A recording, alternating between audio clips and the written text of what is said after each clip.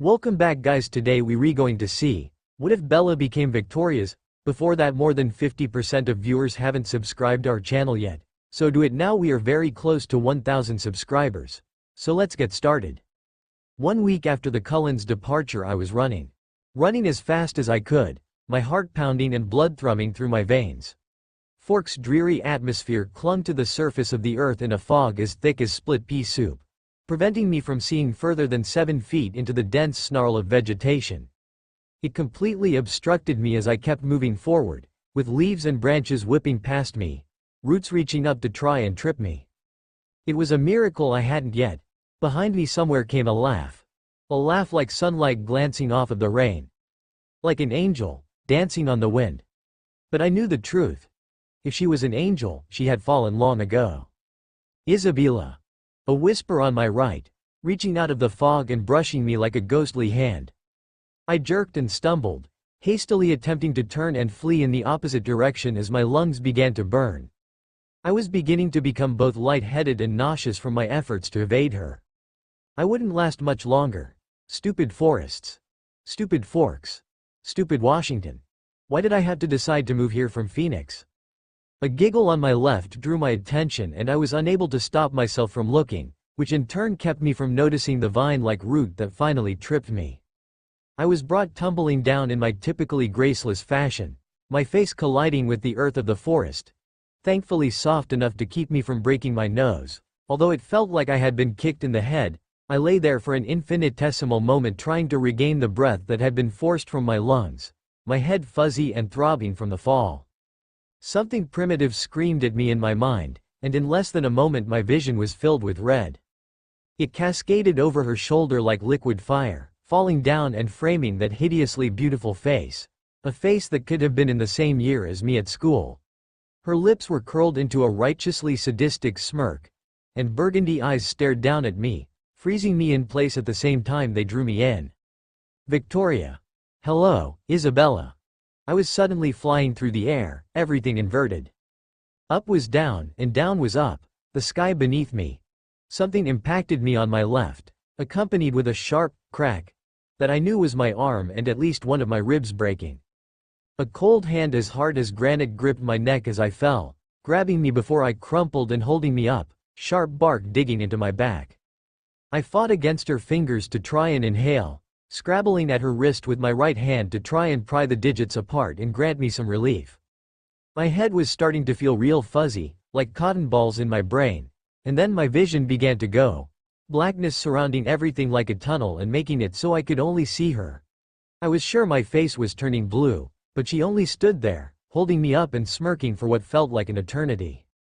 Oh, sorry. Her voice dripped with false sweetness. You need to breathe, don't you?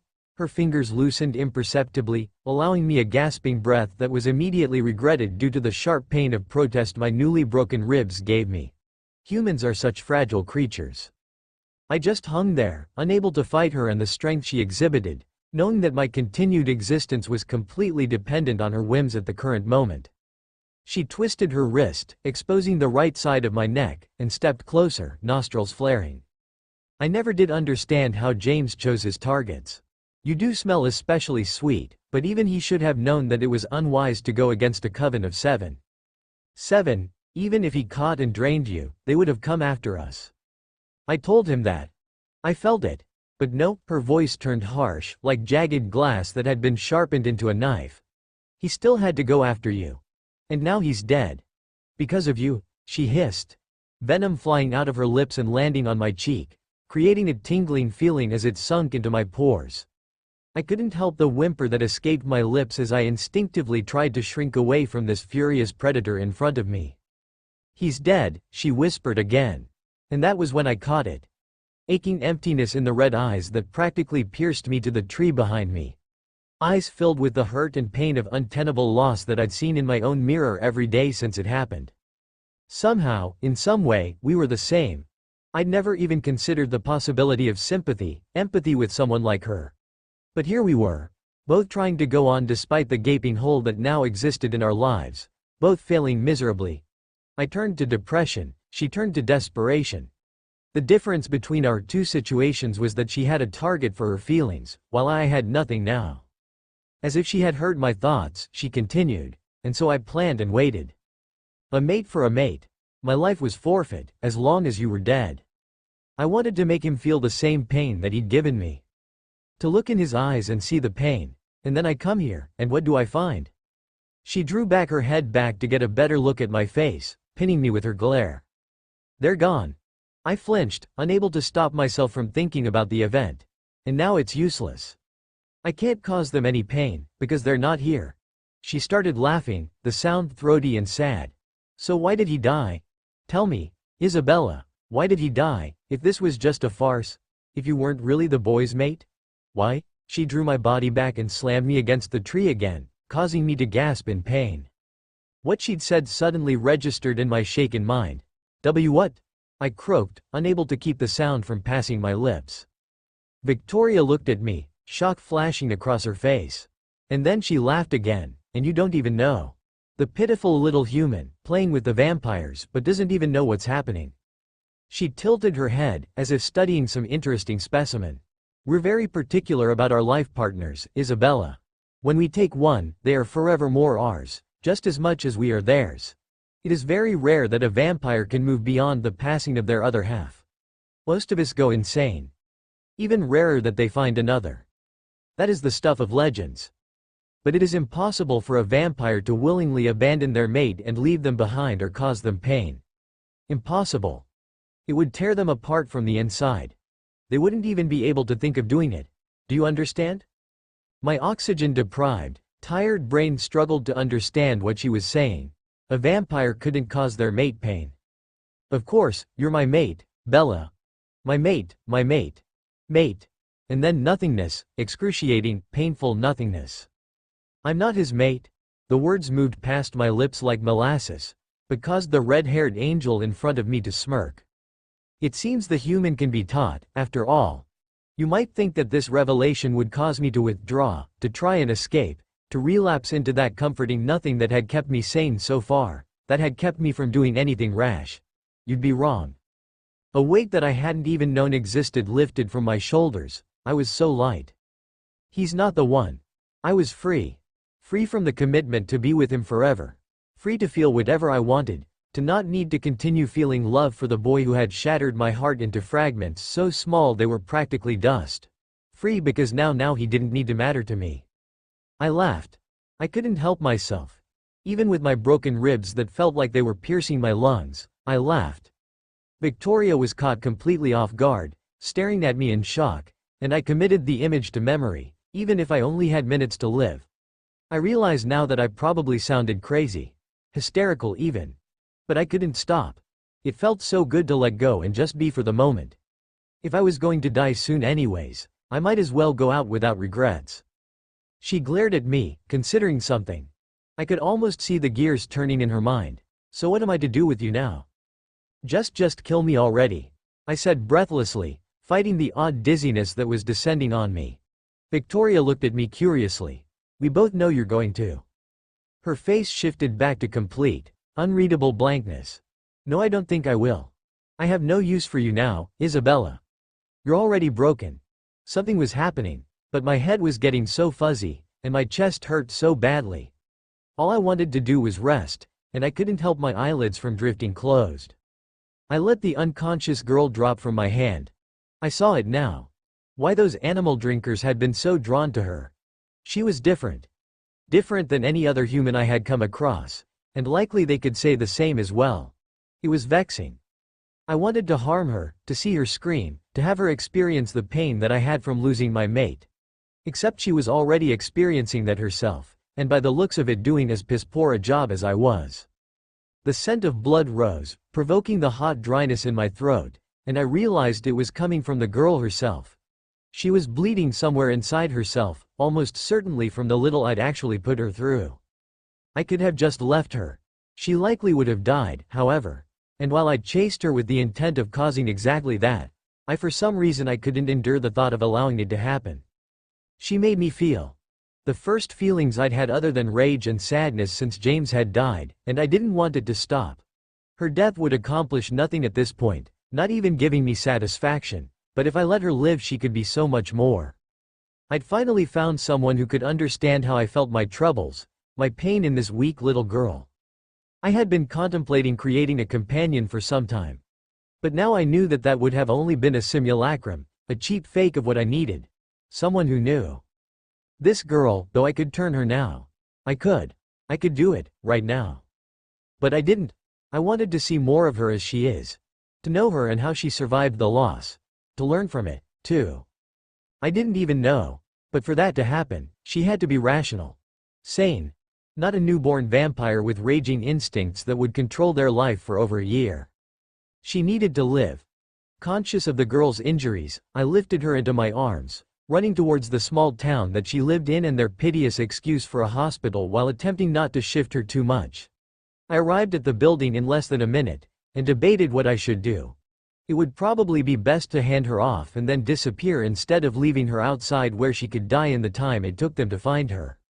Entering the hospital through the sliding doors, I was hit by the overwhelming smell and immediately stopped breathing.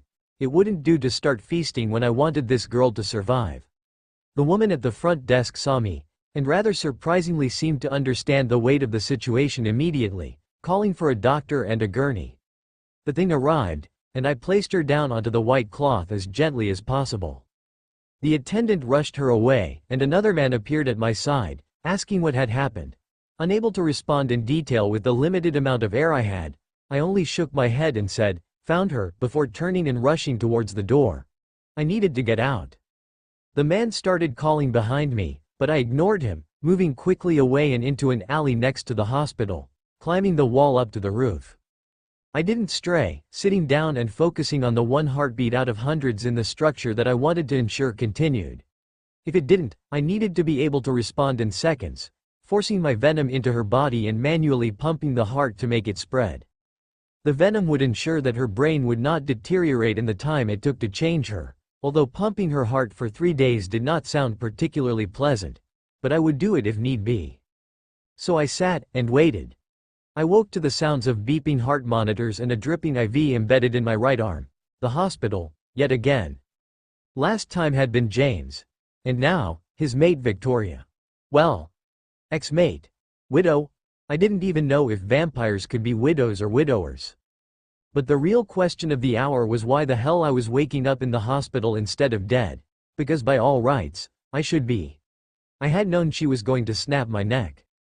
So why hadn't she? A nurse's head appeared in the doorway. "Oh, you're awake. I'll inform the doctor and let your father know." I only nodded mutely, not even moving my head off of the pillow. They must have had me hooked up to the good stuff, because I couldn't feel anything right then. And I knew broken ribs and a broken arm should be at least slightly painful with no adrenaline in my body. A man with an easily forgettable face walked in, and began speaking at me. I nodded and hemmed to him in acknowledgement at what I thought was the right times, but I was more lost in my own thoughts. The only things I picked up from his long-winded speech were blunt force trauma, 3 ribs, punctured lung, internal hemorrhaging, and complex fracture. I figured he must have been the doctor. Once he was done with his lecture, he asked me if I had any questions. There was only one that I could think of, one that refused to leave me alone. How did I get here?" He frowned thoughtfully. "It was very odd. A young lady with bright red hair brought you in, but left immediately after. Do you know who she is?" For some reason, I shook my head. I had a feeling I didn't want them knowing about Victoria. That it would be better for everyone involved. "Bells." Another voice drew my attention to the doorway, and Charlie stood there, immediately entering and coming to the side of my bed. "Thank God you're all right." I'm fine, Dad," I said quietly, slightly unnerved by the amount of emotion he was showing. It wasn't normal. Usually, the most emotion you could get out of him was when he was watching a game with Billy Black, and even then he was never the type to get too worked up. "Bella, you almost died." "That's not fine," he said, concern washing over his face. "This is the second time this year." "But I'm not dead, right? So everything's okay," I responded, not really seeing what there was to be upset about. Then again, it wasn't like I hadn't had near-death experiences with vampires before, so at this point it seemed to be becoming a regular thing. "God, I hope not." I tried to reach out and pat the hand that rested on the bars on the left of the bed, but my arm refused to move, which brought my attention to the rather large cast that went from my wrist all the way up to my armpit. Damn. The painkillers were definitely doing their job. Charlie sighed. I guess. There's no real point in arguing it anyways. What's done is done. I'm just happy you seem to be alright. But what were you doing that got you like this? Oh. Shit. I hadn't even thought up a good story yet. I mean, it looks like those bruises on your neck were caused by a hand. Did someone? He didn't even finish his sentence. No, I mean, this was really the perfect answer, but I didn't want him to get the wrong idea. Yes, but not like that. It was in an alley and I couldn't really see. But someone grabbed my neck and then I tried to escape, so they hit me with, damn. What could cause the injuries I had? A pipe or something. And then that girl showed up. The one with the red hair. And she somehow scared the other person off, and then everything went black. I didn't even see the person's face. He sighed and nodded at my story, and I felt slightly guilty for lying to him like that. But it was essentially what happened, just Victoria had also been the one attacking and had stopped herself. And I wanted to know why. I didn't understand. Alright Bells. The doctors say you need your rest, so I'm going to let you, okay? I'll be at work if you need me, just call. He scratched his head nervously. I'll be back once I get off, even if you're not awake, okay? I nodded and he reached out to my hand and squeezed it, looking at me one last time before turning around and exiting. I noticed that the doctor had managed to slip out of the room sometime during the exchange. Thinking about it, I realized I was feeling really tired. It had to be from all the energy my body was putting into healing. So I lay my head back on the pillow behind me and closed my eyes, letting myself fall asleep. The next time I woke, it was dark out. Like, pitch dark. The clock on the generic beige wall opposite my bed said it was 2 in the morning. I was about to close my eyes again when I noticed this blob of red in the corner of my eye. I twisted my head towards it, and was unable to stop myself from sucking in a breath at the sight of Victoria in all her terrible glory. She just sat there, looking at me as if I were some weird puzzle to be solved. My heart monitor started beeping faster and faster as adrenaline rushed through my veins, and I worried one of the nurses might come check to see what was happening. Whether it was for the nurse's sake, Victoria's, or my own, I didn't know. I forced myself to slow the unrelenting tone by taking painfully large, slow breaths, eventually managing to bring my pounding heart rate back down to at least a moderately normal tempo. Victoria and I stared at each other for what had to be over 10 minutes, locked onto the other's eyes until she broke the connection and ran her gaze down my body, lingering on the injuries I had. The injuries she had caused. Why didn't you kill me? I whispered, and her head snapped back to my face. She suddenly looked trapped. Like she wanted nothing more than to run away at that moment. I didn't understand why. It took some time, but she eventually opened her mouth. I don't know. I could hear the truth in it. The confusion. She really didn't know why, although I felt like she might have a hint and was unwilling, or unable, to share right now. Why didn't you tell them the truth? She asked. I don't know, I echoed. I really didn't, I just had a very strong feeling, almost disturbingly strong, that I shouldn't, and followed the impulse without a single thought to doing otherwise. She nodded minutely in recognition of my answer. I still want to, you know. It would be so easy. You're completely defenseless. All I'd have to do is walk over there, sink my teeth into your neck, and tear your throat out, and this would all be over. But you won't. I was somehow absolutely sure of my answer. Or maybe he had been right and I really had no sense of self-preservation. I was practically asking to be bitten by telling her she wouldn't, because she'd do it just to prove me wrong. She sat there, completely still, as if she'd abruptly been turned into a perfectly colored statue of an angelic girl, only betrayed by the few copper strands of hair that waved in the breeze of the hospital's air conditioning. No, I won't, she breathed finally, breaking the illusion. How are you doing this? I asked in wonder. Her brow wrinkled slightly in confusion. What? How are you here? In the hospital? Isn't it hard? As far as I knew, it seemed like she didn't have the control to be able to manage it. I mean, Jasper went crazy over a paper cut, so how could she stand to be in a building that must be practically saturated with the scent of blood underneath the formaldehyde? A smell she should easily be able to pick up considering that he had been able to track me through an entire city by scent alone. It is not without effort. And I could tell then that her voice was slightly strained. But I fed to excess, and it's much easier to ignore when I'm completely full. My attention jumped to her eyes, which I noticed for the first time were a bright red, crimson and practically glowing, instead of the murky coagulated color they had been before, and I gasped. Why you? What? Killed people to drink their blood? Victoria laughed under her breath and I shut my mouth. Of course. It's what I am, so why should I deny that? It'd be like, she paused, thinking, asking a lion to eat only grass. Was it really that large a difference? I'd always thought that it wasn't that big. But then again, the amount Jasper appeared to struggle with their diet lent some truth to her analogy. Possible, but not satisfying, she concluded. I waited for the inevitable feelings of disgust and revulsion to surface, but they never did. I was all right with what she had done, with what she did. I took a moment to sort out my thoughts, to try and figure out why I was entirely apathetic to the concept, but had no answers. I felt she was smarter than to hunt in forks, and the fact that I didn't know the people she had killed meant I had no emotions concerning their death. Some part of my mind noted that this wasn't right, and that I hadn't been like this before, but it was squashed by the sheer curiosity I felt about the topic. You aren't horrified, doesn't it bother you, knowing I killed people only because I was thirsty? She said, eyeing me like she was waiting for exactly that reaction. I shook my head. I don't know why, but it doesn't. Maybe it was because I was so exhausted, or the drugs in my veins, but I couldn't really bring myself to care. She looked at me strangely. You're an odd human being, Isabella. Bella, I reflexively corrected. Her expression shifted to questioning. Just Bella.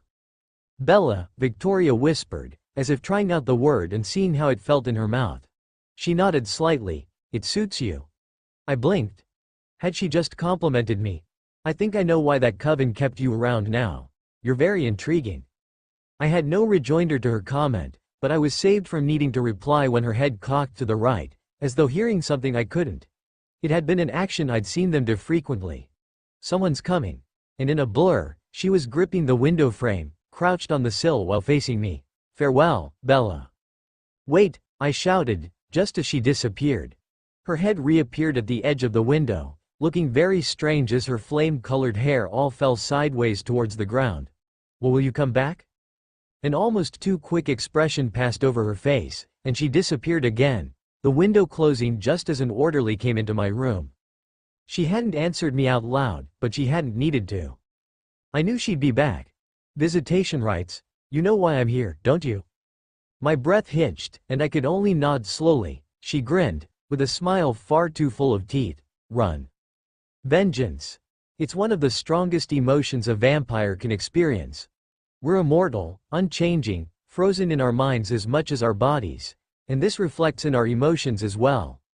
When a vampire feels fury, it does not disappear until reparation can be claimed. It does not dwindle, does not falter, and does not waver. So then why did I spare her?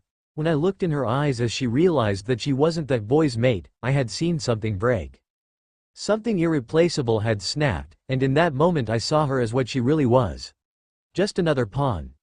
Just an interloper caught up in the games of gods, no more responsible for what had happened than a hare that two foxes fought over.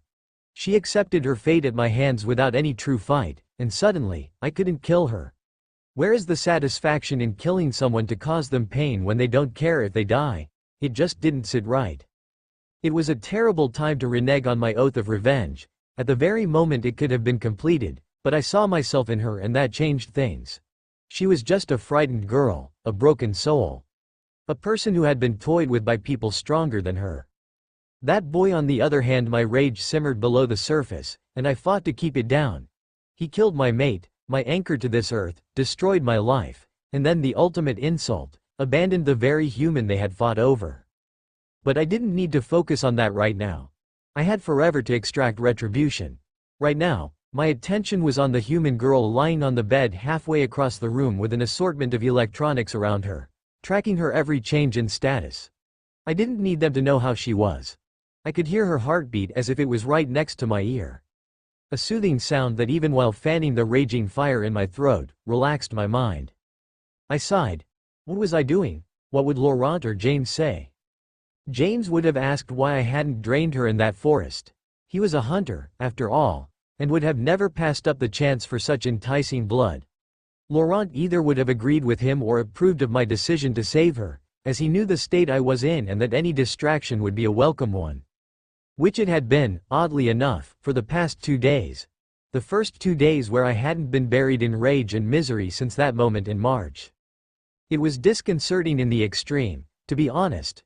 Months of planning to kill her, months of deliberating over the ways to go about doing it, evisceration, strangulation, dehydration, starvation, and my favorite for obvious reasons, exsanguination, defeated in minutes.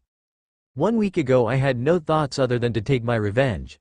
I hadn't even considered the possibility that her coven would leave her. Or that she would mirror how I felt so accurately. I had made a snap decision to save her, in a moment of passion, but that decision was one that I didn't regret in the slightest, and I couldn't figure out why. Maybe I'm just selfish. I never could live on my own for long, and the past 6 months have been some of the loneliest in my existence. Hours turn to days, turn to weeks, turn to months when you have nobody else around, nothing to do except exist and occasionally hunt. Yet I was aware and lucid for every single second. True torture of a kind that only a vampire can experience. And then I came across her. Chased her. The girl who I had wanted nothing more to kill, nothing more than to tear apart with my own hands. But after seeing her true self, the broken, shattered girl, that desire for her death turned to a desire to have her at my side. To have someone who could understand with me, forever. And she will need to be turned. I will not provoke the Volturi any further by leaving her here. There's something very alluring about her. Magnetic. It's how she had ended up with that coven, I suppose. It feels right being around her. Almost as if no matter where she went, no matter what she did, it was her fate to become involved in our world. To become one of us. Someone who belonged in our world. I was drawn out of my thoughts when Isabella, Bella, she said, began twisting around on her bed restlessly, mumbling to herself. It was only because of my better hearing that I actually heard her. No, don't. Please, I promise. I won't. Don't leave. The smell of salt rose in the air, and I looked over at the source, tracks of tears running down her face, her expression screwed up in anguish. Standing up, I walked to the side of her bed silently, watching as her eyes moved frantically under their lids. She breathed heavily and instantly turned her head towards me, like she knew I was there. Which was impossible, of course. Please don't go, she moaned, her voice full of agony and grief. I reached a finger out to catch one of the tears that fell from her face, studying it intently until her right hand shot out and caught my wrist, fast enough that I was sure she had woken, but her eyes remained closed. I could have just pulled my hand from hers, but I was so captivated by her tears and actions that I simply stood there, waiting to see if there was anything else. Eventually, she turned her head into my hand, sighing quietly and calming when my cold skin came into contact with her own, a small smile appearing as she held my palm to her cheek. And try as I may, I couldn't bring myself to pull away and condemn her back to her nightmares. It was sunlight streaming through my window that woke me the next day, bleeding through my eyelids and making me turn to the left to try and shield my eyes. Fully awake now with no chance of falling back to sleep, I cursed the sun and wondered who the hell had left the blinds open. Which caused me to remember where I was and how I'd gotten there. Hospital. Victoria. Riite. Last night's events drifted back to me. My late-night visit with the bipolar redhead and her subsequent disappearance. Although there was a chance that was a dream. I mean, it wasn't possible, was it? It could have been some other red-haired woman that had carried me to the hospital. Miles away from where I had been. Through heavily wooded forest.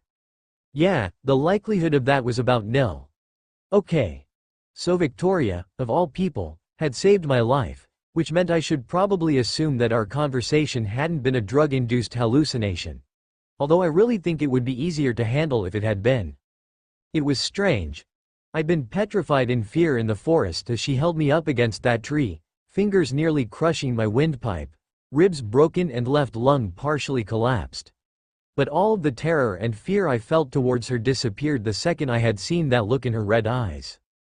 You don't really stop to think about how human, more person-ish? Real vampires really are when they're on a warpath and out for your blood.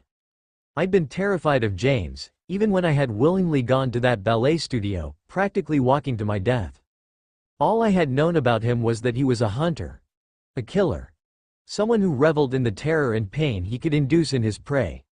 Likewise, all I knew about Victoria was that she had been with James on that day in the field, and that she had called him when the Cullens had left to join me, Alice, and Jasper in Phoenix. Literally nothing else. Obviously she'd been complicit in James's hunt, although according to her she'd told him that it wasn't a good idea.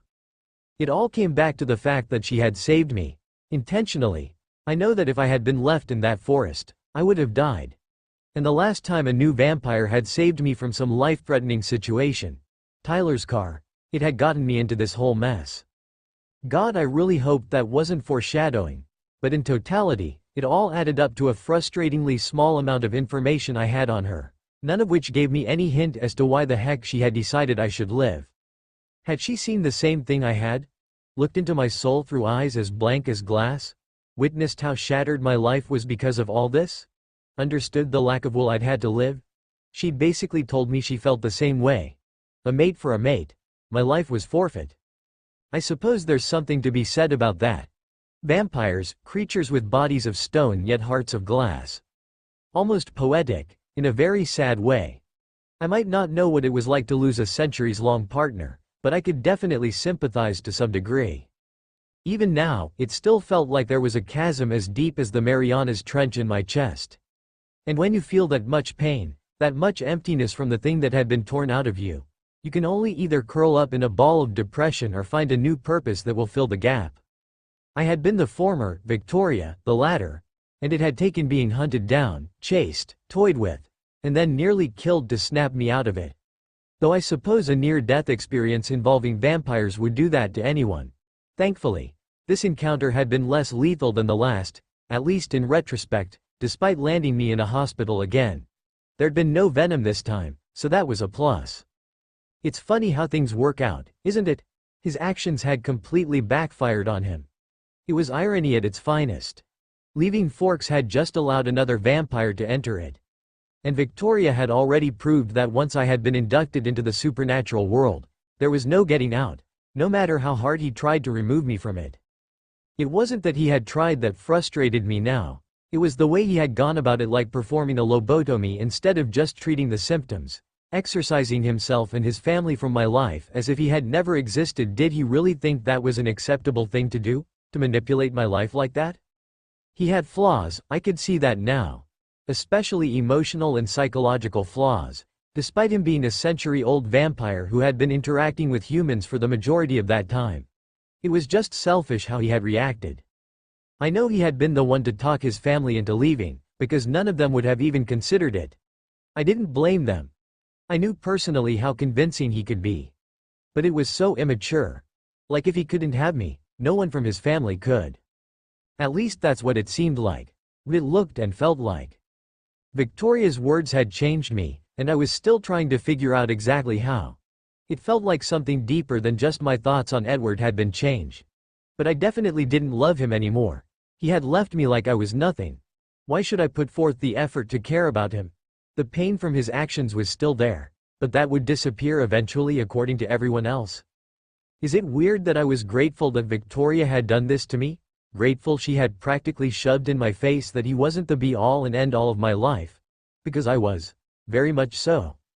Is it wrong that I also wanted to see her again? She, the one who had shown me how wrong I was? Misery enjoys company, after all. I, at least, had Charlie and the people at my school, mostly just Angela, but Victoria had nobody now. Nobody, except for me, the strange human girl who knew how she felt, and I felt drawn to her because of it. Or maybe I was just a sucker for tragic vampires. As the night fell, I returned to the hospital from the place where I'd spent my day, one of the higher peaks of the Olympic range. It was a place where I could simply exist. Time is a different concept for us than for humans. Perhaps because of the amount that we accumulate, or because of the fact that we never age, there is nothing personal to measure time against. We tend to get lost in our thoughts and emotions easily, as you must be able to tell, succumbing to what we feel. Not that I had any idea what I was feeling. Everything was so confusing. This girl was getting under my skin without even trying. I wanted it, but I didn't. My brief conversation with her last night had been the first in 6 months, And even as I wanted to avoid her, I wanted more to see her again and talk further. And so with one final decision, I condemned myself to this path. You came back. I'd meant it as a statement, but it came out as more of a question, even though the answer was right in front of me. She nodded once, keeping her red eyes on me and her face impassive. I don't know why I was so surprised. It just didn't seem real. None of this did. I would almost rather hope that this was all just a bad dream, yet I knew that it wasn't because the sort of pain I felt in my chest hurt too much not to be real. I cleared my throat awkwardly, trying to think of something to say. So, how are you? She stared at me blankly, as if that didn't even deserve a response. All right, so maybe it was a stupid question. All things considered, had any good meals lately? Did I seriously just ask that? It certainly provoked a response, though. Victoria looked at me searchingly, and if I have? Her voice was low, a hint of interest embedded in her tone. I shrugged, surprised at my own nonchalance and indifference over the topic. She sighed almost inaudibly. No, I don't need to feed every day. I can go up to a month before it becomes unbearable. Though this place, she waved her hand around at the walls, makes it harder. I'll probably need to drink again in a week or two. I nodded in mock understanding, because even though I knew absolutely nothing on the particulars of a normal vampire's eating habits, I still found it interesting. And you? How are you? I avoided thinking about how strange it was engaging her in small talk, but this is what I had wanted, wasn't it? Fine, but bored. You know, I raised my cast-enveloped left arm. Healing and all. I told her. And then added as an afterthought, or I guess you wouldn't know. She shook her head in denial. I know I had injuries like that in my lifetime, but I can't remember what it was like. It was a long time ago. I can barely remember it at all. I grew curious. How long? Victoria sat back, still looking at me. About 450 years, give or take. Whoa, she was older than Carlyle. I bet you've seen a lot. Yes, I have. She sounded wistful. Eternity quickly grows boring with nobody to spend it with and nothing to do. I've watched the rise and fall of kings, the birth and death of empires and cities. And now this century, which is practically bursting with developments. She shook her head. I envy humanity for that. You adapt and change, growing with every failure, exponentially. Vampires are fixed and immutable. We'll never be anything more than who we always have been. Who we are when we're changed is how we're frozen. Our emotions, our thoughts, our personalities. That's so weird. I couldn't really imagine it, though it fit with everything that I'd witnessed of vampires so far. Who are you? Who are you? I asked. I wanted to know more about her, and it seemed like a good place to start. Victoria remained silent and shrugged non-committally. I suppose I was silly thinking it would that easy. Well, you're confident, right? Assured. Independent, I provided, and she gave me an unfathomable look. Beautiful. Certainly, Victoria was like a goddess. A goddess of passion or fury, maybe. But a goddess nonetheless. All vampires were practically gods, and I couldn't imagine them being anything less. She barked out a laugh that managed to sound self-deprecating. Is that how you see me? I nodded slowly. Then I won't correct you. The conversation stalled, and I turned and stared up at the ceiling. So what sort of things do you like doing? Other than vampire things. I'm guessing watching convalescent girls heal isn't your usual pastime, I said dryly. No, it isn't. Victoria glanced over at the television on the wall at the foot of my bed, staring silently for a few moments before sighing, sounding resigned. I've always liked theater. And in this age, films. I sat there stunned. It just seemed so tame for her. I'd anticipated something stranger or more out there. But I guess even 500 years old sadistic vampires can enjoy a good movie. She returned her gaze to me. Does that surprise you? I nodded. I guess I just didn't imagine someone like you enjoying that sort of stuff. Someone like me? She asked, arching an eyebrow. Yeah, you know.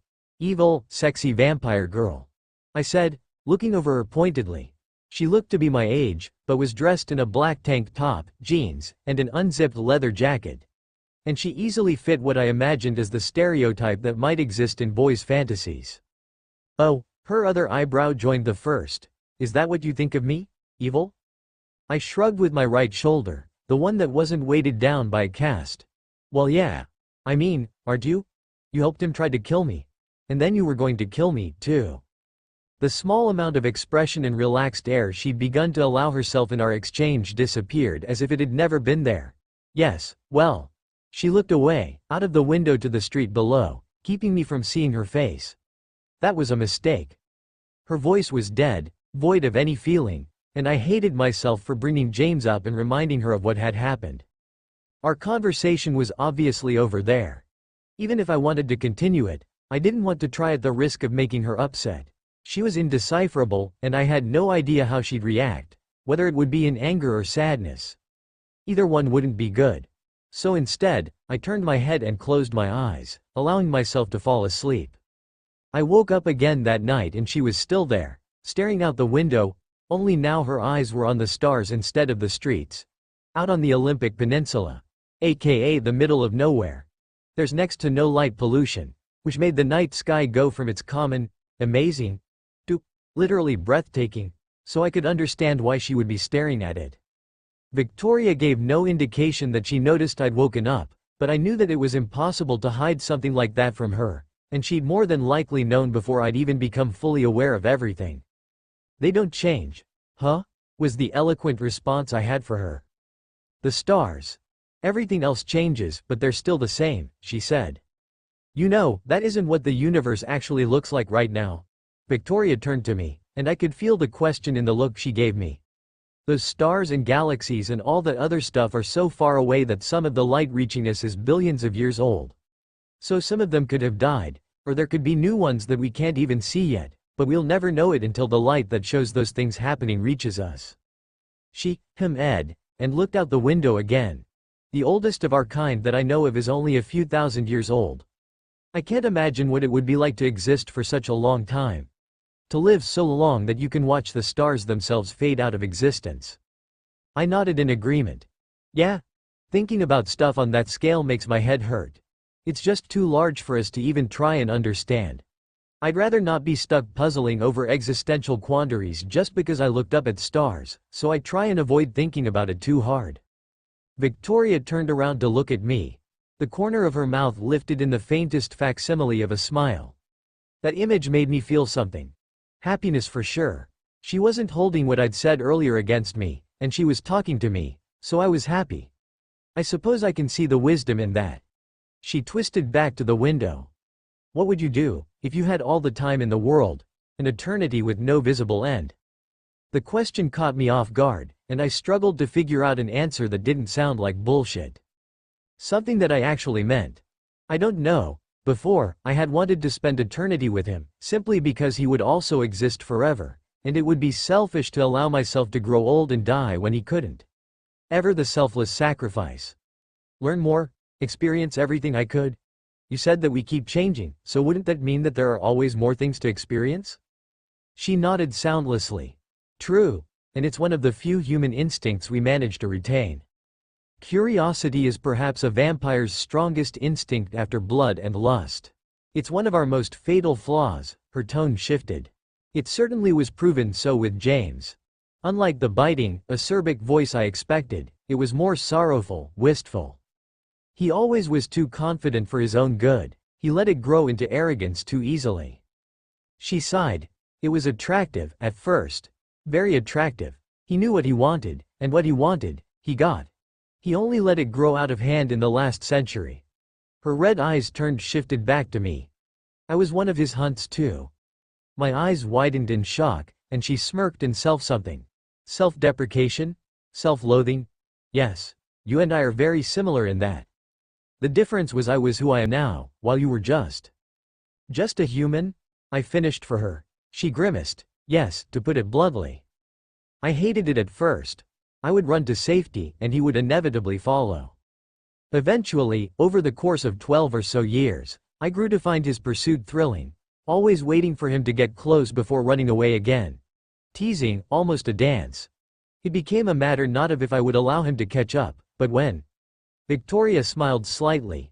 It felt very romantic, knowing I was the sole focus of his attention, that I was the most important thing to him.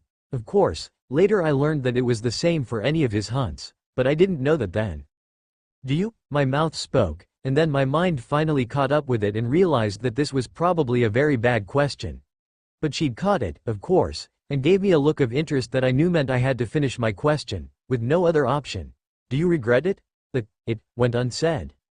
Like I expected, her face twisted into a shape of pure anger, and that feeling of absolute terror that I'd felt in the forest came over me. An instinctual response that skips past your conscious mind and logic, shutting you down completely. But then her expression faltered, falling to annoyance, and then thoughtfulness after many minutes. An even longer time passed, her eyes glazed over, before she appeared to return from her thoughts. "No, I regret the pain. I regret my inability to keep him from pursuing a solely selfish goal that I knew would lead to his death. But I will never regret loving him. Never." It felt like she was saying it more for her benefit than mine, but I held my tongue. No telling how far I could push her before she snapped, and I really didn't want to try right now. Her eyes had glazed over, and I got the sense that it would be better to leave her alone to her thoughts than intrude on her brooding. She left soon after that, the sun rising and lightening Fork's eternally gray sky. Charlie came by and visited for almost the entire day, and in retrospect I feel bad for not really paying him much attention during one of the few times he showed so much emotion. But I was preoccupied with my thoughts about Victoria, the flame-haired vampire who had hunted and saved me. A quandary that I wanted to peel apart layer by layer to discover who she truly was. Little did I know that my wish would be granted far sooner in the future than I expected. "You don't want me?" I tried out the words, confused by the way they sounded, placed in that order. "No," I stared, uncomprehending, into his eyes. He stared back without apology. It will be as if I'd never existed. What a fucking lie. Humans as individuals are so fascinating. I'd never really felt the desire to actually observe one to see how they acted over a period of time. Unless it was one of James's hunts, but that was very different, yet Bella was enthralling me just by existing. I paid attention to her from my place on the hospital's roof as she alternated sleeping and talking to various people. But I left to hunt twice to guarantee that I was sated enough to handle the reaction being around a hospital constantly caused. It was getting easier, though. At night I watched her sleep, protecting my investment in her. It was oddly relaxing. The rhythmic breathing, the rise and fall of her chest, the constant regular beep of the heart monitor. The combination of these things actually managed to lull me into a near meditative state, something I'd never experienced, and probably the closest thing a vampire can actually come to sleeping. I can't even really remember what sleeping was like. She didn't wake again during those nights, which was probably for the best, as I had no idea what to say to her if she did wake up again. She was a conundrum. I'd never imagined a human that was alright knowing that other humans were being killed just because I wanted to kill them. Well, I suppose I did it to survive, but I definitely enjoyed killing them. The pleasure of being able to sink my teeth into their necks and drain them to the last drop. I knew humans who thought nothing of killing existed, but they were usually labeled insane or mentally unstable, and Bella seemed quite sane. At least from what I could tell. It was even stranger because she'd only been around those animal drinkers. They were definitely peculiar. I couldn't understand why they would do that. The thought of feeding on an animal was extremely repulsive. There may have been a lot of animals in this area, but in comparison to the 7 billion humans that now existed in the world, a food source that was infinitely better in almost all the ways that mattered, it was nothing. Even if I'd fed once every day for the 450 years I've been a vampire, I still wouldn't have significantly impacted today's population. Bella shifted in her bed, the heart monitor beginning to accelerate, her eyes darting around under her eyelids, and her breathing becoming faster, almost a repeat of what had occurred 2 nights ago. Like the last time, I moved to her bedside to examine her closer, and as I stood next to her bed she began calming down, her heartbeat slowing audibly.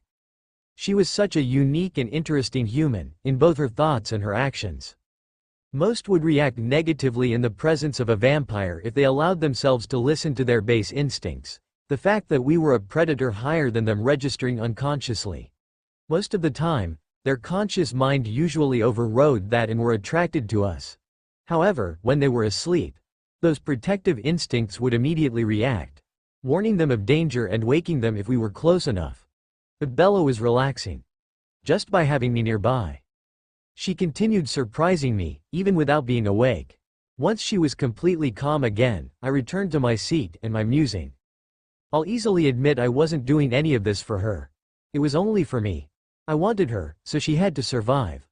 I was very curious about what she was like as a person. Most humans were beneath me, only worth the blood that ran in their veins. But she was different, someone who understood the pain I felt, someone who made me feel. She was worthy of my full attention. Worthy of standing at my side. Worthy of being mine. Victoria didn't return the next day, nor the day after that.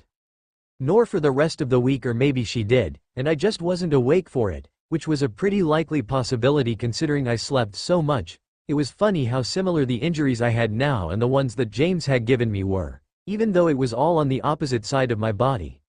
No broken leg though, which was nice. Still had another chest tube to reinflate my lung post-surgery. Still had a giant cast after they'd set the bones in my arm. Still would have scars because of it all. Well, it was nothing new, nothing I hadn't gone through before. My dad was always there when he got off of work, only leaving to get dinner or if he had plans with someone like Harry Clearwater, which I had to nearly twist his arm, metaphorically, to go to. We didn't really talk, and I was medicated enough now after the doctors had decided to increase my painkillers that my brain was constantly loopy. A few people from school came by, but only Angela really returned and sat with me regularly, talking about what was going on in school, and what kinds of assignments were being given. At this point, she was the only real friend I had since they had left. The only one who seemingly cared enough to visit me. Her and a certain red-haired vampire, apparently. My life is so screwed up. The second time I went hunting, I decided I needed to travel further. I didn't want to draw too much suspicion to the area, and as I was planning on remaining close to Bella for some time, I needed to play it safe, as I'd already been staying in the Olympic area for nearly 6 months. It wasn't very complicated. I pointed myself east, and then ran in a straight line. I'm significantly faster than the average vampire, and it was trivial to move beyond the Rocky Mountains in less than half a day. I like sticking to mountains and highly forested areas for multiple reasons.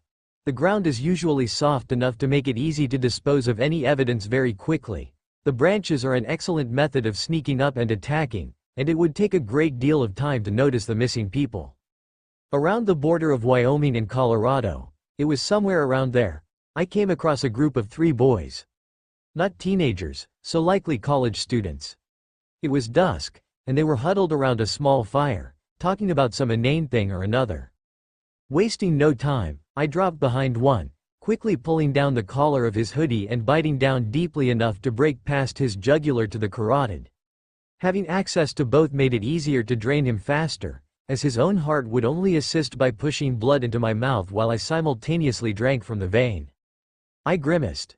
The blood was tainted by the sharp flavor of alcohol. They'd been drinking, and not an insignificant amount, either. But at this point, there was no choice, as I'd revealed myself and all 3 had to die. I was finished with the first in a little over 20 seconds. Dropping the corpse, I turned to the 2 companions, who were just sitting there and staring as I licked a drop of blood that had escaped from the corner of my mouth. It was only as I moved to the side of the second that they reacted, screaming. That was another benefit of secluded forests, nobody to hear anything. Twisting the head of the second to the right, I repeated the process, the third boy standing up and running away from the campsite, still screaming. Once I was done with the current one, I waited a little bit. I've always loved it when they run. It gets their hearts pounding, and the adrenaline just makes everything better. Hopefully he'd burn off some of that alcohol. Finally, I began chasing, keeping my speed within human limits to build the anticipation. Let him think he had a chance. Of course, he had none. When I caught up, he was stumbling, crashing through the forest. I deliberately let my feet fall heavily, twigs snapping. He looked back at me, and then tripped and fell backwards. I almost laughed. He reminded me of Bella. I descended on him, his eyes wide with terror, and the last thing he saw was my teeth reaching for his throat. Charlie's house had never looked so inviting. After a week of being confined to bed and another half during which I still had to stay in the hospital, I just wanted to sleep in my own bed. The painkillers they'd prescribed me made me really sleepy, serious narcotics, so I was looking forward to it. Charlie drove me home in his police cruiser, me with my big cast and a patch covering the hole they'd made in my side to stick in the large hose that had helped re-inflate my left lung after the surgery which had apparently happened to stop the internal bleeding my broken ribs had caused. Not an experience I wanted to go through again. "You need any help with anything, Bells?" Charlie asked as we got out of the car, my feet touching down on the oh-so-familiar wet pavement of the driveway. I shook my head. "I'll be fine. At least let me get the door," he told me, leaving no time for any protest as he passed by me and unlocked the door, holding it open. I smiled slightly. "Thanks, Dad." As soon as I entered the hallway, I immediately headed for the staircase. I seriously wanted to just pass out right now. "You'll yell if you need anything, right?" "Sure thing," I yelled from the stairs. And then it was in front of me. My door. I sighed as I opened it. God, it was good to be back. I walked over to the bed and flopped backwards onto it, kicking my shoes off and then dragging my legs up as well. "Oh bed, how I missed you." That was pretty much the last coherent thought I had before drifting off into Morpheus realm. Bella wasn't at the hospital when I returned from my third hunt in 2 weeks. I was truly oversated at this point. Bella still smelled particularly good, but for the first time since I became what I am, the ever-aching burn at the back of my throat was practically non-existent. It wouldn't last very long, maybe 4 or so days, but it would be very nice while it lasted. I could almost feel the difference, like I was currently able to run faster than I'd ever been able to before.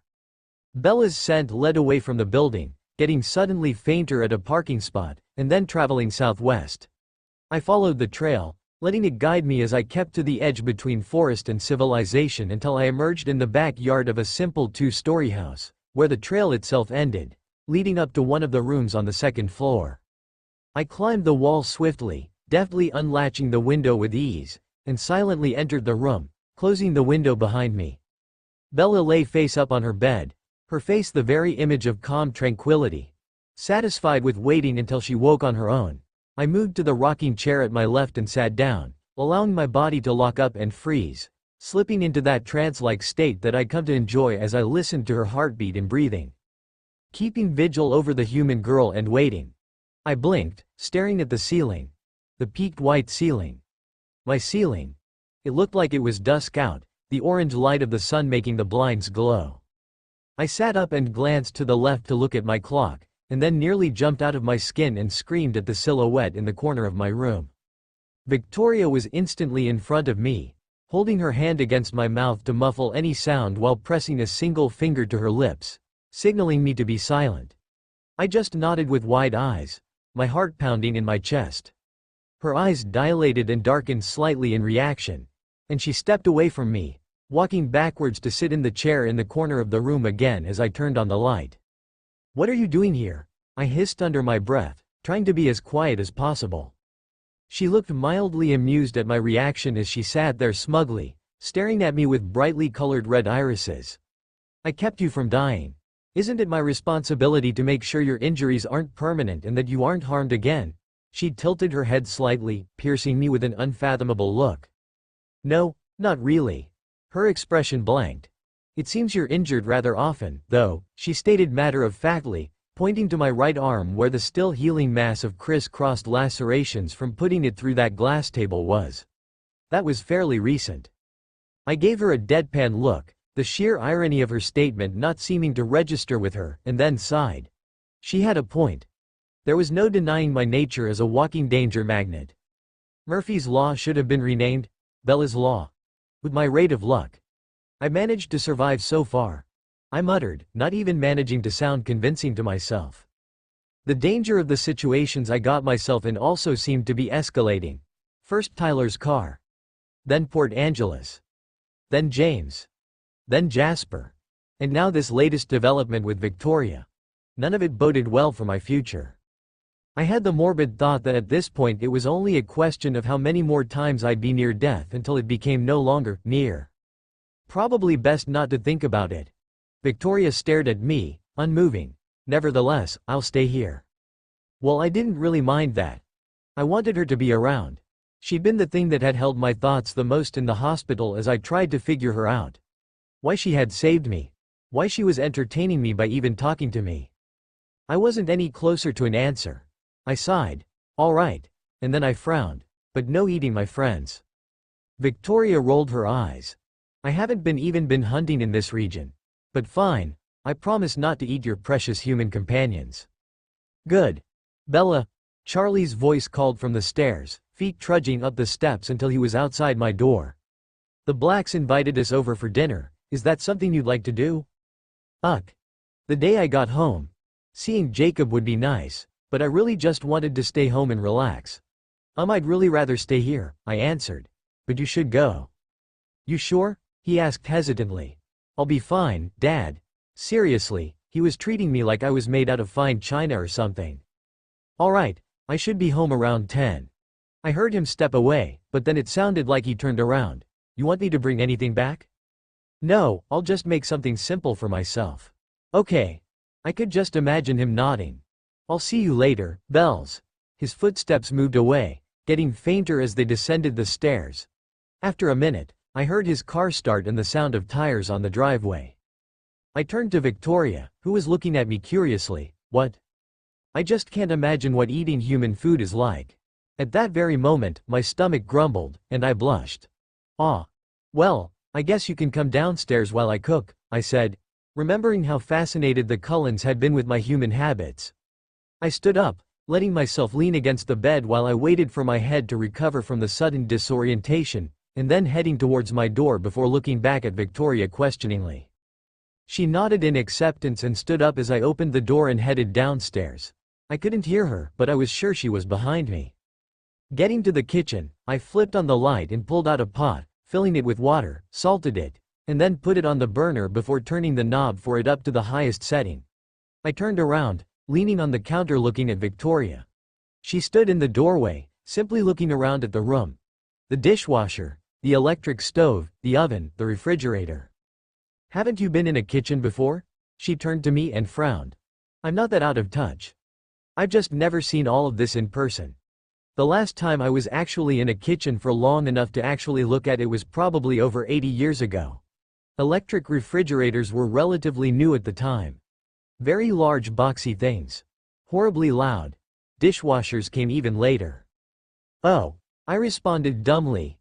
Victoria nodded, walking over to the fridge and opening it, looking inside before wrinkling her nose and closing the door. What, did something go off? I wouldn't be surprised considering I hadn't been home in nearly 2 weeks, and Charlie rarely touched most of the stuff in there. She shook her head. Your food is so strange. It doesn't smell bad, just unappealing. It's the preservatives that smell disgusting. The water reached a boil and I turned down the burner, getting a box of pasta out and pouring in a decent amount. Like that. It just smells like wheat, she commented. Well, that's what it is. I replied, deadpan, reaching up to get a jar of tomato sauce and a saucepan out before putting the sauce on another burner to warm up. And this is just tomatoes. I looked at the jar, reading off the ingredients. And basil. And olive oil. I turned back to her, and garlic. She snorted. Out of all of the myths concerning us, that's one of the most ridiculous. Why would some particular plant have the ability to affect us any differently than any other? That, holy water, and crosses. Victoria looked at me and smirked. I once posed as a nun while traveling. It made it so much easier to gain people's trust. But I can say quite conclusively that the shape metal is put in does absolutely nothing. It's all just lies propagated by the Volturi. The Volturi? Her expression darkened considerably. The self-proclaimed rulers of our kind. Arrow, Keyes, and Marcus. A memory came to me, Edward describing Carlyle's history. Patrons of the nighttime arts, I quoted. She looked me in surprise. What? That's how Edward described them. Those names. He said Carlyle stayed with them briefly. I could remember the painting, 2 black-haired men next to a white one and Carlyle, standing on a balcony. They're not patrons of any kind, she hissed, her voice sharp and with look of pure loathing gracing her expression. They and their group act as the enforcers of the law, but are just as corrupt as any human institution. They sit on their thrones in Volterra, lording over us, all while collecting vampires who would be useful to them and killing those of us who could possibly pose a threat with the excuse of making sure we aren't discovered. You have laws? I asked in surprise, getting a strainer out, taking the pot off pasta off the burner and emptying it over the strainer into the sink. Not laws, Victoria corrected, law. To keep our existence hidden. Basically, to leave no evidence and to make sure no humans who know about us live. I gulped, and her expression relaxed a bit. That's why I was so surprised to find you here. I thought that coven would take you with them or kill you. I almost dropped the plate I was getting out of the cabinet. Are you? Was she just waiting? But that made no sense. She could have killed me in that forest. It didn't make any sense. A conflicted look passed over her face. No, I looked at her in confusion as I finished preparing my meal, pasta and sauce finally combined, and sat down at the table. What? She rolled her eyes. I already told you I'm not going to kill you once before, Bella. Hearing my name said like that, in her voice, made my stomach flip. It wasn't anything like the sharp, hateful Isabella in the forest, but a calm, soft sound. I was so enamored by what my name sounded like from her that I froze, fork halfway to my mouth. And then I remembered what we were talking about, my temporary happiness draining away quickly. Then what are you going to do? Victoria grinned, the venom coating her teeth glinting in the light of the kitchen. I'm going to turn you, of course. Victoria looked at me, that wondrously self-righteous smirk on her face, her vivid red eyes alight with emotion as she stood in the mouth of the alley. Did you ever imagine it could be like this when you were human? That their deaths would taste so good? I turned to her, licking my mouth of the small amount of blood that had trickled out of a corner, savoring the flavor. Never, I answered honestly. My mind ground to a halt. For a moment, no thoughts existed in my mind, just pure silence. What? My mouth asked, without any prompting from my brain. It was like I wasn't the one speaking. I was merely an observer in this conversation now. I said, I'm going to turn you, Victoria repeated casually, as if she hadn't just said some world-shakingly large statement. Why? Because I have to, she stated matter-of-factly. It's either kill you or turn you. There are no exceptions to the rule for the Volturi. And I don't want you dead. I've already said that. That coven was skirting the line of the law. Technically, as you had been claimed by that boy, they were allowed to keep you alive. But by leaving you alive even when they've left, they have quite clearly broken it. I will not. Her eyes had hardened to look like polished rubies, pinning me to my seat. One does not cross the Volturi and live. She said it with such surety and conviction that I didn't doubt for a moment what she said was untrue. You don't irritate the Volturi, he'd said, not unless you want to die. I'd forgotten that conversation, where he'd talked about what he would do if anything happened to me. He had called them that name, I'd simply blocked out the memory, it seemed. But really? A vampire? Me? I couldn't even think straight. Edward had been so adamantly against the idea that I'd never even had a chance to consider it, what it would be like. I mean, yeah, it had been something I'd wanted. Mortality wasn't so great in the first place. But those thoughts had been because of Edward. He wouldn't age, and I would. Before he abandoned you, my mind whispered, it had been about being able to spend forever with him. To be by his side eternally. But now there was no Edward. No mate. No nightmares of growing old while the person that I had pledged my very soul to didn't. Now, there was only me. Well, me and Victoria, apparently. I was still rather confused about this whole business surrounding her. It was abnormal, to say the least. Then again, I suppose that could be expected from interacting with vampires at all. Why was she doing this? That was the real question my brain refused to comprehend. Why was she paying attention to me? Why was she going so far as to state that she would make me a vampire, allegedly to obey the laws? But I got the sense there was something more. Why had she saved me? Why? I mentally poked my thoughts back on the track of my suddenly sure conversion to vampirism via the redhead in front of me. It wasn't like I was necessarily against being one.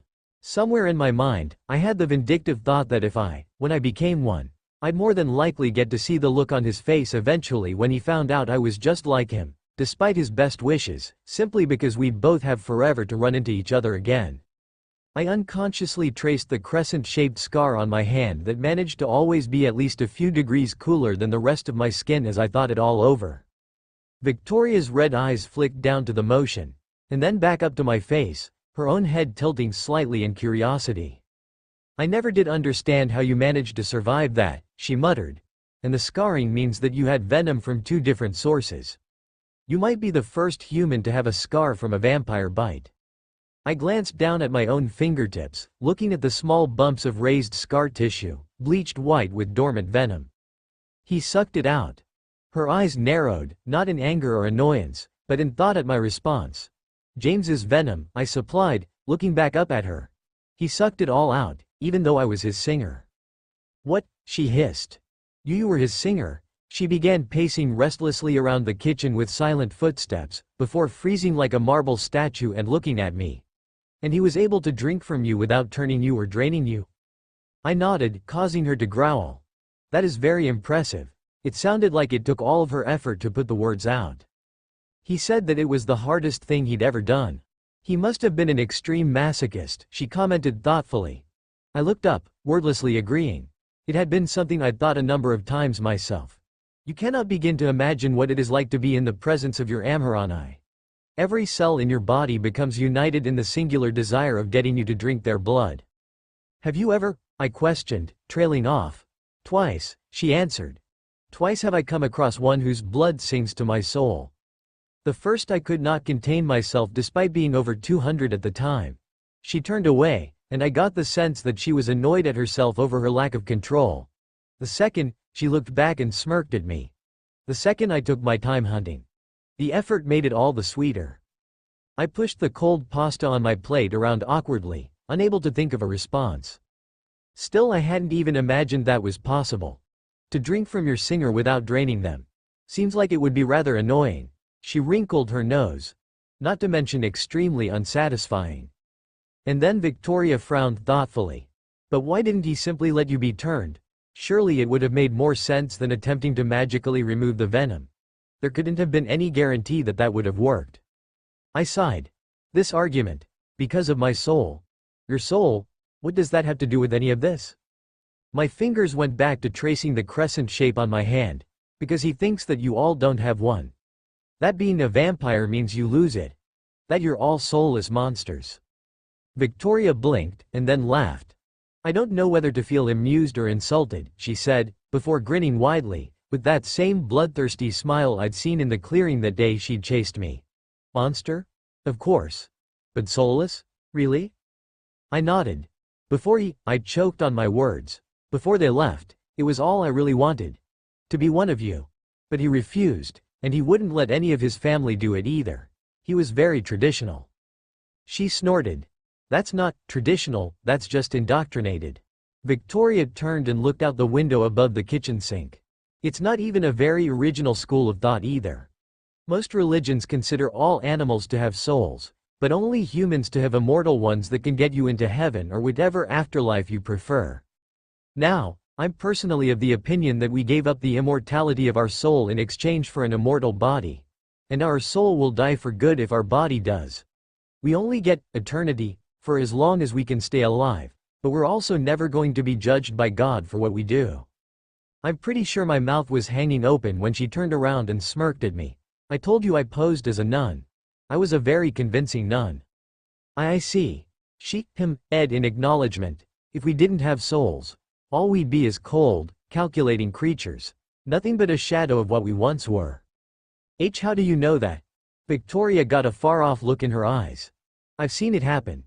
You'd be wrong to think that vampires are the only phantasmal species and supernatural creatures. There's a whole world that you don't know of. Like what? My curiosity had been piqued. Edward had never talked about others, though I suppose it made sense. My knowledge was limited by him and the Quileute legends. Werewolves. Witches. True succubi, not just that trio in the north. Sorcerers, enchantresses, and magi. Though they're rarer these days. Kami. Oni Shu and Akuma. Gulls. We even used to have true demons, the Akrata, but they disappeared before I was born.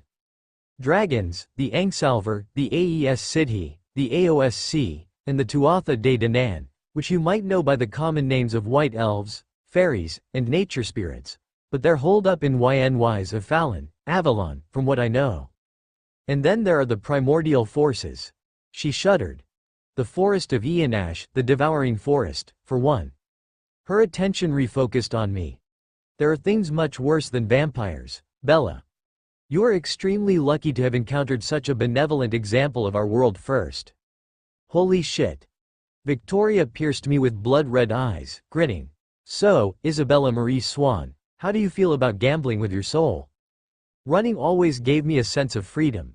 Being one of the fastest of our kind, if not the fastest, I've never met someone who can outrun me.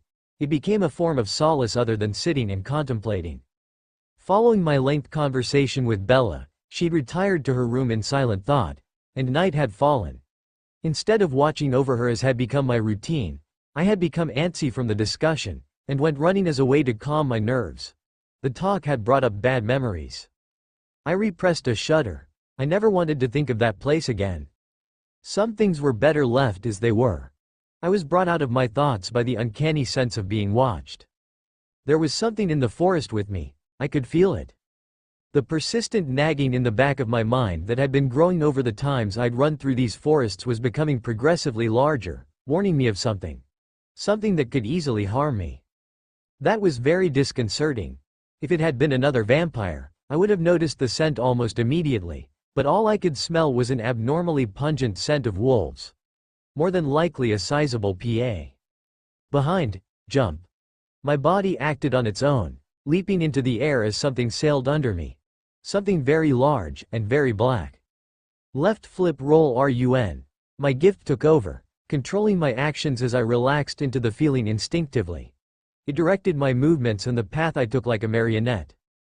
Duck right coil launch sprint. It was too fast, easily keeping up with me, even with the constant bursts of speed my body put on. Where could I go to get away? Civilization. Yes, that could work. I turned sharply to the left, heading in the direction of Forks. The miles disappeared beneath my feet as I ran, trying to escape. The thing seemed to sense what I was trying to do, though, and sped up, strafing me on my right. It gave me the chance to finally recognize it. It was a wolf. A giant wolf that was as tall as I was, teeth bared. I felt that those gleaming white canines were not just for show, and would be just as effective at harming me as another vampire's teeth. It lunged at me, and I flipped over it, using its back as a handspring to propel me forward while simultaneously shoving the black wolf backwards and down, hopefully slowing it enough that it wouldn't be able to catch up. I raced forward, and finally the town was in front of me, just beyond the trees. I slowed myself, skidding as I dropped to the snail's pace that humans walked at, before quickly striding out of the forest as if there was nothing wrong. A growl came from behind me, and I turned, staring into the thick woods and underbrush. Feral yellow eyes stared back at nearly the same height as my own. But the giant wolf only seemed to pace back and forth at the forest's edge, not emerging. Twisting back away, I walked forward, keeping my hearing focused on the snorts and growls of rage-filled agitation. I didn't relax until I'd reached the first sidewalk. This wasn't good. I'd have to be much more careful in leaving and entering Forks if that thing was around all the time. It was an unknown, and I didn't like not knowing about things that could affect my hunts. Especially potentially deadly things. For the first time in a century and a half, I felt true fear. My night had been mostly spent thinking of what the redhead and I had talked about yesterday evening. Thoughts about souls. About the things she'd mentioned. About the world I was apparently getting myself forcefully inducted into whether I wanted it or not. Right now, Victoria sat in the corner of my room on my rocking chair, watching me as I replied to Renee's weekly email. She'd heard of the Cullens' desertion from Charlie, and had predictably sent a giant email full of concern and randomness as was completely normal for her. Bella, there's someone here to see you. What? Angela would have called me if she was going to come over, and nobody else from school would have simply shown up out of the blue. I looked over at Victoria and saw that she had frozen still, looking completely out of place as a marble statue sitting on my pathetic wooden rocking chair. Victoria, there was something in her eyes. Something almost like fear. But that was impossible, right? What could a vampire possibly have to be afraid of? It's here, she whispered, and I couldn't tell if it was in response to me or to herself. What is? She turned to look at me. The thing in the forest. What? I stuttered. What thing? Victoria breathed, almost as if she was trying to force herself to act normal, yet failing at it all the same. A giant wolf. She shook her head. Wolves. They're dangerous. Dangerous enough to harm one of us. I've only seen one, but somehow, it's here. Bells, you awake? Charlie called. Yeah, hold on a minute. I shifted my attention back to Victoria, and took in the unfathomable expressions on her face. I'll be right back, okay? I'll just go see what's going on, I told her, getting up and walking to the door. She nodded mechanically, eyes glazed over and not even looking at me. I took that as my cue to leave, opening the door and stepping out into the hallway, closing it behind me with a click that echoed with a certain finality. Taking a deep breath, I headed towards the stairs. I hadn't felt so powerless, so helpless, in a very long time. It was downstairs. I didn't know how that giant wolf could be downstairs, but it was. My sense of self-preservation was screaming at me to do nothing, to avoid drawing attention to myself at all costs. It was so intense it felt like I was nauseous, like the one time I had consumed something that wasn't blood and ended up having to regurgitate it later. Didn't move a don't breath if I tried running away.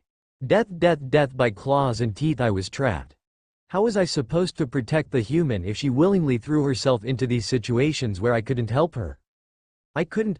I stepped into the front room, seeing Dad standing next to another large figure that I felt like I should know.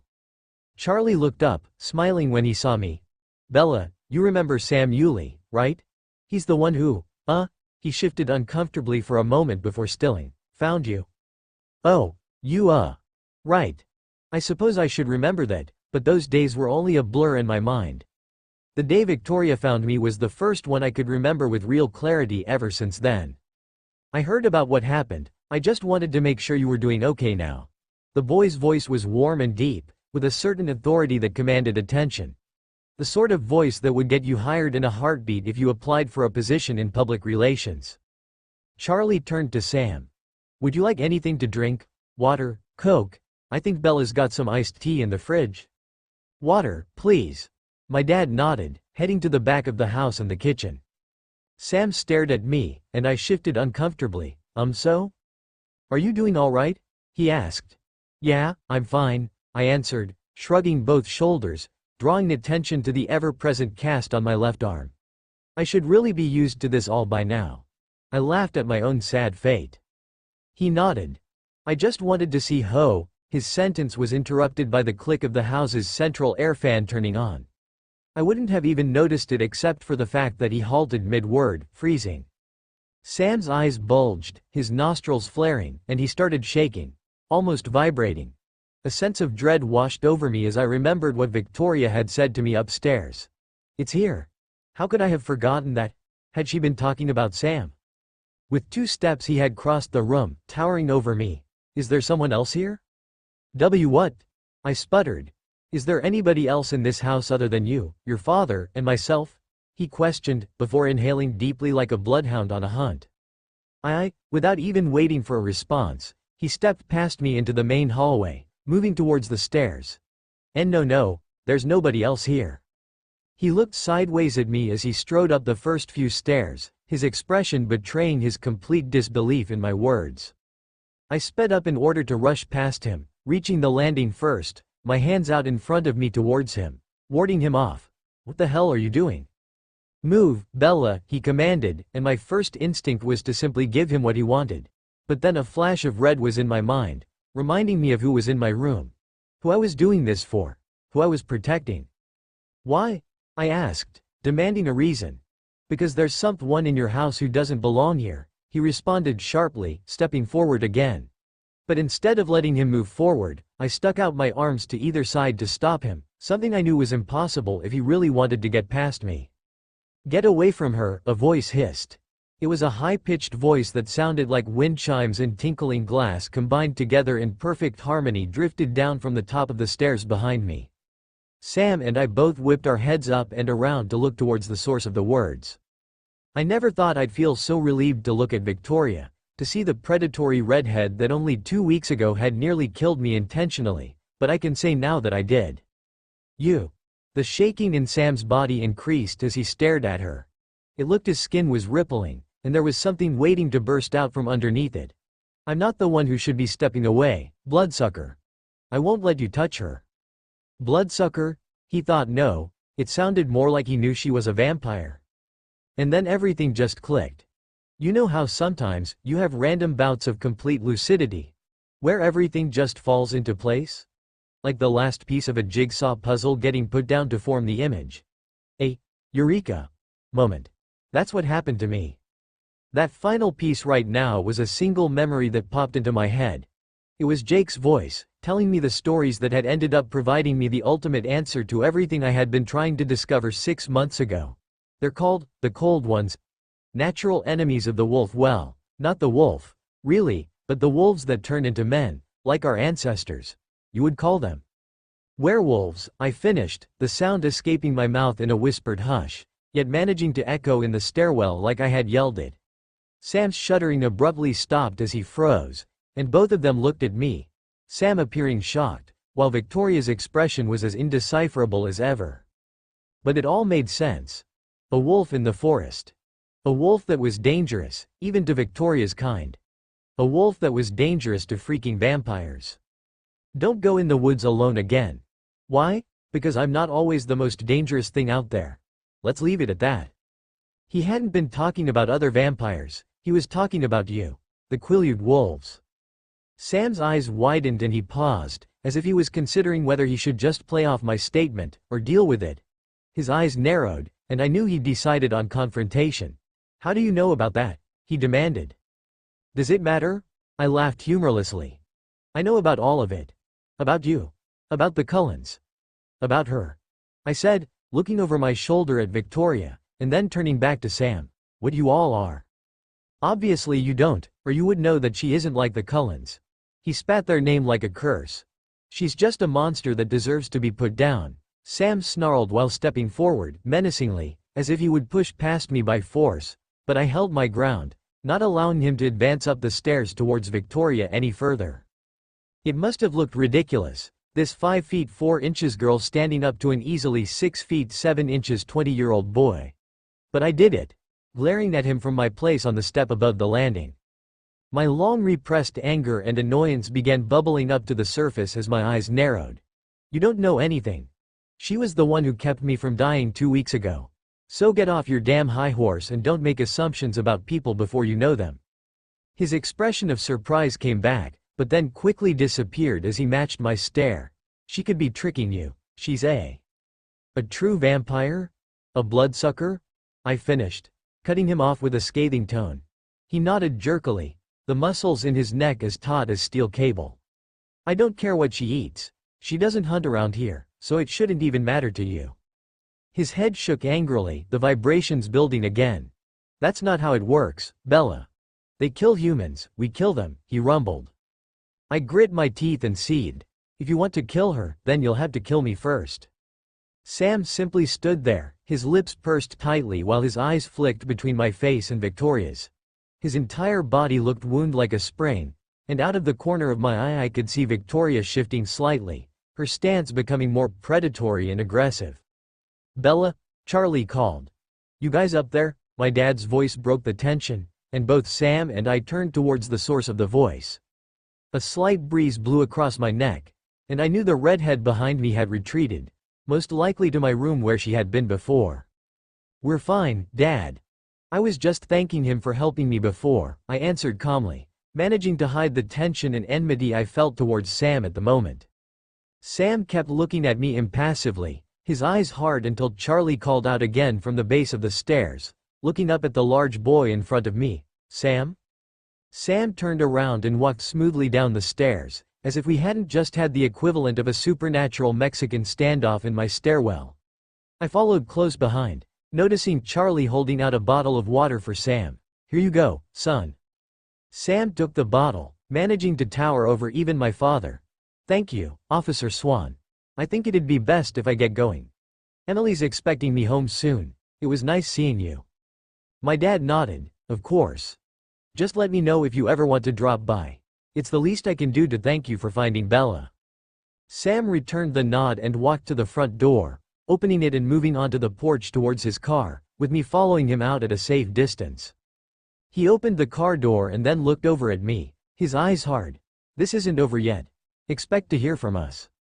And then he drove off, leaving me standing on the porch, looking at the place he had been, and wondering why the hell my life had to be so complex.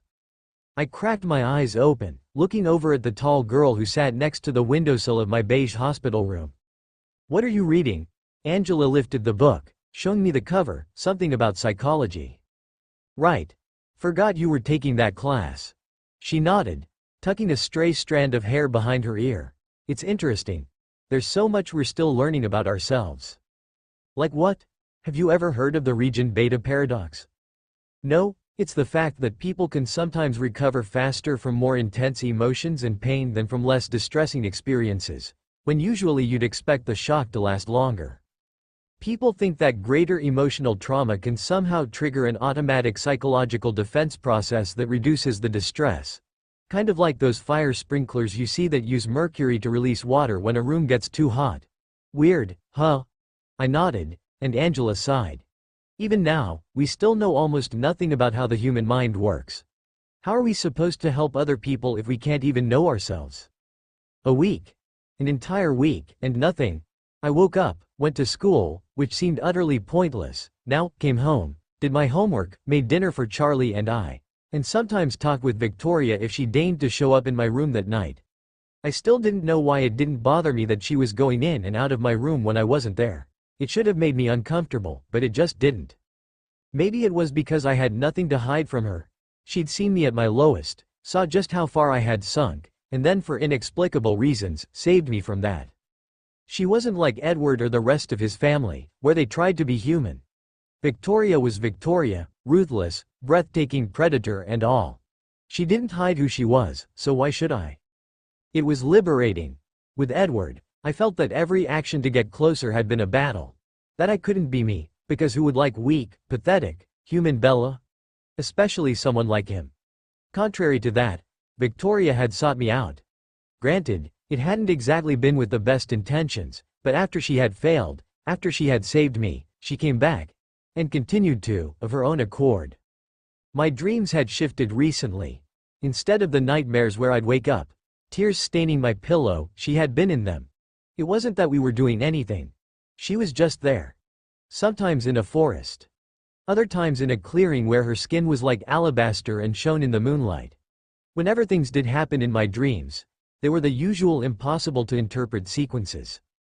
Except if at any time I looked behind me, she would be there, watching me. It felt like she was watching over me, guarding me from anything that could happen or would try to hurt me.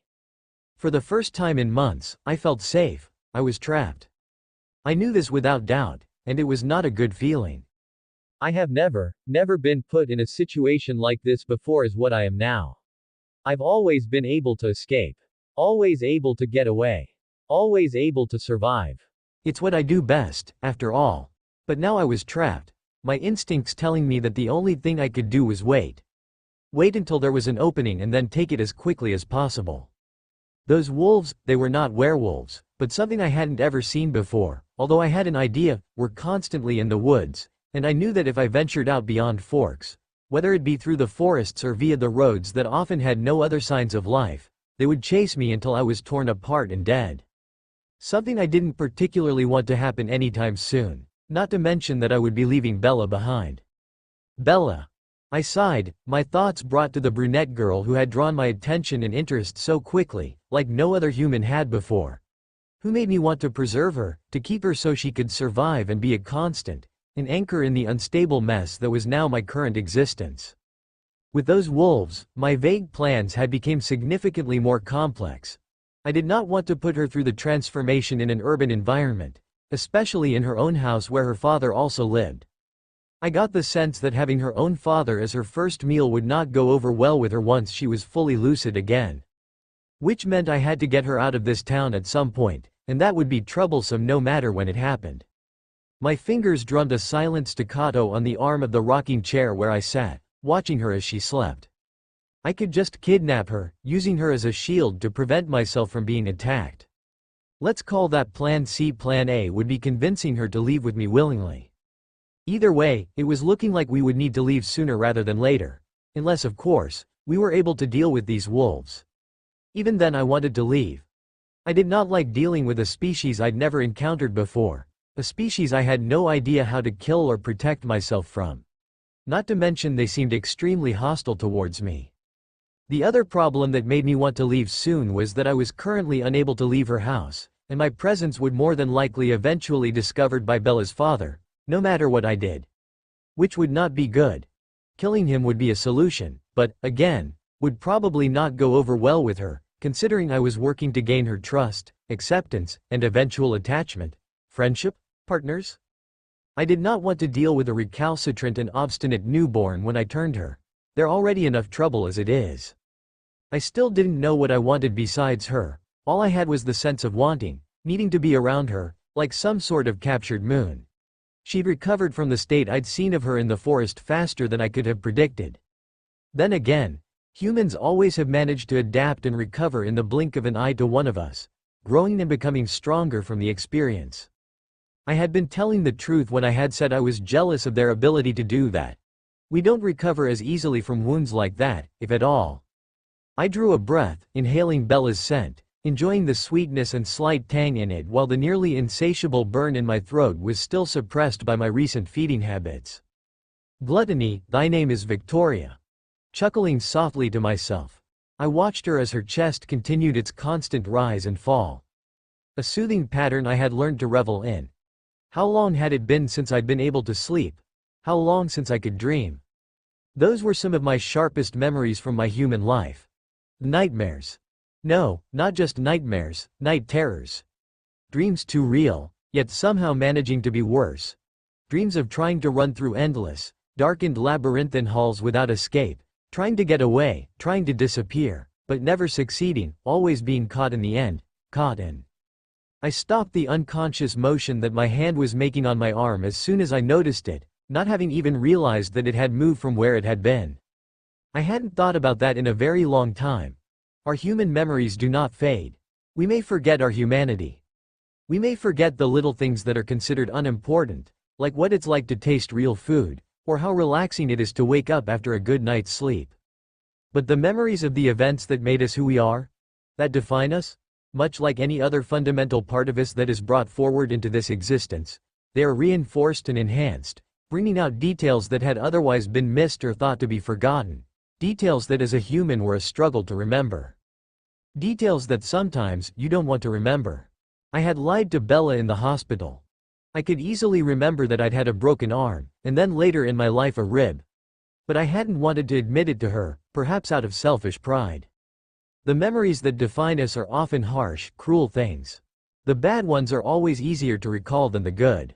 Always the ones that leave the deepest impression to mold who we are. That cut the sharpest in our minds. Out of everything, those moments are the ones brought forward out of the depths and made all the clearer. In the end, all we are is a preserved distillation of what we were before, the core of a person crystallized so that even though now it is beautiful to look at in the light, the flaws and darkness that exist become all the more obvious. So we all inevitably try to wash the memories away, to bury them under the weight of decades and centuries of new memories, and for the most part, it's successful. Some more than others. But they're still always there, lurking out of sight in the back of the mind. Maybe that's why we can't sleep. A small mercy granted by whoever, whatever, created us in the first place. Making it so that our enhanced thoughts and memories can't conspire to create delusions and terrors that are as real, more real than reality, terrors that would become forever engraved in us thanks to our inability to forget anything anymore. A disturbing thought. I seem to be having a lot of those this week. First the forest, then those caused by an overactive imagination speculating on those wolves, and now this. Then again, compared to the dullness of the past 6 months, I couldn't say I wasn't appreciating the change in pace. It felt like some sort of great wound was healing, slowly closing up and forming scar tissue. Every day I felt alive in a way I hadn't before. A feeling that was caused by her. A feeling I didn't want to lose. Saturday the 15th I was home. Charlie had left, as he had work like normal. I was sitting on my bed, a book in my hands. Not one of my usual books, but a poetry compilation open to Ulysses by Tennyson for my AP Lit class. Victoria shifted from her place in the corner of my room, immediately drawing my attention away from the poem and my lackluster and uninspired analysis, the fact she had intentionally moved meaning she had something to say. I need you to tell me everything you know about that boy and what he is, she said smoothly. I blinked. Who? That boy, the wolf one that was here last week. We hadn't talked about Sam since that day, and I'd gotten the impression she was deliberately avoiding it and hadn't brought it up either. I sat up straighter against my headboard, attempting to think of something I could give her. Well, all I know is what my friend Jake told me. He said he wasn't supposed to, and I guess now we know why. I shook my head to clear it. He said that the Quileute were descended from wolves, and that they had stories about your kind, about vampires. Her gaze focused, getting more intense. He said that they're your natural enemies, and that they had really old stories about you guys, but also more recent ones. The more recent ones were about a group that came here during his great-grandfather's time, I think it was. Except they didn't hunt humans, and weren't dangerous to the Quileute. So, they made this agreement, that the vampires would stay off their lands, and in exchange, they wouldn't reveal your existence. Victoria snorted. If they had, the entire pathetic tribe would have been exterminated by the Volturi. Yeah, well, they probably knew as much about them as I did before you told me, I countered. And this recent group, I'm guessing they were that coven that left? I nodded in confirmation. I can tell you right now, they are not werewolves, no matter what they may think. True children of the moon are savage, vicious creatures who lose themselves during their transformation, killing anything they set their eyes on. Oddly enough, the myths are surprisingly accurate concerning them. Most likely Marcus's doing. They are vulnerable to silver, are largely bipedal, and only ever transform during the full moon. Real werewolves. I swallowed nervously. So what is Sam? She paused, looking thoughtful. If I had to guess, a shapeshifter of some sort, whose form is that of a wolf. How this group acquired the ability, I don't know, but there are rumors of similar people in the Far East. And no matter what they say, they are not our natural enemy. We have no natural enemy, other than ourselves. You're trapped, I realized with a dread certainty, a chill spreading through me and completely erasing the warmth I had felt. She grimaced. Yes. Quite, there's got to be something we can do. They can't just keep you in forks, can they? You have to hunt sometime. She repeated. I shifted uncomfortably at my slip. I expected her to reply with something like, there is no, but instead Victoria gained a small warm smile that made my stomach flip-flop and my heart beat faster. Victoria's smile shifted into a thoughtful expression. I don't know. Acting without more information would be rash. The scents I've been picking up while running indicated more than one of these creatures. Their paths surround the entire town, and had begun extending further into the mountains. And I have no doubt that they will be more vigilant than ever, especially in this area, now that they know I am here. I was interrupted mid-sentence by my cell phone ringing, as if some deity had heard our discussion and decided to intervene. I got up off the bed and walked over to my desk to pick it up, opening it. It wasn't a number I recognized. Pressing the green, accept, button, I held it up to my ear. Hello? Sam's voice answered back on the other end. We need to talk. Speak of the fucking devil. What's there to talk about? I snapped at the phone, and by proxy Sam. Bella, I'm sorry for what happened before. I cut him off. No, you listen to me, Sam Yulee. If you think I'm going to accept you threatening one of the only good things that's happened to me recently. I blinked, recognizing what I'd said with a jolt, and then realized the absolute truth behind the statement. I don't know when it had happened, but Victoria was that. She'd become more than just another person or friend. She'd become someone I was willing to go to such lengths as to face an angry werewolf shapeshifter for, with little thought for myself. And she in return had fought her own fear, no, outright terror that day and come out of my room to confront Sam on the staircase. All for me. The warm butterflies in my stomach returned en masse. Bringing myself back to reality, I realized I'd been quiet for almost a second, which kind of ruined the effect of what I'd been going for. But I still thought I could make it seem like the pause had been intentional. Then you've got another thing coming, I finished darkly. There was another silence on the other end, this one lasting more than a few seconds. I see. The elders want to meet with you and your liege. I heard Victoria hiss in the background from where she sat, and I had to stop myself from doing the same in anger. I was very tempted to tell them to go fuck themselves. But then I looked over at the redhead on the other side of the room. She nodded, barely. I sighed to myself. Fine, I spat. But we get to choose where and when. Yet another silence, now with murmured voices on the other end. Agreed. When and where then? I turned towards Victoria, who was now standing right next to me, having crossed the room in a blur. She held out her hand, and I gave her the phone. The clearing a mile southwest of where the 101 turns south. 3 in the morning, tomorrow night. I could almost hear Sam growl on the other end of the line before the call ended suddenly. Victoria looked at the phone, annoyed, and then flipped it shut and handed it back. Why so close to the highway? Because I don't trust them. And we can't run away very far if they decide to attack. We'll need to use your vehicle. I looked at her in curiosity, wondering what she was thinking. I don't see what my truck's going to do for us. As much as I loved the hell out of it, there was no way the poor thing would be able to move us any faster than she could. I avoided thinking about what it would be like to have her carry me while running, again. Except I wasn't conscious for the first time, so that one didn't count, right? It will afford us some measure of protection. They can't attack us if we're both in it, as they're more likely to harm you than me, and I get the sense that they're extremely hesitant to cause any harm to a human, she explained. Well, that made sense. But why tomorrow night? I need to come up with other plans. I don't trust them not to try something. So then, like what? What sorts of plans was she thinking of?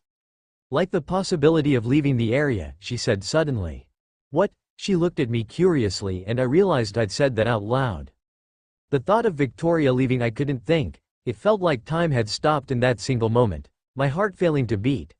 The hole in my chest, the one I hadn't paid any attention to in recent weeks that had felt like it had been disappearing little by little thanks to the redhead in front of me, was suddenly there again, ripped open.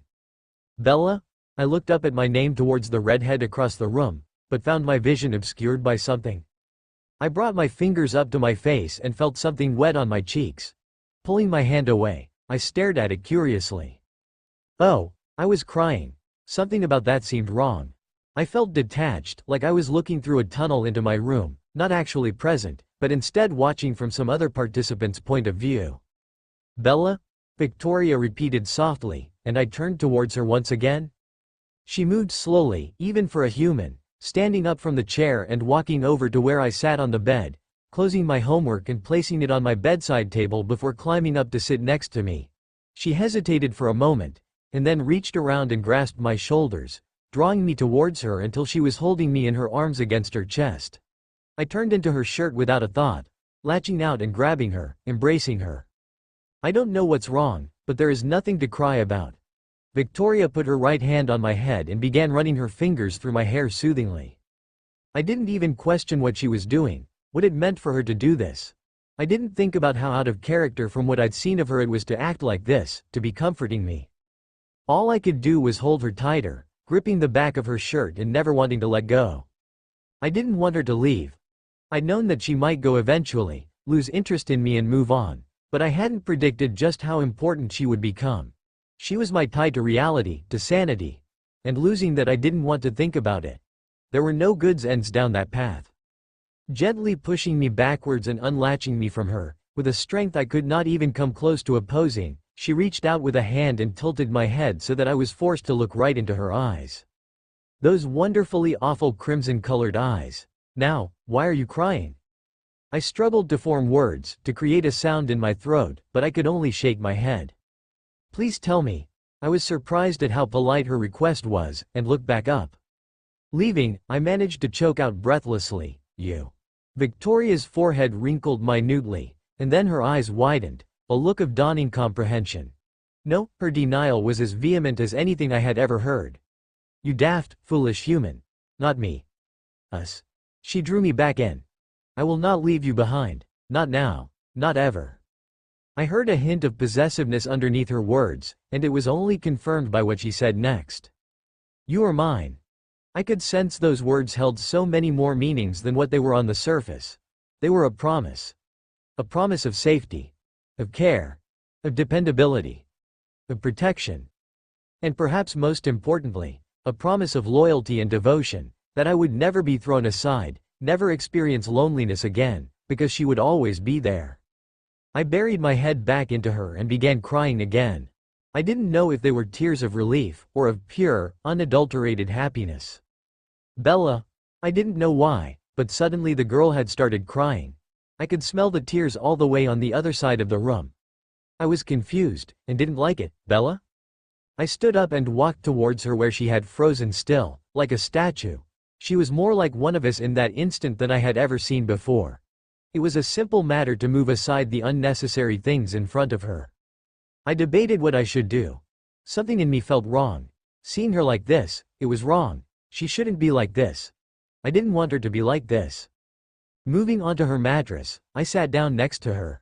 This was closer than I had ever been to her before, even those times I had closely watched her sleep, and I was eminently aware of it. The warmth of her body was nearly intoxicating. It was instinctual. It simply felt right to reach out and pull her towards me. When was the last time I had done this? I had held another person as they laid their soul bare in a way that only despair could cause? I could only think of a few times with Anne, and even then, it had been rare as she had usually been the one to comfort me. Bella almost melted into the action, holding me to her with an impressive amount of strength for a human. I allowed her to, even as the blood in her neck practically sung to me. But the sound was muted, and I had never appreciated my recent indulgence more than in that moment. I didn't even notice when I had begun running my fingers through her hair, but it had always been something that Anne had done for me, and again it felt like it was something right that eased the wrong I felt. Once she had seemed to calm down slightly, to breathe easier, I eased her back and brought her head up so I could see her eyes. Eyes red from tears, glazed over as if she wasn't truly present, yet another thing that felt wrong. Now, why are you crying?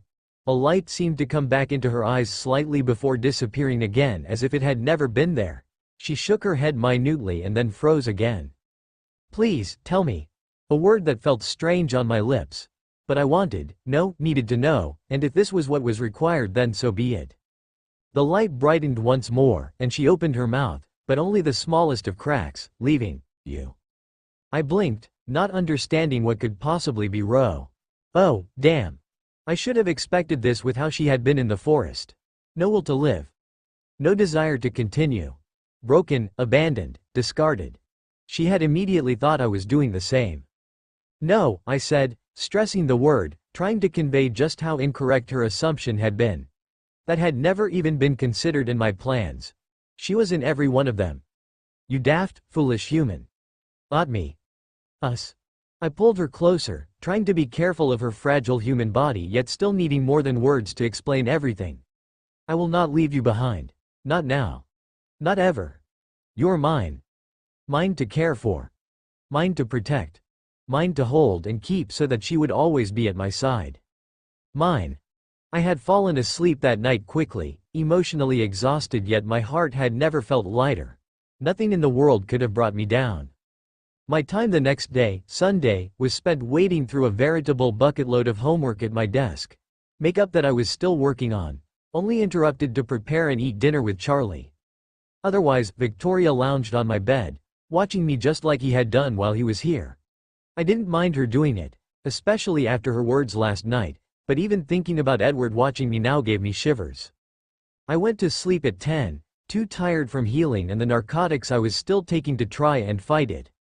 Victoria woke me at 2:30 like we'd agreed, and then immediately surprised me by picking me up and jumping out the window, making me squeak before I was able to calm myself and my pounding heart, but I knew she'd heard because of that self-righteous smirk she gave me. Stupid vampires. The biggest problem was getting away from the house without waking Charlie up, as my truck was easily loud enough to do that. It ended up being relatively simple. Victoria simply pushed my truck out of the driveway and then down the street until we got to the closest intersection, where I was finally able to start it up, wincing at the sound of the loud engine. And then we were off to talk to some werewolves, with a vampire companion at my side. We need a plan. I glanced over at her and then back to the highway. What, other than that? Yes. We need a plan of how to approach this. Likely, they will not be very agreeable to us. That still gave me warm feelings and made me grin. And we should be ready to retreat from the situation at any time. Victoria's expression flickered, and I got the sense that she was thinking about the incident with James and how he hadn't taken her advice. Yeah, I don't think this is a welcome to the area sort of thing. I don't think they're trying to trap us, though, since I'll be there with you, I hope. She pursed her lips. True, but I don't trust them not to try something. I laughed. Well, yeah. I don't trust Sam as far as I could throw him. Not after last Sunday. It was like he was seriously considering attacking you even with me right there. Her frown deepened. Completely unacceptable, she muttered, the disapproval almost dripping from the words. Suddenly, she pointed at the other side of the road. Stop here. Slowing down, I turned around on the deserted road and drove off the shoulder to as close to the forest as I could get, hoping that nobody would notice the deserted truck and investigate before we got back. Victoria was out of the cab and had opened my door before I could even shut off the engine. As soon as I had unbuckled my seatbelt, she pulled me out and closed the door in a split second, adjusting the way she held me before taking off at a blinding speed. I flushed at how she was carrying me against her chest. I knew that it was either this or on her back, and this was definitely preferable. Unlike when Edward carried me, if I closed my eyes now, I could ignore the movements Victoria made, not becoming nauseous at the streaking surroundings and constantly expecting us to crash into something. It only lasted a few seconds anyways, and then we were at a clearing that was at least 500 feet across. We stopped close to the middle of the area. Victoria immediately twisting me so my feet were on the ground and then letting go. Like the klutz I am. I stumbled as soon as I was set down, fumbling for balance until she grabbed my shoulder and I was able to stand up straight. We stood there for a few moments, still, until Victoria inhaled, her eyes darting around before they suddenly snapped to the opposite side of the circle. They're here. And as if she had summoned them, a group of figures stepped out of the trees, slowly resolving themselves as they emerged from the foggy nighttime mist that hung to the ground. A shirtless Sam pushed a wheelchair where a man that I was all too familiar with was seated, while two other half-naked boys strafed him, and another pair of men trailing behind what I could only think of as an advance guard. They halted 30 feet away, and I could see their eyes moving between me and the redhead on my left. I'm disappointed in you, Bella. Billy Black was the first to speak, his voice reaching across the gap towards us. I expected you to learn from your mistakes, not repeat them. What would Charlie say? My eyes narrowed as my temper immediately flared up like a gas burner from a pilot light. That was a low blow, and he knew it. You have no right to judge me, and don't you dare bring my father into this. He has nothing to do with any of it. The man on the far right stepped forward, stopping any reply that Billy might have had for me. Why are you here? He asked, looking pointedly at Victoria. Your kind is not welcome in these parts. I was just passing through. Well, until I found her, that is. Victoria responded with the same sharp tone, looking over at me and then back to the man. And then I got a little sidetracked. And what does Isabella have to do with this? She saved my life, I answered, cutting Victoria off before she could say anything and possibly incriminate herself. I was going to die, and she saved me. A frown appeared on the man's face, but he nodded in acceptance and stepped back, apparently satisfied in at least some capacity by our answers. Whether or not that affected what they were thinking remained to be seen. That changes nothing, Billy stated. She must still be dealt with, as all red eyes have been. Victoria growled lowly, and the boy on Sam's right stepped forward, shaking, answering with a guttural sound from deep in his chest. But Sam stuck out a hand and held him back, keeping him from advancing any further. No, Paul. I told Sam, and I'll tell you. I'm not going to let you do anything to her, I countered angrily, not breaking eye contact with Billy. He looked at me sadly, as if I'd become a person he didn't recognize. Hell, maybe I had. But I was a hell of a lot better now than I was a month ago, at least. You would go so far for something like her? Yes, I answered without hesitation. Victoria had brought me back from the edge of depression and insanity. Dragged me out of the pit of despair I had locked myself into.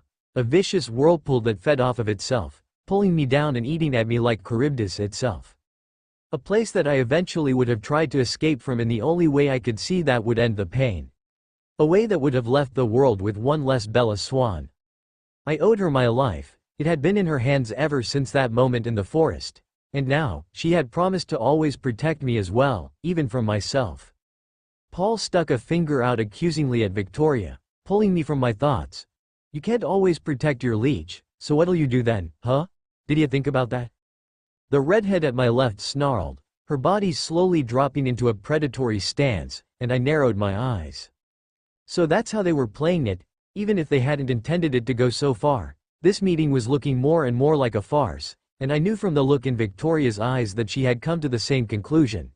This wasn't a discussion where we could argue with them. It was a show of power. They had expectations, and if we didn't meet them, there wasn't anything stopping them from dealing with us any time they wanted. "Paul," Sam warned. "No, she's right there. What? Are you just going to let that fucking bloodsucker bitch go?" "Cool it, man," the boy on Sam's left said. "We're not here for a fight." Paul didn't say anything, but neither did he step back, nor did the shaking his body was doing calm any. "Would you be willing to cease hunting humans?" the man on Paul's right asked calmly. "No, I don't answer to you or yours, boy," Victoria replied. "And I will not deny what I am simply for your peace of mind." "I see," he responded, looking between me and her, clearly asking about her intentions towards me without words. Victoria's mouth shifted into a self-satisfied smirk. "Oh, don't worry about Bella. She's in no danger from me. I have something special planned for her." I wanted to groan. "Fuck, Vicky, you just had to go and say it, didn't you?" Billy's eyes widened before narrowing sharply. "No," he whispered, his voice comically filled with horror, before looking at me for explanation. I don't know what he expected. It wasn't like I was going to say, "Oh, she's just joking. Of course she's not going to eventually turn me into an immortal creature that murders people and drinks their blood to get by." I had understood the implications of her statement yesterday. All of them. Not to mention she had blatantly told me to my face she was planning to turn me only a week or so ago. Yeah, no, I had made my bed by literally forcing my way into their world. Now I had to sleep in it. I stole a glance at Victoria. But it wasn't all bad. I could have a worse companion in all of this. Like one who abandoned me. One who didn't care about me to stay with me, even after saving my life. Unlike her, who wasn't pushing me away at all. Wasn't treating me like glass, but instead was treating me like someone who could make her own decisions and accept the consequences of them, instead of having them made for me, and only coming to my aid when there was no other option. It was a rather novel experience, truth be told, and that sadly said a lot about my life so far. Victoria's eyes flicked over to me as if she could tell what I was thinking, even as she maintained her smirk, and I felt myself flush slightly. I tried to disguise it by turning back and looking at Billy, pushing aside my feelings to focus on the situation. "It's not like I have a choice. Either she turns me, or she kills me," I stated flatly. "There's no other option." Paul growled, his teeth grinding together. "Better to be dead than be a fucking leech," he spat. "Maybe we should just kill them both now and save us all the trouble." "We don't kill humans, Paul. Calm down, now," Sam ordered. "No, I'm not letting a bloodsucker like her get away with this shit." "Stand down," the older boy repeated. Paul growled, gnashing his teeth. His head shook as he reached up and held it, the vibrations getting worse, and then without any warning he exploded, an absolutely massive wolf in his place. A wolf that was leaping straight at Victoria. "We finally got a confession," Charlie said. He was talking about a case of recurring vandalism he'd come home incensed over one day, and then had continued telling me about as it kept going. I think he was trying to use it as an object lesson or something, but didn't really know. What did it? We backed him into a corner, the evidence and facts making it so he had no other option but to give in. It's a dangerous tactic, pushing someone like that. It's risky. There's a chance they'll give up, but they could also fight back in anger and fear because they've got nothing left to lose. It's equal parts personality profiling and luck. This time, we got lucky. My heart stopped, blood freezing in my veins. I swear I felt it skip a beat, watching the wolf in midair, heading for Victoria. Adrenaline flooded my body, making everything seem to slow down, drawing out the moments longer than they should be. It felt like the scene had been frozen in time.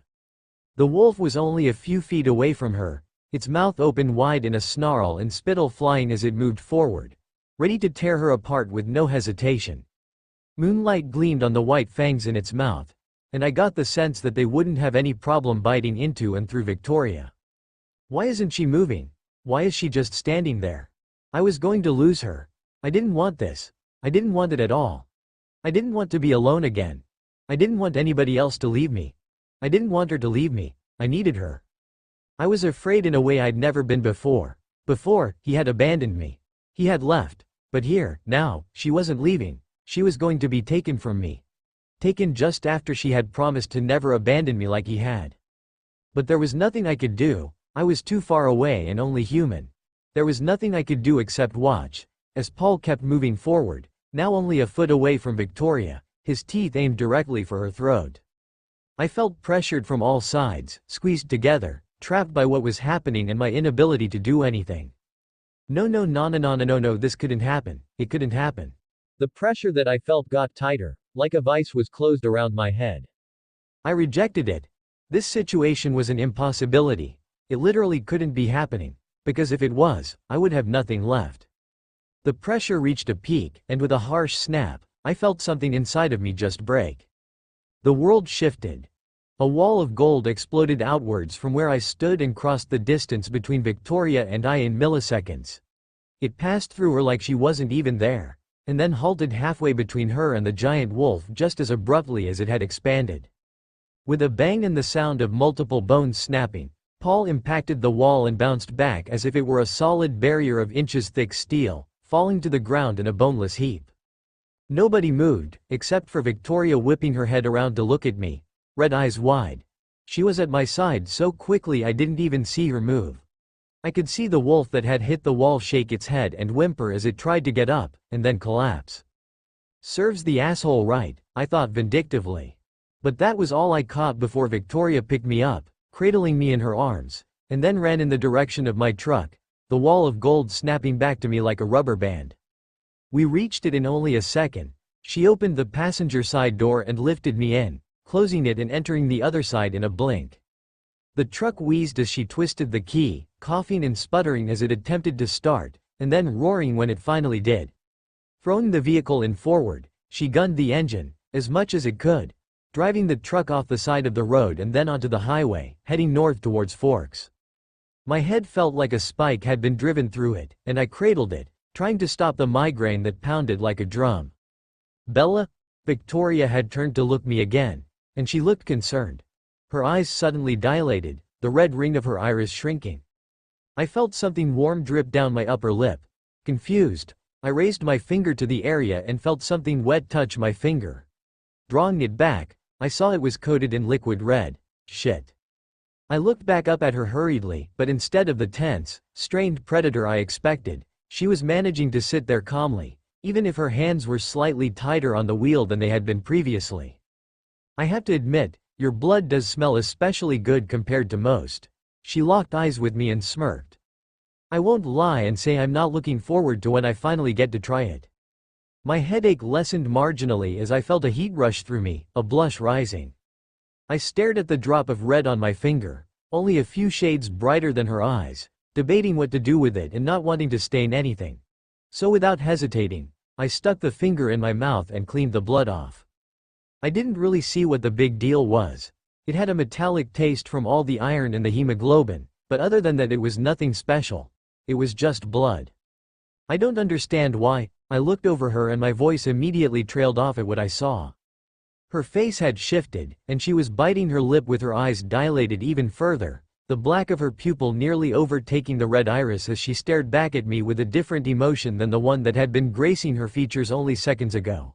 I couldn't decipher it and she quickly turned to face the road, preventing me from puzzling over it any further. Anyways, she started. What was that thing? My thoughts were drawn to the barrier of gold that had appeared so suddenly. And then immediately to why it had happened. My emotions being sucked right back to what they had been like in that moment. I felt the helplessness and fear like I was still there, and I couldn't stop the words that came out of my mouth. You why the hell were you just standing there? You didn't even try to move. Victoria looked at me oddly. I wasn't in any danger.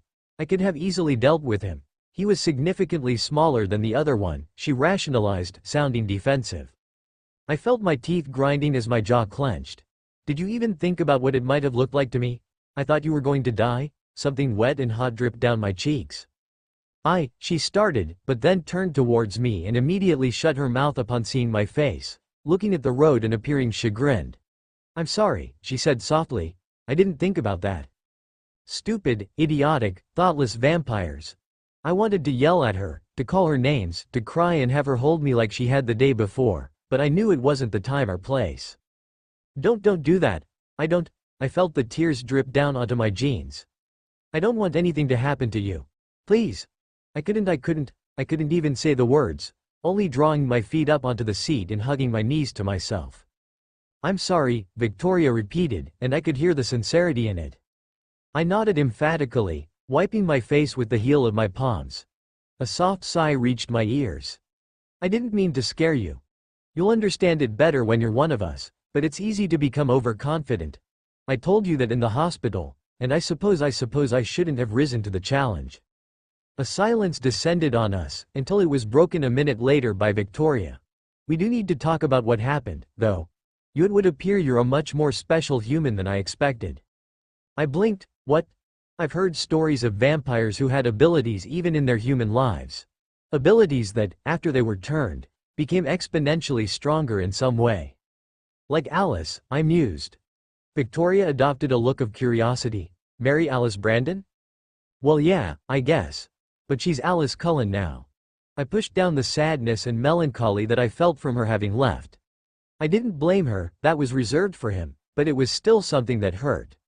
Apparently she had these visions when she was human and I trailed off. Put her in that asylum.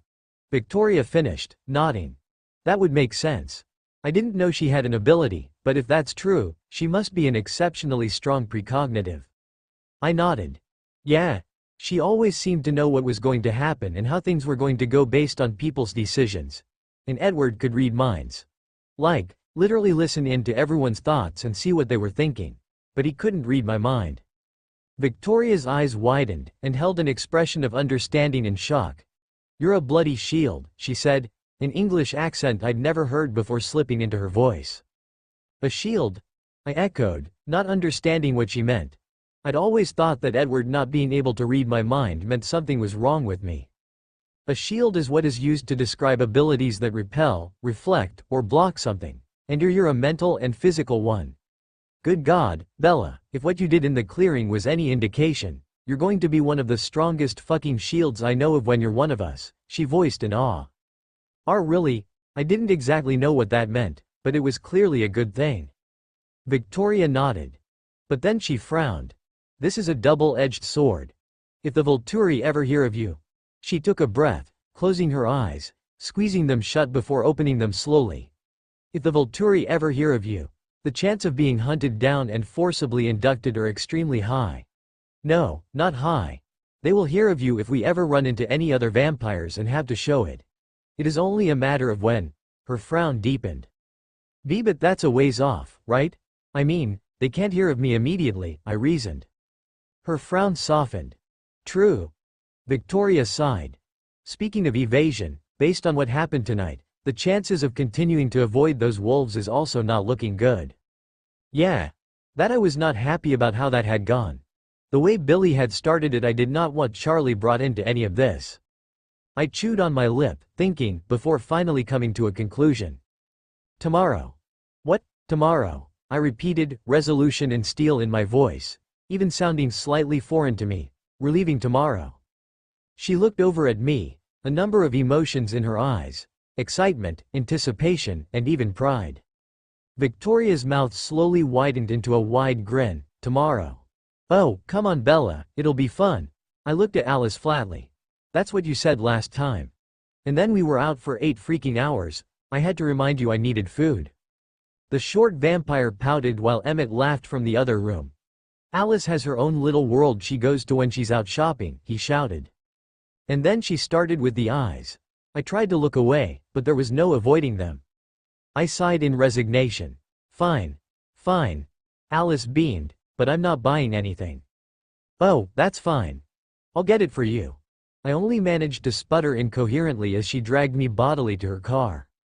That night, I dreamed. I was sure it was a dream, simply because all the colors were washed out, even the grass at my feet in monochromatic shades of gray. Everything was obscured by a smoky haze except for a small patch where I stood at the center. Bella. I turned to the right, looking for the source of the voice. My breath caught in my chest when I saw Alice standing there, silently, as if she'd never left.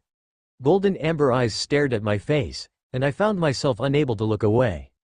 Alice, I'm sorry, she whispered. I didn't want I'm sorry. What? She took a step backwards into the haziness. Alice. Wait, she paused. Where are you going? The short girl shook her head.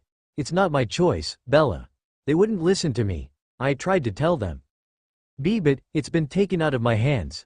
I'm sorry, she said, sounding like she was about to break out into tears. I'm so sorry. A figure stepped out of the mist, and even though I couldn't recognize the distinct features, I knew it was him. Alice moved towards him, and I felt panic rising in my chest.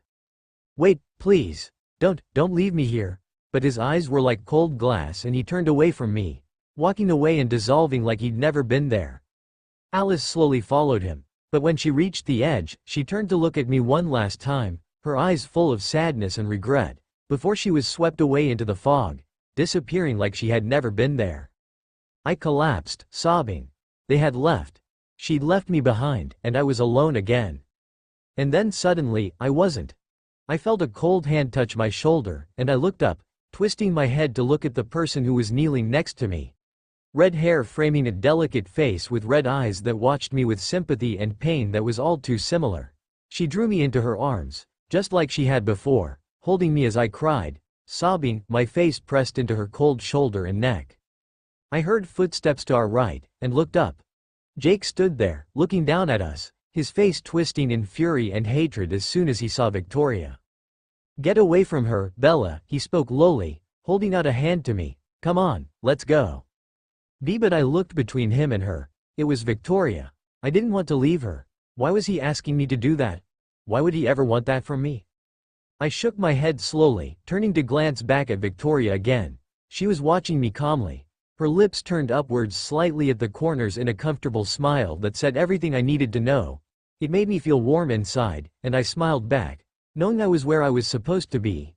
I returned my focus to Jake, but he disappeared, and in his place was a russet wolf as large as Paul had been.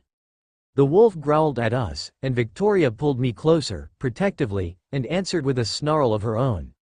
The wolf's eyes shifted to me, pleading, but I couldn't return its gaze, and gripped Victoria like a lifeline. I made my choice, the choice I knew was the right one, and I wasn't giving that up. I wouldn't give her up. I blinked, and the wolf was gone. Victoria released me from her hold, smiling slightly. A hand reached out, lifting to my face and then cupping my cheek in her palm. Her thumb ran below my eyes, wiping away the remnants of my tears. An expression of happiness and content I'd never seen from her came over features, her eyes softening as she kept looking at me. And then slowly, laboriously, she leaned forward and kissed me. I woke with a gasp. My chest heaved, and I struggled to draw a complete breath. My body felt like it was on fire. I was hyper-aware of my sheets on top of me, the way they dragged against my skin. It felt like I could feel every thread, every fiber. My heart was pounding, and refused to slow down. Flashes of the end of my dream came to me. Pale, cold skin. Feelings of warmth and happiness and safety. Victoria, looking at me contentedly, happily before kissing me. A warm knot of tension settled in my lower body, and I didn't want to let it go, wanted it to keep growing, to finish. I was blind to my surroundings, unaware of anything other than myself and my rising euphoria. And then I had the sudden, mortifying thought that Victoria was there, that she had been watching me, and I halted my activities like a bucket of ice water had been poured over me. Looking around the room, I let out a sigh of relief when I saw no sign of her. The comforting fuzziness that had enveloped my mind was gone, washed away by the adrenaline rush, and I resigned myself to the fact that there was no way I was finishing or falling back asleep. I really needed a shower. My pajamas were, and the sheets clung to my skin when I dragged myself out of bed and managed to make my way to the bathroom. I shucked my clothes, throwing my ruined underwear into the hamper along with my practically drenched nightshirt and then turning the shower on. Standing under the stream helped, but I couldn't get the image of Victoria, or the feelings of her lips, her hand, her skin against mine, out of my head. I could almost feel it all, even though I knew it had only been in my mind. I felt lost. I didn't think about girls that way. At least, I thought I didn't. Not that there was anything wrong with it. I just knew I liked guys. I'd even had a particularly strong crush on Michael Schiller in 8th grade. But I hadn't ever fantasized about girls before now. And I'd especially never masturbated to them before. I'd never even really thought about them like that. Except for Rosalie, my traitorous mind whispered. Okay. But Rosalie was objectively attractive. You'd have to be blind not to think that. And what about Angela and Jessica? Or Lauren? So maybe I hadn't really been able to stop thinking about them in their dresses following that trip to Port Angeles. And so what if I always noticed when Lauren changed her lip gloss? Even though I didn't really like her, it didn't mean I wanted to kiss them, right? But thinking about it was kind of hot. My fingers started drifting lower again. No, not the time, damn it. I turned the water colder and took a deep breath. It's okay. Everything's alright. There's nothing wrong with being attracted to other girls. It just means that the other 50% of the population is now possible dating material. It's not like I was suddenly different or anything. So I knew I was bisexual now, so what? Liar, the voice whispered. It changes everything, and you know it. I gritted my teeth, squeezing my eyes shut as I held my head and then shook it, water flying everywhere from my wet hair. Fuck, what was I going to do? What could I do? Should I tell her? How are you supposed to tell the vampire girl you're running away with that you fantasized about her? Except it was significantly more than that, and I knew it. It wasn't just that. I definitely had feelings for her beyond lusting after her. I was falling for her. Had been falling for her for who knows how long. Since that first night in the hospital when I'd realized she was just as human, as broken as I was. You know she'll never feel the same way. Vampires mate for life, and she's already had hers. You'll always just be the human girl that she decided to take pity on. I tasted rust in my mouth and realized I'd bitten my lip so hard I was bleeding without even noticing. I could already imagine the look of disgust on her face if she found out. And then she'd leave me too. I couldn't let that happen. I couldn't lose her. Not Victoria, not her. It won't be too hard, after all. You'll only have to keep from her for all eternity. Remember what she said about how vampires are frozen emotionally? 3 guesses what that means for a crush when she turns you. And the first 2 don't count. I laughed. It wasn't a happy sound. Of course. Of course I'd end up falling for the one person it was a physical impossibility to return any feelings for and then have to deal with it for the rest of my existence. It just made sense. Fate just seemed to be hell-bent on making my life as much a living hell as it possibly could. I had to stop thinking about this. Focus on something else. Okay, I can do this. Today I was leaving Forks. For good. As in, never coming back. Victoria, stupid, beautiful, perfect Victoria, had said she had a plan, but I still couldn't help but feel a little bad about what this was going to do to Charlie, and Renee, and Angela. Okay, fine, I hated it. I hated what this was going to do to them. Renee would be inconsolable, at least until something came along and took her attention again. Angela would be fine. She'd move on, go about her life. I'd just be that one friend in high school who ran away, never to be seen again. It was Charlie I really worried about, but he had his friends, and he'd survive. That was what was important. The problem was that at this point it wasn't a matter of if I would have to leave, but when. It was going to hurt them no matter what, but with the Quileute being so antagonistic against Victoria, it suddenly became weeks at the most before we lost control on the situation. I didn't trust Billy not to try and pull something with Charlie. So it was either now, or sometime up until 2 weeks from now. And really, leaving sooner rather than later would give them less time to plan something against us. Even I could see that logic. Which is why I'd packed a backpack of clothing last night, which sat in the corner of my room. It would be all I needed according to Victoria, that and my IDs and passport. Shutting off the cold water, I stepped out of the shower, shivering as soon as the air hit me. Once I dried myself off, I headed back to my room, putting on the clothes I'd set aside for today. It was really early, only 5:30 in the morning. With nothing better to do, I slumped down into the chair at my desk and just sat there, looking around the room at the things that wouldn't be coming with us. My books. The old dinosaur of a computer behind me. Clothes in the closet that didn't even fit me anymore, left over from my childhood, and that was really it. I hadn't moved to Forks with much more than a suitcase of clothes, so it made sense that there wasn't much to take with me. Sighing, I turned around to face the desk and pulled out a sheet of paper and a pen, intending to do the thing I'd been putting off so far. And so, I wrote a note to Charlie. It was very stereotypical for what I'd think a runaway letter would look like. All, it's not your fault. And, I need to get out. I can't live here anymore because it reminds me of the event. And, I love you. I was just writing my name at the bottom when I heard the window open and looked over to see Victoria climbing through it. Immediately, all the thoughts I'd managed to suppress so far surged to the forefront of my mind, cold hands dancing across my skin, lips and teeth marking me. And I blushed so heavily I probably looked like a tomato. How are you going to do this if you can't even control yourself around her? Trying to ignore the images my subconscious was conjuring, I focused on what was more important right now. It's time to go, isn't it? Victoria nodded silently, striding over to my backpack and slinging it onto her back. I stood up, walking over to my bed and placing the note at the foot of it. Closing my eyes, I took a deep breath, before opening them and then looking around my room one last time. All right, let's do this. Blurring over to my side, Victoria picked me up, don't think about it, and rushed out the window, managing to twist, grip the windowsill, and close the window in one motion. We dropped to the ground silently, and I wouldn't have even noticed it if my eyes weren't open. As soon as she had gotten traction, we turned around and she sprinted towards the woods behind my Charlie's house. It was only a short trip, 10 or 15 seconds at most, and then we came out of the woods into the rear parking lot of a strip mall. Victoria slowed down, still carrying me as she walked towards the only obvious feature in the area. A black motorcycle. How? Where'd you? She placed me on my feet, holding my shoulder until I had regained my balance. I focused on the bike as much as I could instead of staring at her while she walked towards it. All I could think was that it matched her image perfectly, the fitted red leather jacket, the color of her eyes. She was wearing today a perfect contrast when viewed next to the glossy lacquer.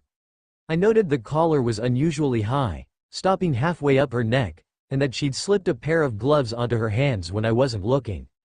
Victoria grabbed two helmets that I hadn't noticed off of the handlebars, and then turned towards me with a half-quirked smile.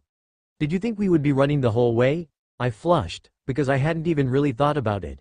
It'll be easiest to avoid the wolves on the road. We shouldn't take any unnecessary risks.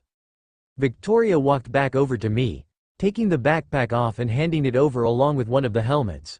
I took both, putting the backpack on first and then looking warily at the helmet before twisting my hair up and shoving it on my head. In the time it had taken me to do that, Victoria had donned her own helmet, already climbed on the bike, and started it. I walked over, and then paused as I realized exactly what this was going to require. Me, behind Victoria, holding onto her. Fuck my life. Everything would be so much easier if I hadn't figured out I was interested in her today of all days. That's not how it works, cupcake. Great, and now the voice at the back of my head was calling me pet names. Swallowing, I swung my leg over the rear end and hesitantly wrapped my arms around her middle. It helped that she was taller than me and all I was touching was her midsection. I didn't even begin to want to think about how this would be working if she was shorter. Yes you do. Shut up. As soon as I was secure, she pushed the engine and we peeled out of the parking lot. I was glad I decided to wear a heavier jacket, as the cool Forks weather combined with Victoria's lack of body heat made it a brisk experience. I will say it was soothing. We weren't able to talk, but I was able to rest my head against her back. The monotony of the road combined with the purr of the engine under us and the safety I felt when with Victoria knowing she'd never let anything happen to me was more relaxing than anything else I'd ever done.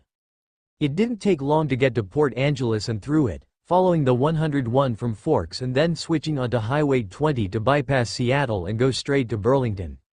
We stopped for gas in Oak Harbor, and I can say that one thing I'd never expected to see was Victoria using a gas pump. Doing normal human things seemed too normal for her. I took the chance to use the restroom and then get a breakfast bagel from the Little Bull Tin Cafe, which Victoria rolled her eyes at, instead disappearing around the side of the station while I ate. I found her leaning up against the east wall next to the motorcycle, as still as a statue, but she immediately pushed away from it and handed me the helmet I supposed was mine. And then we were off again. We were only about 20 miles out of Bellingham when Victoria suddenly whipped her head around, a low growl rumbling from her chest. It was only for a few seconds, but I turned and followed her line of sight, finding a darkly tinted Mercedes 2 lanes over from us.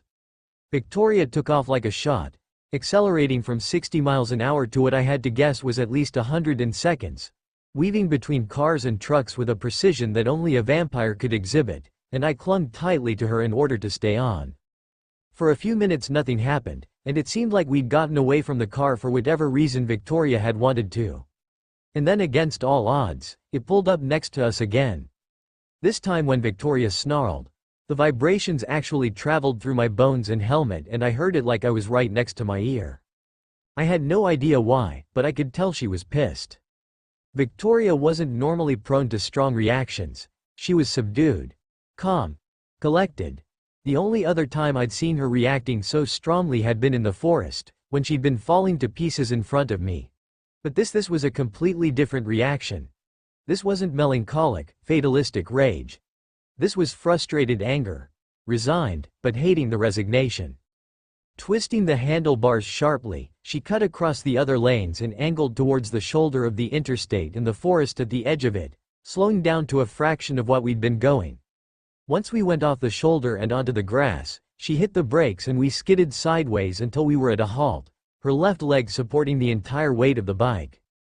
In a single unified motion, she dismounted and propped bike up, standing in front of it casually, facing the car that had followed us off the road. I could tell that it was all an act and she was ready to either attack or flee at any moment. Carefully, I followed her lead, albeit much less gracefully, clambering off the motorcycle so that I was standing next to her. The car slowed to a halt 30 feet away. Victoria twisted her head towards me and pressed her helmet against mine. I don't know what the bloody hell she wants. You're mine. A warmth exploded in my chest, my heart beating faster as I felt myself blush. At the time, they forfeited you, and I'm not giving you up. She turned back to face the car. Forfeited me? The door of the Mercedes opened, and the figure that stepped out made suck in a deep breath. I'd know that face anywhere. Short cropped hair and amber irises. A fine bone structure and shorter than even me. Alice. My heart almost leapt out of my chest. It was all I could do to stop myself from jumping away from Victoria's side, running over to her and hugging her. Are you sure you aren't crushing on her too? 'Cause it sure looks like it from here.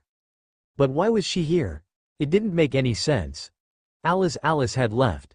Left with them, the others. Why was she here now?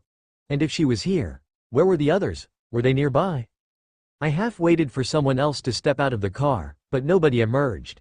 And there was nobody else around us, just the passing cars on the freeway. It was just Alice. What was going on? Victoria reached up and grabbed her helmet, yanking it off and glaring across the gap at the shorter vampire. What do you want? She growled. Why? Alice yelled, advancing, and the redhead at my side growled. Why what? You'll have to clarify, as I have no idea what you're on about. She had nothing to do with any of this. Why did you do it? Why did you kill her? Why? She was practically running now, right at the edge of human, and I could tell she was actively restraining herself from going any faster. A breeze blew from behind us and Alice skidded to a halt 20 feet away, looking shocked. She blinked and then looked from Victoria to me, as if only just realizing I was even there. Bella? I glanced over at Victoria, but she gave me no hint as to what she wanted to do. I figured I was on my own, and she would only intervene if I did something really stupid. Carefully, I reached up and removed my own helmet. Hi, Alice. Fancy meeting you here, I chuckled weakly. Alice looked utterly perplexed, an emotion that was extremely out of place on her face.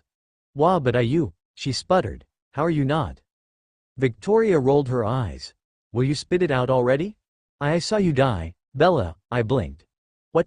There was this forest at night, and a clearing. She was there. Alice paused, pointing at Victoria for a second, and then she went back to what I could only describe as worrying a path into the ground. And then you just disappeared. I couldn't see you anymore, even when I tried to. She jerked her head around to look at me. The only time that's happened before is when someone's died. Alice's eyes flicked over to Victoria. I saw her there, before everything went black. She grabbed your shoulder and it looked like she was pulling you towards her, like she was going to bite you. And then when I looked for her all I saw was two people on a motorcycle. She sounded so distraught, like she had in my dream that morning. I thought she killed you. I thought I was too late, and I panicked. She hugged herself. I didn't even tell the rest of the family. Everybody's all over the place, and there wasn't enough time. A bit pathetic, isn't she? Victoria whispered at me. I shot her a sour look, and she frowned and turned away, facing Alice. You left her behind. Why do you care what happens to her? Alice looked affronted. Of course I care. Just because we left doesn't mean I suddenly stopped caring about her. My heart soared. God, if she's pathetic then you're 10 times worse. Listen to yourself. One sentence and you're ready to throw yourself at her. I pointedly ignored the voice. Alice took another step forward, and an absolutely massive snarl broke from between Victoria's lips. Do you have any idea what she was like when I found her? The redhead at my side hissed. There was nothing there. Nothing, she was broken. By your coven. She didn't even care if she died, she told me to kill her. Both Alice and I winced, a wave of pain traveling across her face. What? I swear to God, Bella. I didn't know. He told me that I should just leave you alone and not try to look at your future because it would just make things harder. What did he say to you to make you like that?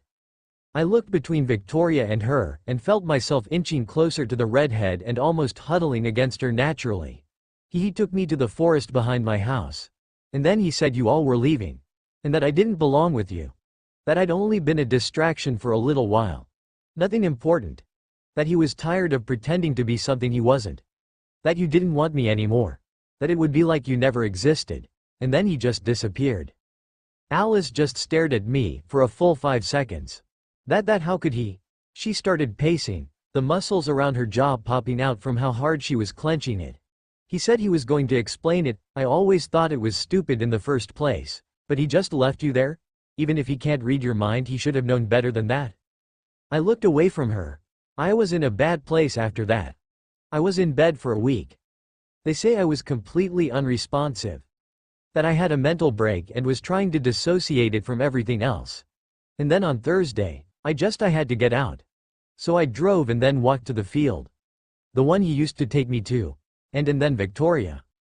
I found her, Victoria said, taking over. I hunted her. I wanted revenge, a life for a life. But you clearly didn't, Alice pointed out, as if confused.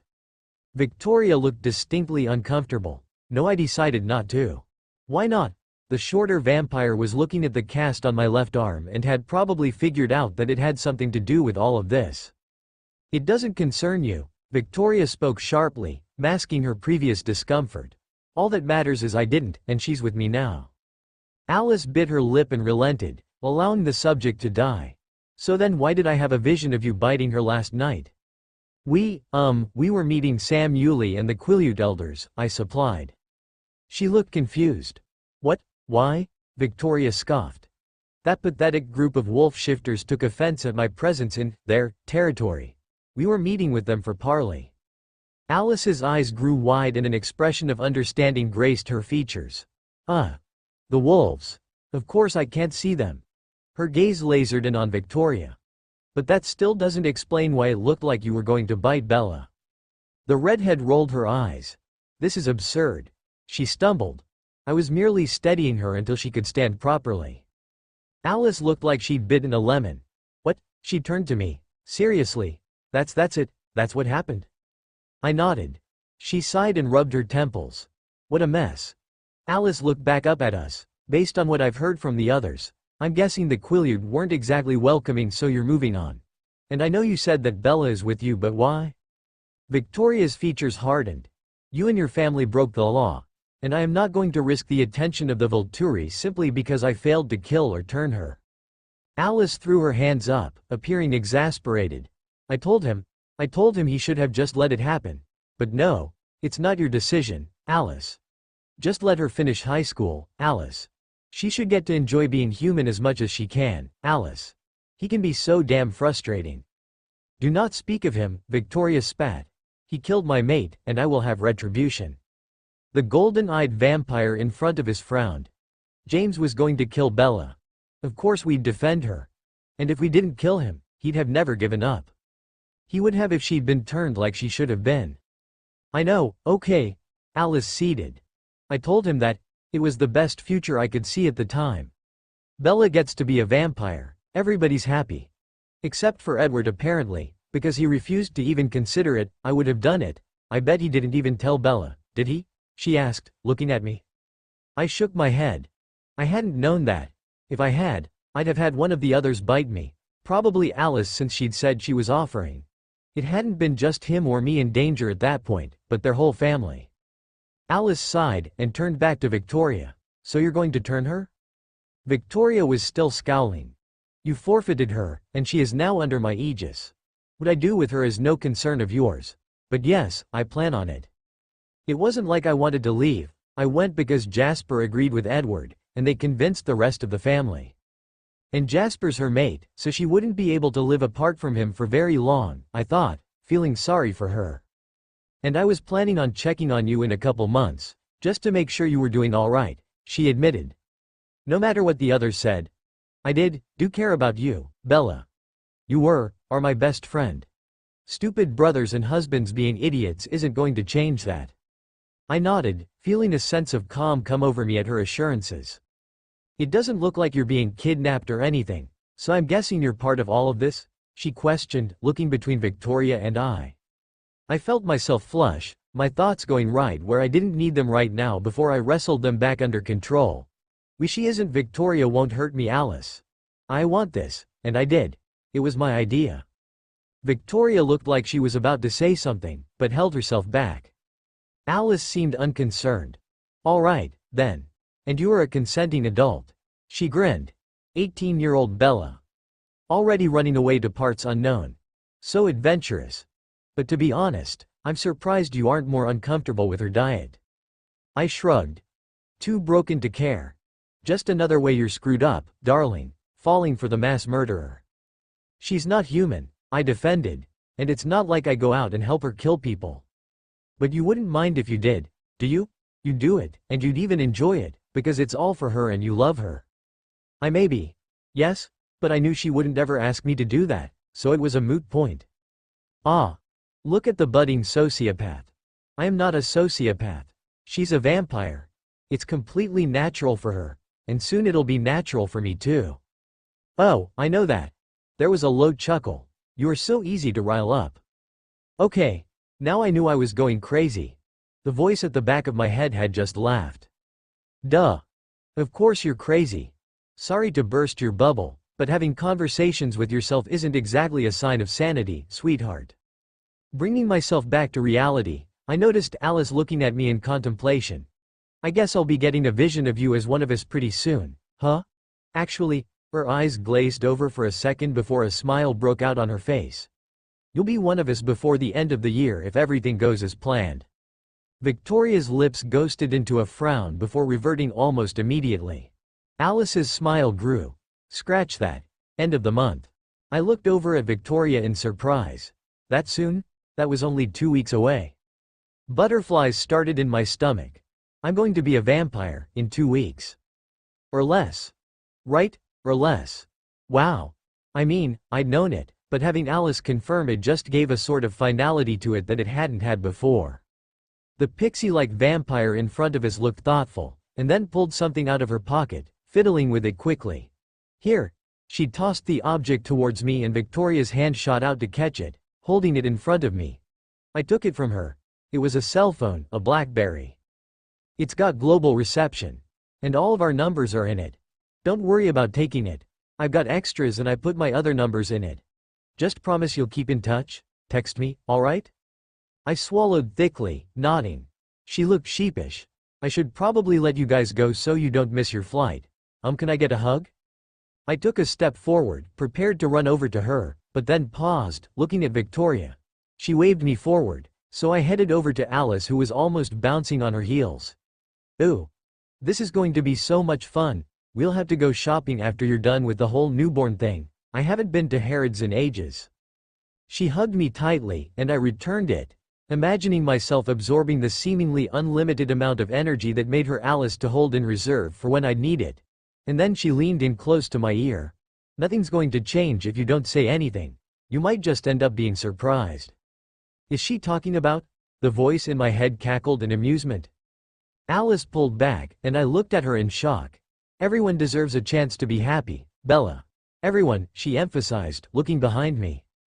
I followed her view and saw Victoria watching us with a strange expression, her eyes narrowed and jaw clenched. But as soon as she saw me looking, she turned away.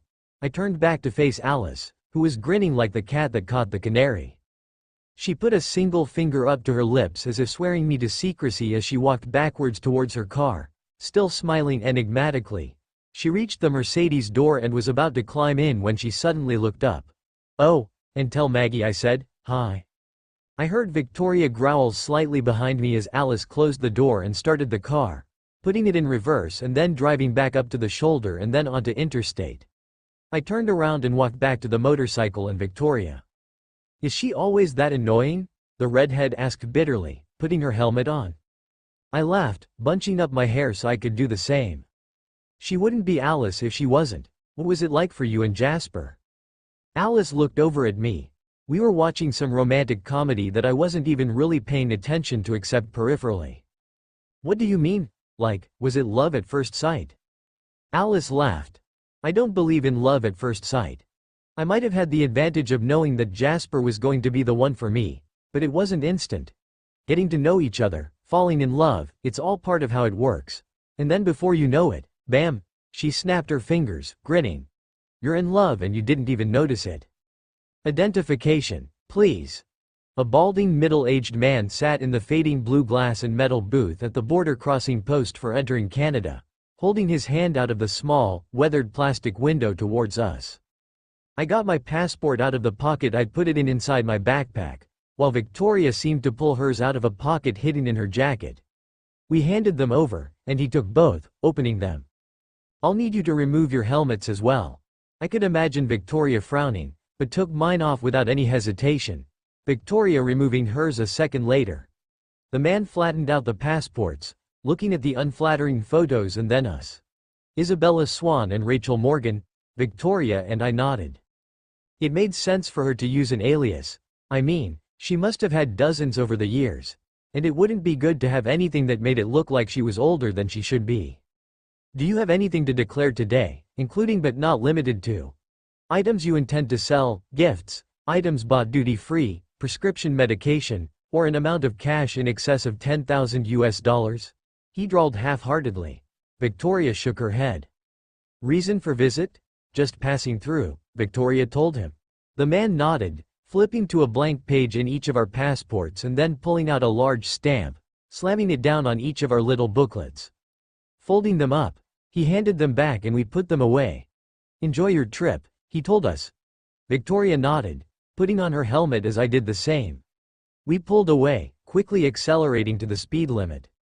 It was only 50 minutes until we reached what I assumed was our destination, based on Alice's comment about a flight. Vancouver International Airport. Victoria wasted no time in parking in long-term parking, pulling a folded-up bag out of a compartment under the seat that I hadn't even been aware of, putting the helmets in it and slinging it onto her shoulder. "Come on, then," she said, looking over at her shoulder at me and cocking her head in the direction of the airport. I hurried to catch up to her. "So, where are we going?" I asked. "Ireland." I faltered. "Ireland? Yes. Why Ireland? Because I have friends there." I blinked. "What, is it so hard to imagine? She's had centuries without you. Centuries that you'll never share." The voice's words bothered me, but I tried to ignore them, however true they were. "It'll also be easier to handle your transformation in the countryside where there won't be other humans, so you don't accidentally massacre too many when you're feeding." She looked over at me. "I'll be honest with you. The first few years are little more than a haze of blood and lust. And as the one changing you, I'll be responsible for making sure all your needs are met." I felt an involuntary shiver climb my spine while something below my stomach tightened. I knew she didn't mean it that way, but fuck if it didn't send my thoughts exactly where I didn't need them right now. She had no idea what she was doing to me, and that just made it 10 times worse. "This is the worst crush ever. Not gonna argue with you there, sweetheart. Of course, there was wait, nope, you're right." I took a breath to calm myself and tried to suppress the blush I could feel on my face. Not helpful, and it isn't exactly the time for jokes. "Oh, then when will it be?" "I don't know." "Okay, interrobang." I frowned. "At least you seem to be enjoying yourself," I retorted spitefully. "You have no idea." I couldn't tell if that was sarcastic or not. It wasn't. "Well, great then. At least the voice in my head finds my situation funny. Is there a name for the ability to have a recognizable part of yourself amused at your own misfortune and failings?" Would that be self-schadenfreude? We'd managed to make it to the ticket counter while I was lost in my head, and Victoria stepped up to the counter, talking with the lady behind it, until she stepped to the side and they both turned to look at me. I nearly tripped over myself. Victoria had green eyes. Not red. Green. A bright verdant color like fresh leaves in the spring. I was struck dumb, literally stunned silent. She was so beautiful, and it was then that I realized that I wasn't just falling for her, I already had. Duh. Took you long enough to catch on. Can I see some ID? The woman's voice jarred me out of my thoughts. Oh, I turned my attention to the attendant and fumbled to pull my passport out of my backpack and pass it to her. Here. She stuck her hand beneath the counter and it came back with a rectangular piece of paper. The piece of paper got stuck in my passport and then she handed it all back. Here's your boarding pass. Your flight's at gate C8. Victoria nodded at the lady and we both turned around. Once we were far enough away from the counter, I looked at the redhead next to me. Since when do you have green eyes? I asked, trying not to pay attention to what they were doing to my insides. She glanced at me. Since I was born. I blinked. Oh, that made sense, I supposed. She had to have something other than red during her human life. I simply hadn't ever really thought about it. For me, red eyes were simply Victoria. Victoria smirked, as if hearing my thoughts. What, I can't have normal human eyes too? And no, I mean, yes, but like, I spluttered, trying to regain some form of dignity. She spun around while bringing a hand up to her eye and touching it with her finger. When it moved, I saw a ring of red and a small concave shape on her fingertip before it was quickly replaced. Contacts, Bella. Contacts, she smirked at my dumbfounded expression. I'd never even thought about something like that, but by now I guess I should have expected it. I nodded, unable to trust my voice. She turned back around, waiting a moment so that I was walking next to her again, and then fell into step beside me. The last time I had green eyes was when I was human, she informed me almost casually. But I could hear a slight upward lilt in her voice that wasn't normally there. You seem happy, I noted. What, aren't I allowed to be? She asked curiously. Oh, of course, it's just you aren't usually like this. You're more subdued. I almost wanted to go so far as to say she seemed rather Alice-like right now, but I knew that wouldn't get the best reaction. It's not every day I get to see what I would have looked like if I weren't what I am, she admitted, biting her lip. I nodded, not really understanding. It's different, of course. But it's the closest approximation. And we must take what we can get, yes. I nodded again. Victoria looked around, watching all the people pass by. It's strange being surrounded by so many human scents. And you smell especially good, you know that? Out of all the humans here, you're like a searchlight among candles. She sighed. I'm quite glad I decided not to kill you, she told me. My chest warmed up. Wow, doesn't take much to get to you, huh? Desperate much? We reached security soon enough, and passed through without any noticeable problems. Victoria was waiting for me on the other side, and I hurried until I was next to her. We made it to the gate in less than a minute, as it was rather close to the entrance of the concourse. I set my backpack down and sat on one of the chairs in the waiting area. Victoria drifting over to the windows next to me that looked out on the planes on the tarmac.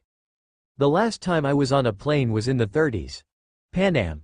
London to New York. Victoria told me, eyes moving from plane to plane to plane, raking over the giant metal vehicles. Once again, I was struck at the sheer experience that the girl in front of me had, despite looking my age. There were no turbines or jet engines. Just propellers. They weren't so aerodynamic either. Or had so many people. She pointed to the giant Boeing 777 that would take us to Heathrow and smiled. They would have never imagined an airliner like that could exist. Over 300 people on a single plane. She shook her head in wonder. Less than 80 years, and look how far you've come. Victoria walked over and sat next to me, a brightness in her eyes. It's very rare that I get to do something so new and exciting. I'm glad I have the chance to. The warmth in my chest returned, stronger, and it felt like it was practically bursting. I smiled at her, and she reached down, grasping my hand in hers. My brain shut down at the sudden physical contact, only responding with critical system error. Not ready, reading, drive, be, abort, retry, fail. Fail. Definitely fail, the voice mocked. Thank you, Bella.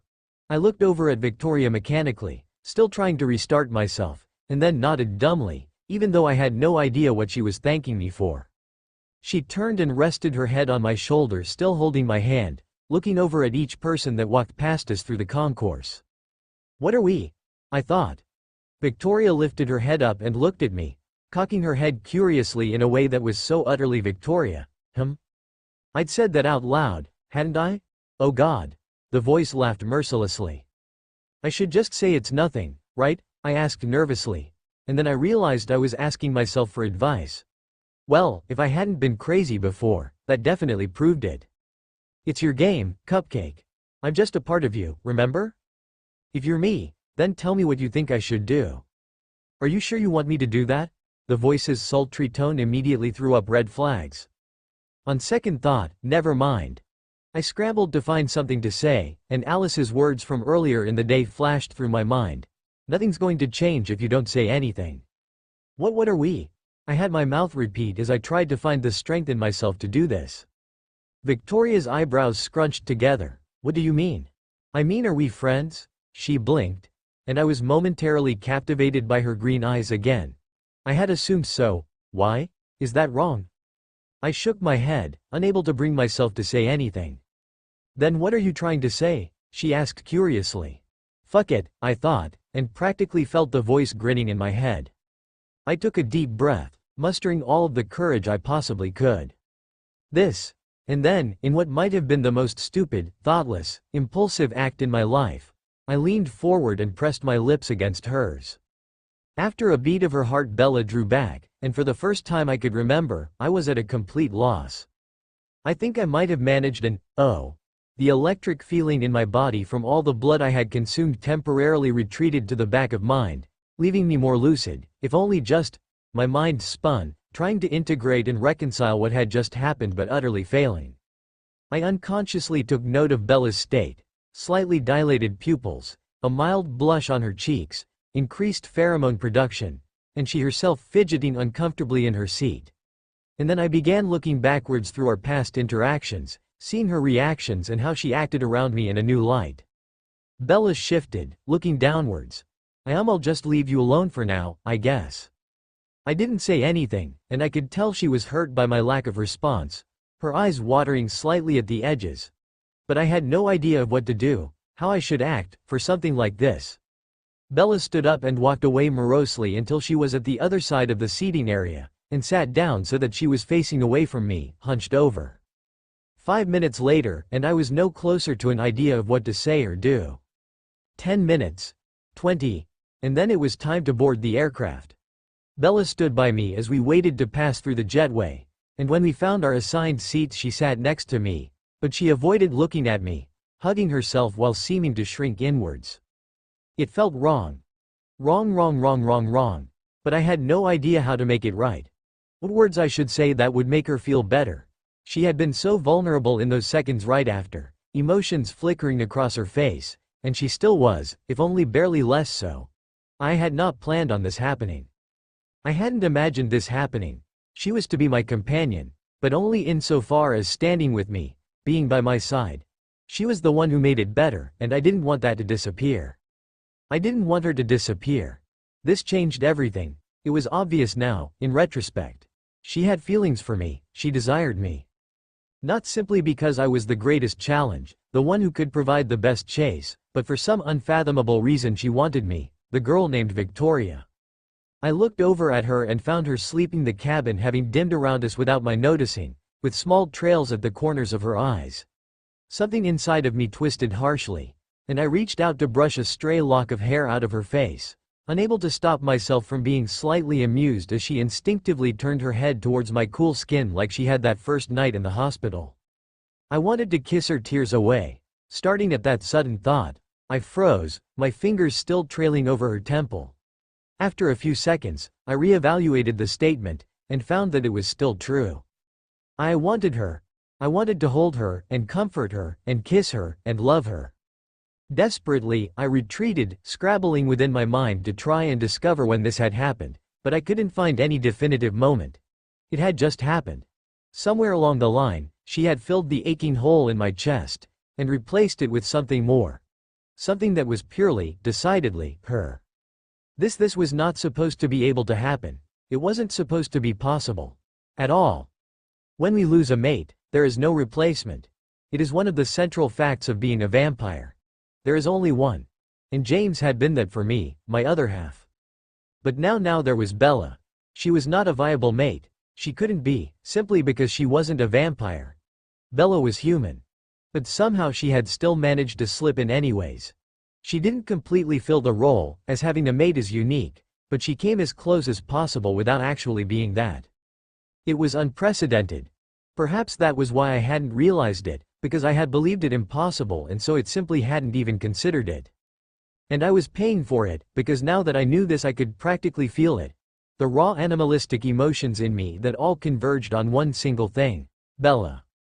Much like that first moment in the hospital, I wanted to run away. But unlike there where I had managed to keep myself there due to Bella's attention, here I was trapped by my own design, in a suddenly too small metal tube. I had originally been looking forward to this experience, but now I was cursing it, eminently aware of my inability to go anywhere, to do anything.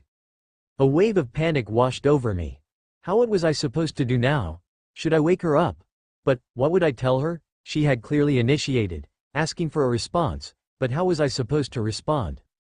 I felt lost. She had opened herself in a way I hadn't expected, and now, I had no idea what to do. Should I do the same? I felt distinctly uncomfortable at that thought. The thought of opening myself up to anyone like that, ever since Anne and Heidi. I needed to be able to talk to someone, to have them tell me what to do. I would have even accepted Mary Alice's advice at this point. At least she had the benefit of future sight, even if her personality could be rather grating. I wished my sister was still alive. She would have known what to do. She would have been able to tell me. Anne was always like that. Always there for me. Always knew what to say and what to do. Not like I was for Bella right now.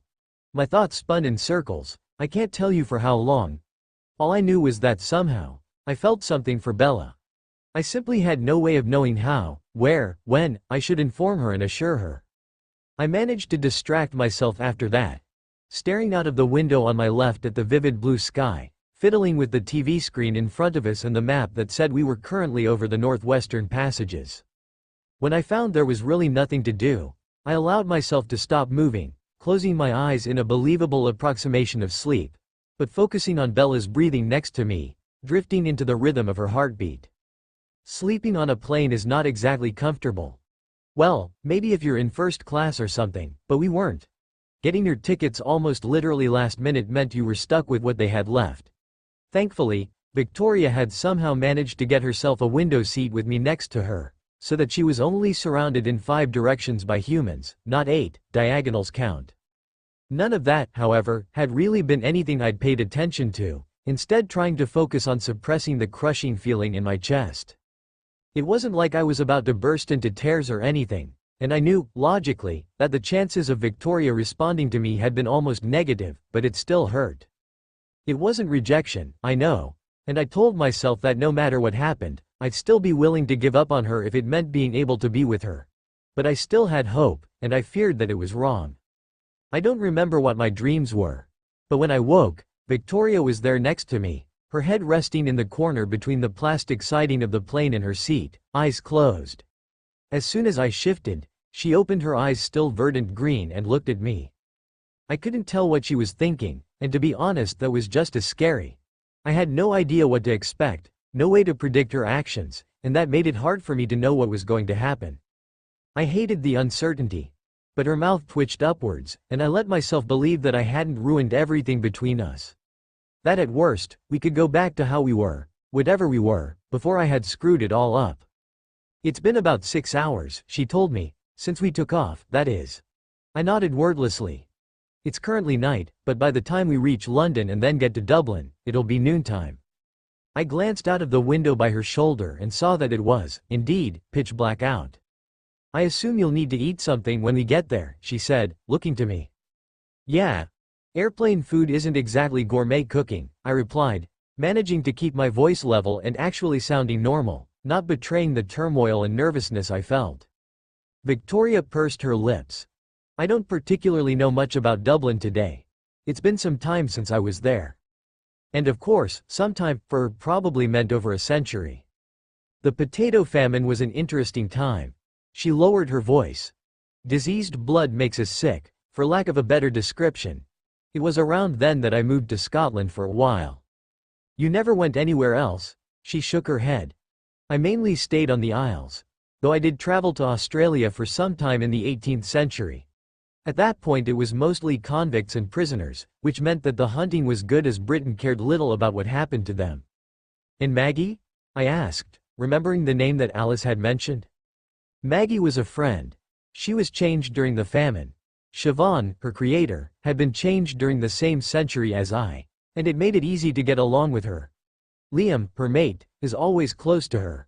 While I was never part of their coven, they were always very welcoming, and Siobhan is unusually kind for one of us. But perhaps most importantly, Siobhan is quite interested in those with abilities. I'm hoping that she'll be open to helping me with your newborn period. Have you ever been part of one? A coven? I clarified, honestly curious. It sounded like Victoria was always on her own, but I got a sense that wasn't her nature. A flash of pain traveled across her face, and I almost recoiled at the utterly foreign expression on her, my chest tightening. Victoria looked to the side, and her hands lifted up to hold her arms, hugging herself. Yes. Her voice was a whisper. I'm sorry for bringing it up, I apologized. She shook her head. It was a fair question. Victoria looked up, green eyes meeting mine. She didn't continue, and I didn't ask anything more, allowing the subject to die. So what should I expect? Victoria looked grateful for the change in topic. As I've said, the first years are rather disorienting. Afterwards, it's like nothing else. I can't really describe it.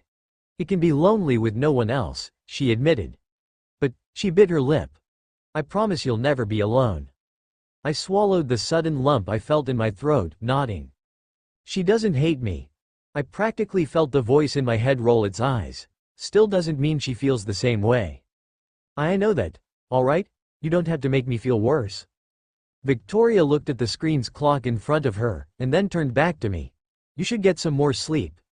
It'll be morning when we get to London, and I understand the time change can be disorienting. I nodded again and pushed my seat back, trying to get more comfortable. I gave one last brief look at Victoria, and then closed my eyes. Miss. Someone called. Miss. Bella. My eyes snapped open at the sound of Victoria calling my name, and I looked over at her. She motioned with her head towards the aisle, and I turned to look. One of the flight attendants stood there behind a cart. Would you like the omelette or the pancakes in-flight meal this morning? A quick survey of my stomach, and I decided that plain eggs was definitely unappetizing. The pancakes. She nodded, reaching into the cart and pulling out a cardboard box. Anything to drink? Orange juice? The woman got a small plastic bottle out and handed both the box and the bottle to me. And for you, miss? She asked, looking at Victoria. The redhead simply shook her head. The flight attendant pulled a set of cardstock papers from the cart, handing them out to us as well as to the guy who'd been sitting next to me, dead to the world the entire flight. These are your embarkation forms. Please fill them out to present to customs if you are entering the country. I glanced over at Victoria and then back at the woman.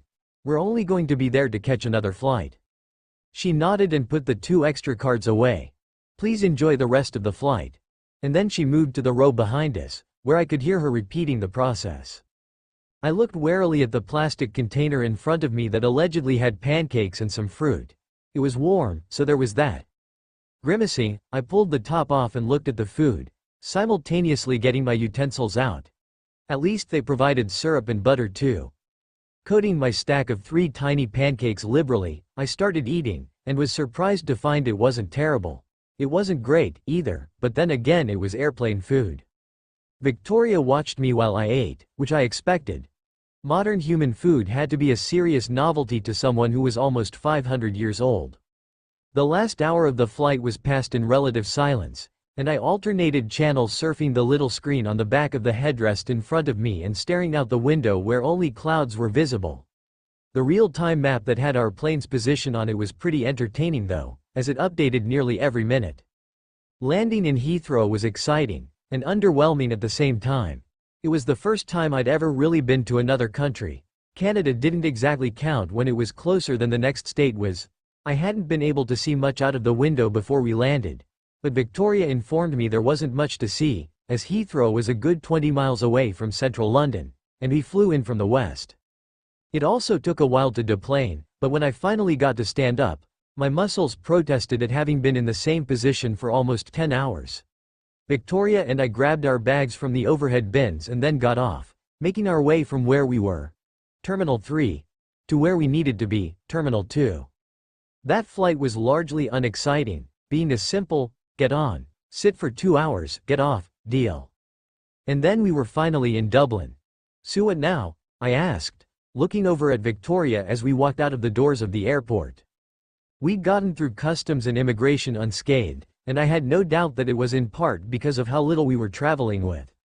The last I heard from them, they were located between Athlone and Longford. As Athlone is relatively large, it will be a good place to stay while I'm attempting to get in contact with them. You don't know where they are? She shook her head. It's been a few decades since I was in contact with them. It shouldn't take very long to find them though, as Ireland is relatively small. Ireland was small? If you say so, I agreed hesitantly. How are we going to get there? Victoria shifted the bag on her shoulder with the 2 motorcycle helmets, drawing my attention to it. I noticed then that she was leading me to the long-term parking area. You have another one here? I asked incredulously. She shook her head. I had someone arrange our transportation before we left. A man named Jenks who knows about us. He's also the one who provided me with the passport a few weeks ago. Ah. We walked through the lot, and while I had no idea where we were going, it seemed Victoria did, because within minutes we were in front of a small covered object, that when the cover had been pulled off was revealed to be surprise, yet another motorcycle. Do you have a thing for motorcycles? Victoria looked back at me from folding the cover and the bag she'd removed the helmets from. A thing. I shrugged. Like an interest or something. Oh, no, she replied, going back to what she'd been doing. It's a matter of efficiency. They're small, relatively cheap, and easy to maintain. Truthfully, the only reason we are using them is because you're still human. I flushed. It always came back to the human, didn't it? She swung a leg over the bike and started it as I walked towards her, making sure my backpack was secure. Victoria handed over my helmet, and I started putting it on, she doing the same as I climbed behind her. I sighed to myself as I realized I was going to have to put my arms around her again. Hey, at least you get to basically feel her up even if she doesn't like you, right? The voice commented. I ignored it and grabbed on, trying to ignore how it felt to be pressed up against her. The trip to Athlone was shorter than I'd expected, only about an hour and a half, and I'd passed it by paying attention to all of the scenery. It was also strange because we were driving on the left side of the road, and everything was reversed. I don't think I'd have handled that well if I were driving my truck. All of the road signs had at least 2 things on them, and by the 5th sign I'd figured out that the top words were a different language of the same thing as the lower English version. It looked pronounceable, at least most of them did, but I had no doubt I'd be terribly butchering it if I even tried. We got there around 4, and Victoria brought us to an out-of-the-way inn, skillfully negotiating with the man at the desk while I sat outside, messing with the BlackBerry Alice had given me and figuring out how to use it. She returned with a key in hand and we made our way to the room, her bike getting parked right outside. Of course, there was only one bed in the room, and for a second I was surprised. My mind flooded with images of pale skin and cool too. And then I realized it was because I was the only one who'd sleep on it. Stupid hormones. I despondently tossed my bag on the bed, flopping backwards onto it and staring at the ceiling. Bella? I pulled myself up at my name, sitting on the edge of the bed. Victoria was standing by the edge of the room, and looked almost nervous. Vulnerable. Words that I'd never normally associate with a strong-willed girl I knew. Her contacts were gone, revealing red eyes again. The red eyes that I'd fallen in love with. Red eyes that showed me a girl who was still broken, but had started to heal. And I had fucked it all up. Yesterday, my heartbeat sped up, and I felt the onset of panic. This was it. I'm sorry. I shouldn't have done that. It was a mistake, I rushed out. Something hardened in her eyes, and she walked over to me. I balked from the sudden change in bearing, and having her close to me wasn't exactly helping with my ability to think clearly. She reached out towards my face with both hands, and I had to stop myself from flinching away, but Victoria held my head straight, so that all I could do was look in her eyes. Eyes that were suddenly warm, but carrying a spark of anticipation. And then she leaned forward and kissed me. Newton's laws of motion. Mr. Johnson tapped the board with a dry erase marker. And no, I'm not talking about you, Mr. Newton, he said while looking at Mike. The class laughed. So, who can tell me what they are? He looked around. First law. Marissa. He pointed to a blonde on the other side of the room. An object at rest stays at rest and an object in motion stays in motion, unless acted upon by an outside force, the girl recited. Correct. Second law. Johnson looked around the room again. Robert. The applied force vector of an object is equal to its mass times its acceleration, and is in the same direction as its acceleration vector. A bit wordy, but correct nonetheless. Third law. He pointed at a brown-haired girl, Samantha. Every action has an equal and opposite reaction. Yes. Pay attention to the wording of that. Equal and opposite, he told us. For everything that you do, there is an equal force in the opposite direction. You lean against a wall. The wall doesn't just crumble. The earth is pulling you down with gravity. He jumped. But the floor is keeping you from falling into it, pushing up against you. You catch a football and stop it, but it leaves your hands stinging. Equal and opposite. You push, and something pushes back. There's always something resisting. Action. Reaction. The kiss itself wasn't anything special. It was actually rather chaste, but her lips definitely lingered against mine longer than could be considered just friendly. I was initially surprised, my eyes going wide and heart speeding up to jackrabbit speeds, but after a moment I relaxed, savoring the feel of her lips against mine. Victoria drew back, and I was once again falling into her eyes.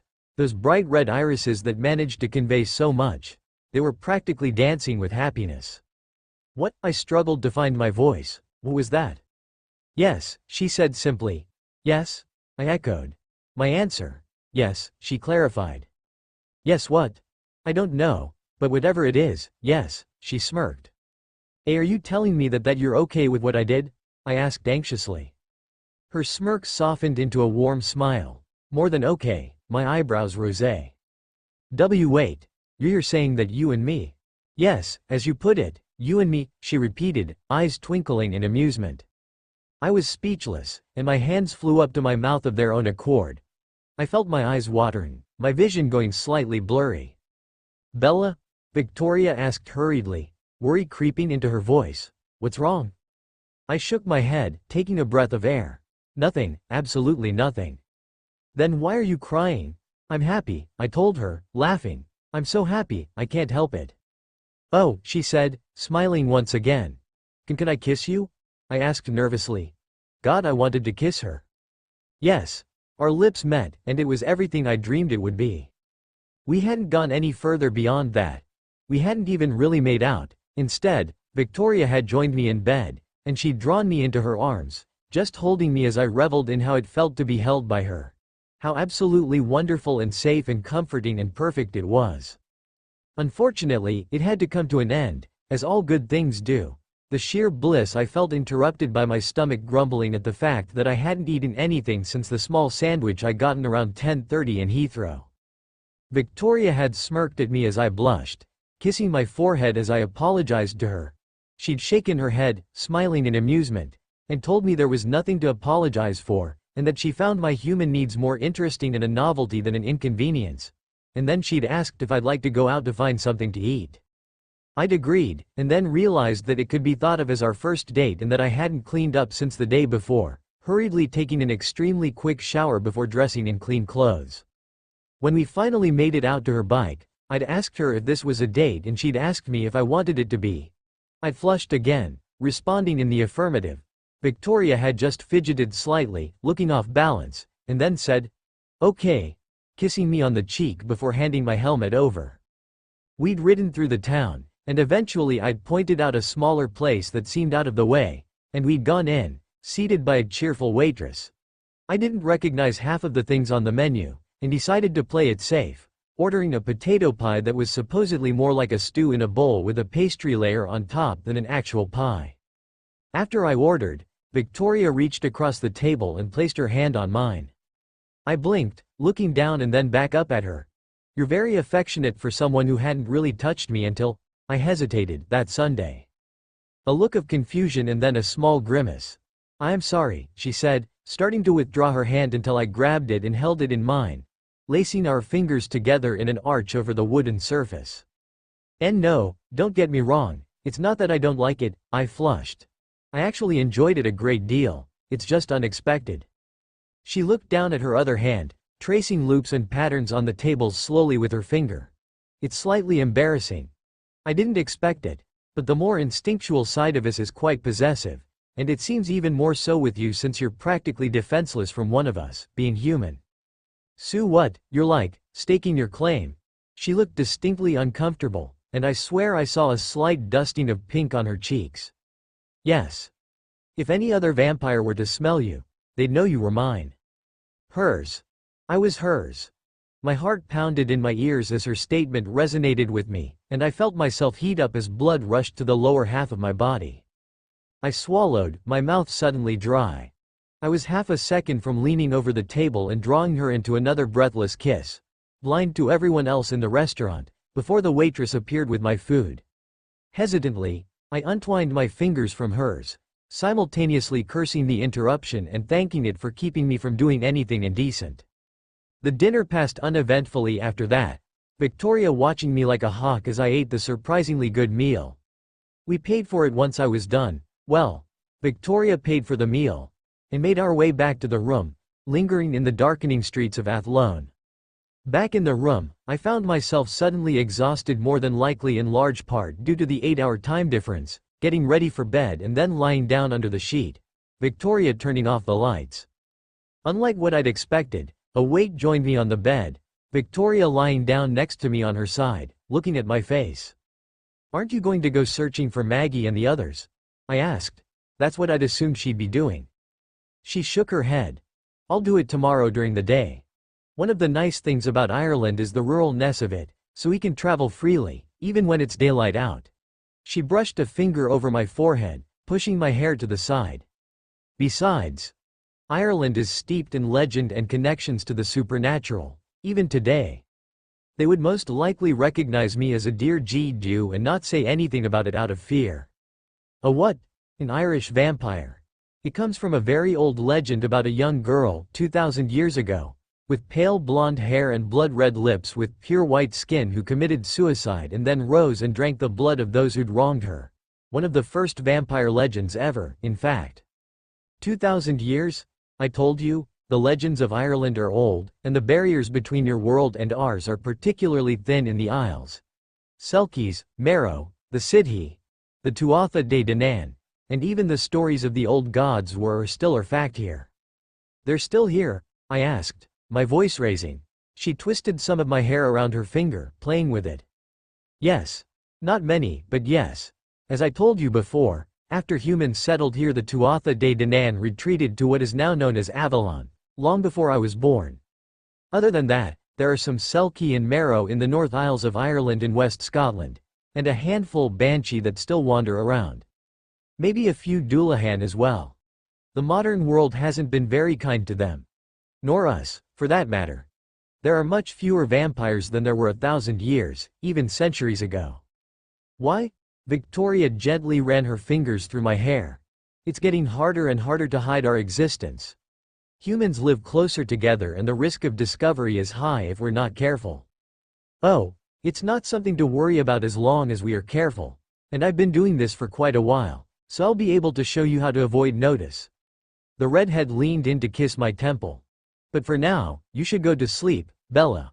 I'll still be here in the morning." "Promise?" I asked, yawning. I could just imagine the amused smile she had on her face. "I promise." "Okay. Night, Vicky," I said as I closed my eyes tiredly. "Good night," she whispered back. About an hour after falling asleep, Bella had rolled over and draped herself over me. I doubt she'd even realized it. Her head rested in the crook of my neck and my shoulder, and every so often she moved it, murmuring as I held her. At first it was nonsense, but then the first clear word I'd heard came out. Victoria. She said it breathlessly, a whisper. But it was undoubtedly my name. And she'd said it with such reverence and adoration. The thing inside me preened at hearing my name said like that, from her lips. Mine, it declared, mine, mine, mine, mine, mine. I was more content and serene than I'd ever been before. She was mine. Well and truly, in every way that mattered to me. That kiss that I'd suddenly known was the perfect response, the only response. It had been so warm and soft and delicate, just like her. I was going to miss that. She was so human, and my instincts had clearly claimed her, recognizing that she was no longer so much as food but something more. Oh, her blood still smelled amazingly delicious, but there was not so much desire to drink her dry, just the desire to drink. Instead of a cup of cognac in front of an alcoholic, it was more like a glass of fine wine in front of a sommelier, someone who could appreciate the smell and look and vintage, letting it aerate for some time before taking slow, small sips and savoring every different taste and spice. And I was very much anticipating the time I would get to sample it. Vicky, love you. I froze, and then it almost felt like my heart beat again from the warmth in my chest. She loves me. She loves me. If I could blush, I'm sure I would be. In fact, I wouldn't be surprised if I could right now, simply because of how much blood I had in my body. Me. Blushing. What are you doing to me, Bella? Almost unconsciously, I held her tighter, enjoying the softness and warmth of her humanity, and Bella sighed contentedly in my grip. Relaxing, I closed my eyes, letting myself drift into the rhythm of the sounds she made. When I woke, I was on top of Victoria. I blinked. Still on top of her. That's what happens when you don't move. You stay where you are, the voice snarked.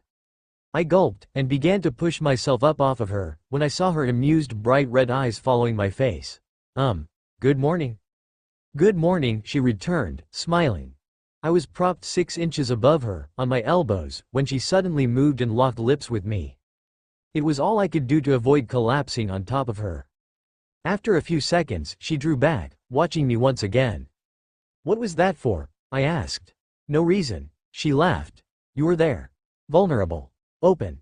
I wanted to, so I took advantage of it. Oh, I responded dumbly, blushing. Victoria grinned. You talk in your sleep. What? You said my name. My blush deepened. Did I say anything else? Dear God, please don't tell me I had a sex dream and she heard something. The voice laughed. Victoria's eyes softened. You said you love me. I was doing a very good impression of a tomato, I was sure. The sun had nothing on the amount of heat I could feel on my cheeks. Is that true? I nodded hesitantly, embarrassed at my slip. Really, yeah, I whispered. Without any effort, she rolled me over, straddling my hips and holding my hands above my head. Okay. I could get used to this. This was nice. I had some fantasies that started out like this. I felt my body beginning to react to her position on top of me, but Victoria didn't seem to notice, instead leaning down and capturing my lips with hers, kissing me slowly. This one was significantly longer than any we'd had before, more a series of smaller, shorter kisses where each one seamlessly flowed into the next. After a minute or 5, it wasn't like I was coherent enough to tell. Victoria drew back, causing me to groan in frustrated desire. She grinned. Later. Later? Later what? She shook her head wordlessly, refusing to say anything else, even as she continued to grin and give me one final peck on the lips. Clambering off of my midsection, she swept her legs under her and off the side of the bed, standing up. Victoria held out a hand to me, and I looked at it, confused, before taking it. She pulled me up and off of the bed, holding me upright as I got used to the sudden change in orientation. I'm going to be searching for Maggie, Siobhan, and Liam today. It took me a moment to process her words with the combination of my kiss-induced haze and the lightheadedness of blood rushing from my head. I nodded. Okay. You'll be on your own. I turned towards her, still being held by her from when she'd pulled me up. I know. I rested my head on her collarbone, breathing in and then sighing. Just come back soon, okay? She laughed softly. Of course. Victoria hugged me, and kissed my forehead before drawing back. This Victoria was so different than what I'd seen of her in the past month or so. She was so free in her expressions, her emotions, and I reveled in it. She was more beautiful like this than ever, and my chest tightened at the thought of seeing her like she'd been before again. You should be able to walk around freely here. Go outside. Enjoy your last days as a human around other people, do the tourist thing. I laughed. All right. She nodded, satisfied with my response. I'll come find you, whether I am successful or not. I doubt they would come back with me if I do find them, but just in case. I understand. Be ready to meet your friends. Victoria shook her head, amused. More be ready to be around 3 other human drinking vampires with a highly possessive and territorial partner. That will be the case when you meet with them anyways. I looked at her in surprise. I hadn't expected her to be so candid and just come out and say something like that, however much it was true.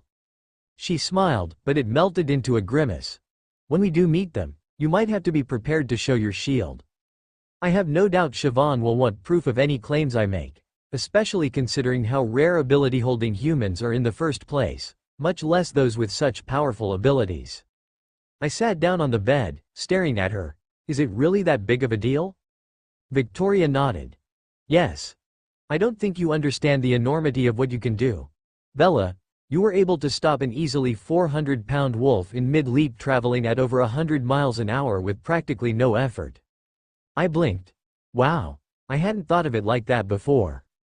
And as a vampire, innate abilities and traits are amplified practically exponentially. It's how normal humans like I was are able to gain them in the first place. I have no idea how your power will change after your transformation, but suffice to say it will not grow any weaker.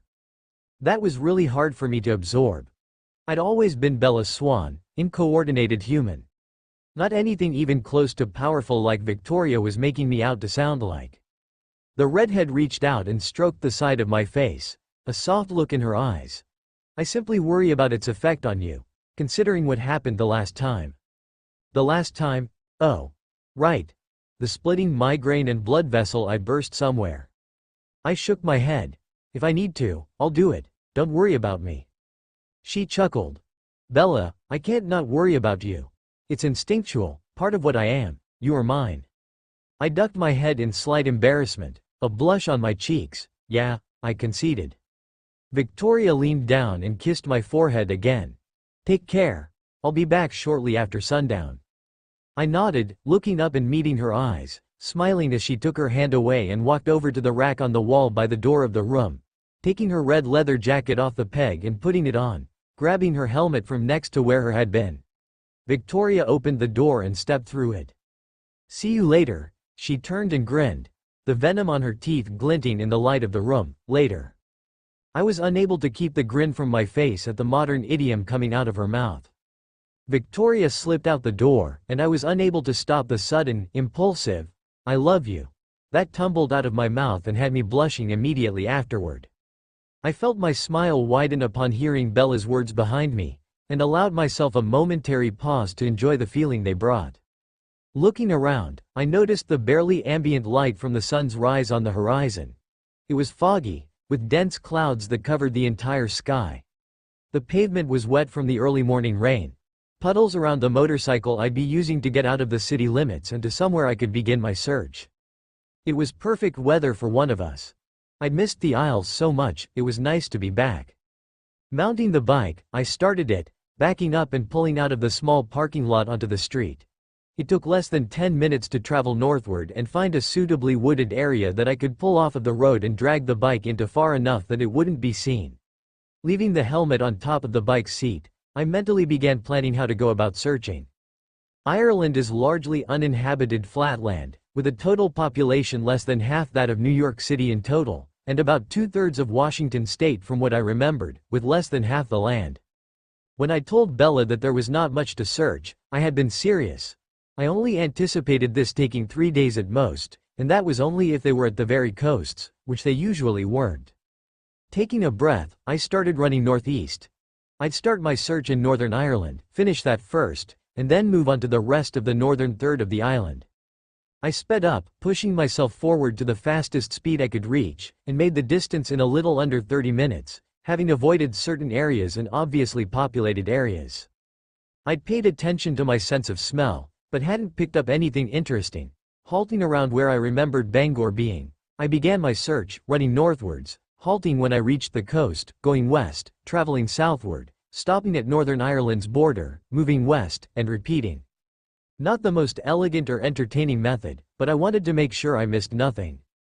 It was around 4 when I finally caught something around Sligo, a trail that wasn't fresh, but recent enough that it would have been in the past 2 weeks. I followed it southwest, and it must have been 50 miles that it finally became fresh enough for only a few days ago. Slowing down, I started really focusing on the trail. It was 3 vampires, and the scents matched. Another 10 minutes, and it was only hours ol. Victoria? I halted and looked to the right in the direction of the accented voice. A girl a couple of inches shorter than Bella stood there looking at me. With very curly brown hair and red eyes that matched her lips. She wore a short jacket over a vest of the same length, a t-shirt underneath them, and a pair of rolled-up shorts that matched her vest over black tights. I smiled. "Maggie. Goodness, it's been ages since we saw you last," she commented, hurrying over and wrapping her arms around me in a welcoming hug. I returned the gesture. "Yeah, it has. Too long," I noted. She stepped back and nodded, taking my hand. "Come on, Siobhan and Liam will want to see you too, I imagine. Our house is only a few miles south of here." Maggie led me over the fields, and we eventually arrived at a smallish house with white painted walls and a blue roof. Not hesitating at the back door, she opened and stepped in, bringing me along into the kitchen and then a sitting room. "Siobhan, Liam. Look who I brought." A moment later and the tall black-haired woman and her even taller mate were in the room along with us, the woman's eyes widening slightly when she saw me. Much like Maggie, if more controlled, she walked over and drew me into a hug, though hers was significantly tighter. "It's good to see you, Victoria," she said, moving back after a few seconds. "How long has it been? 100 years?" 150, I corrected. She nodded. "Well, take a seat. You must tell us about what you've been up to. How have you been?" I acquiesced, sitting on the sofa a few feet behind me. Maggie seating herself at the other end while Siobhan and Liam sat on a loveseat. "I'm doing well," I told them, smiling while thinking of Bella, the cause for my current state. "You seem better than, well," Maggie said. "Yes, well, that's a bit of tale," I replied. "Let's see, you went to Scotland after you left here, correct?" Siobhan asked. "Yes. I was there for a while. 15 years or so, and then I went back to London." "You always did seem to have a fondness for London," the woman remarked. "Large cities seem to agree with you." I nodded. "Well, while there was a tracker who found me. I ran off, and he followed. I led him on a chase over Europe and Western Asia over the course of a decade, and eventually I let him catch me." "That doesn't sound like you," Siobhan noted. "I wouldn't have ever expected you to let him get you." I grimaced. After a while I began to find his confidence and determination appealing. "You fell for him," Maggie said, "it wasn't a question." "Yes," I confirmed. "And he took me." Siobhan blinked. "You're mated. Where is this man? I'd like to meet him." I shook my head. Not anymore." There was a sharp intake of breath from my right. "You mean?" Maggie started. I sighed. "Yeah. James is dead." It felt so much easier to say than I'd ever imagined. But that was Bella had done for me. "When?" "This past March." "This March, 7 months ago?" Siobhan asked in surprise. I nodded. How can the hell can you be doing, well, after that? You were smiling when you came in here, how?" "Things changed," I said. "I was in love with him, but I suspect he only ever loved me because of my ability and how it helped him. He took more and more risks because of it, and we barely escaped a few times. He got overconfident, arrogant, and it killed him." "What happened?" "He found a girl. He said she smelled particularly good, and decided she would be a worthy target, but she was protected." "Protected?" Maggie asked. "We were traveling through Washington when we came across a rather large coven of 7. "Carlyle's family," Siobhan interrupted suddenly. "It must be. They're the only coven I know of with 7. "I suppose. I wouldn't know, I'd never met them. However, they also had a human with them. A girl that was supposedly the youngest, and James decided that she would be his target." Siobhan frowned. "I told him that it was too risky, that there was no chance, but his arrogance got the best of him, and he persisted anyways, even going so far to follow the girl hundreds of miles south. He supposedly nearly captured her, but they have gifts that we were not aware of, and they caught him while he was playing with her. And that's it, I said, turning my hands over so my palms were facing up and lifting them in a gesture of questioning. And yet you sit before us, sane, Liam said, speaking for the first time so far. I wasn't, I told them. For months, I wasn't. I decided to take revenge by killing the girl myself. It was months before I finally was able to hold myself together enough to find her. And they were gone. That family had left her. They had left her behind, still human, and simply disappeared. That doesn't sound like Carlisle. He wouldn't break the law like that, Siobhan said. I shrugged. It was the situation. She was there, they weren't. So, you killed her, then, Maggie stated. I shook my head. No. They looked at me in confusion. Why not? Because the boy had made her the same as me. She was shattered, I explained. I nearly did. But when it came time, she was alive, but at the same time lifeless. She told me to kill her, and I decided not to.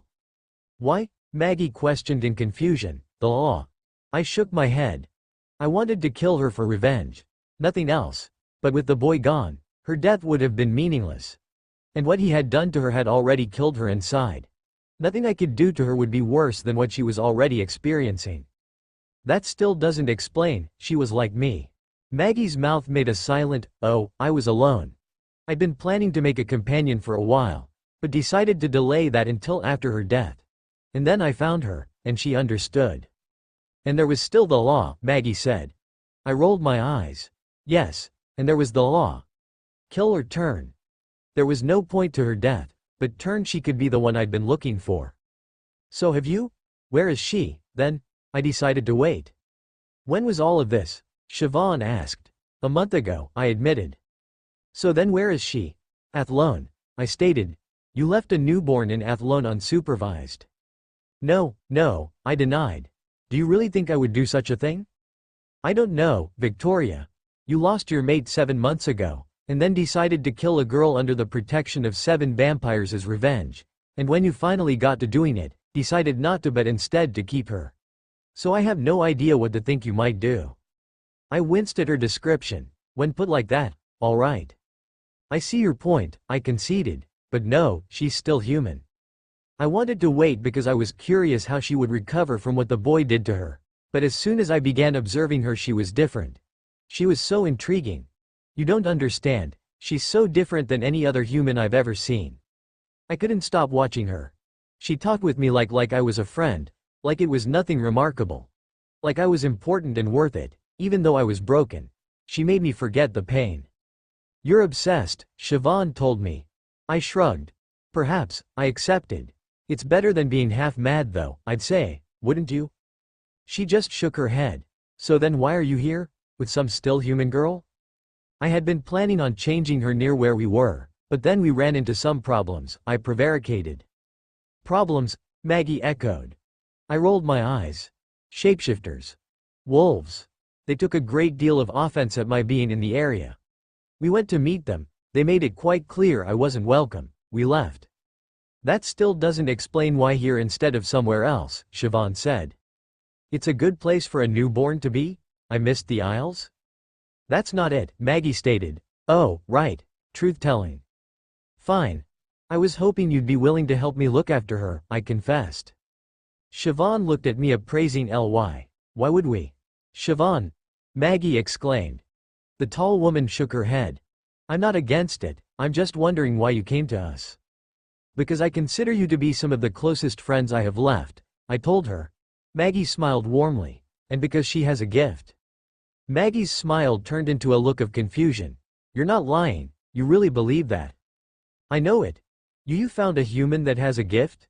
That Carlisle just happened to leave behind? Siobhan asked incredulously. I don't know if they knew of her ability. In fact, I highly doubt they did. But I've seen it myself. Siobhan, she protected me. What? She's a shield. The strongest bloody shield I've ever seen. Mental and physical. As a human. She stopped a 450-pound wolf going as fast as one of us instantly. As a fucking human. Can you imagine what she'll be able to do as a vampire? Siobhan looked at Maggie in surprise, who just nodded. Alright. Perhaps I can understand why you are so interested in her, she admitted. I'd like to see her for myself, though. I nodded, even as my inner self screamed mine. Alright. I told her you might want to, I said to her. Mine, mine, mine, mine, mine. But, she's mine. The taller woman blinked. Yours? I nodded again. Mine. What are you talking about? Holy shit. You're claiming her, Maggie exclaimed suddenly. I shifted uncomfortably. Siobhan looked between Maggie and I. Is this true? I slowly nodded. Yes. You lost your mate. And now you're saying you what? You found someone else? Some human girl 7 months later? No, I might have been able to believe everything else, but that's impossible. Siobhan told me. You're delusional, Victoria. The thing inside me raged at the implication that I was lying to them, that I didn't know how I felt, and I snarled loudly. Everybody looked at me in shock, suddenly on edge and almost jumping out of their seats. I took a minute to school myself, calming down. No, I breathed. You're wrong. I looked up at Siobhan, locking eyes with the woman. This isn't some stupid, silly teenage infatuation, Siobhan. I've lived for nearly 500 years. I know what I'm feeling.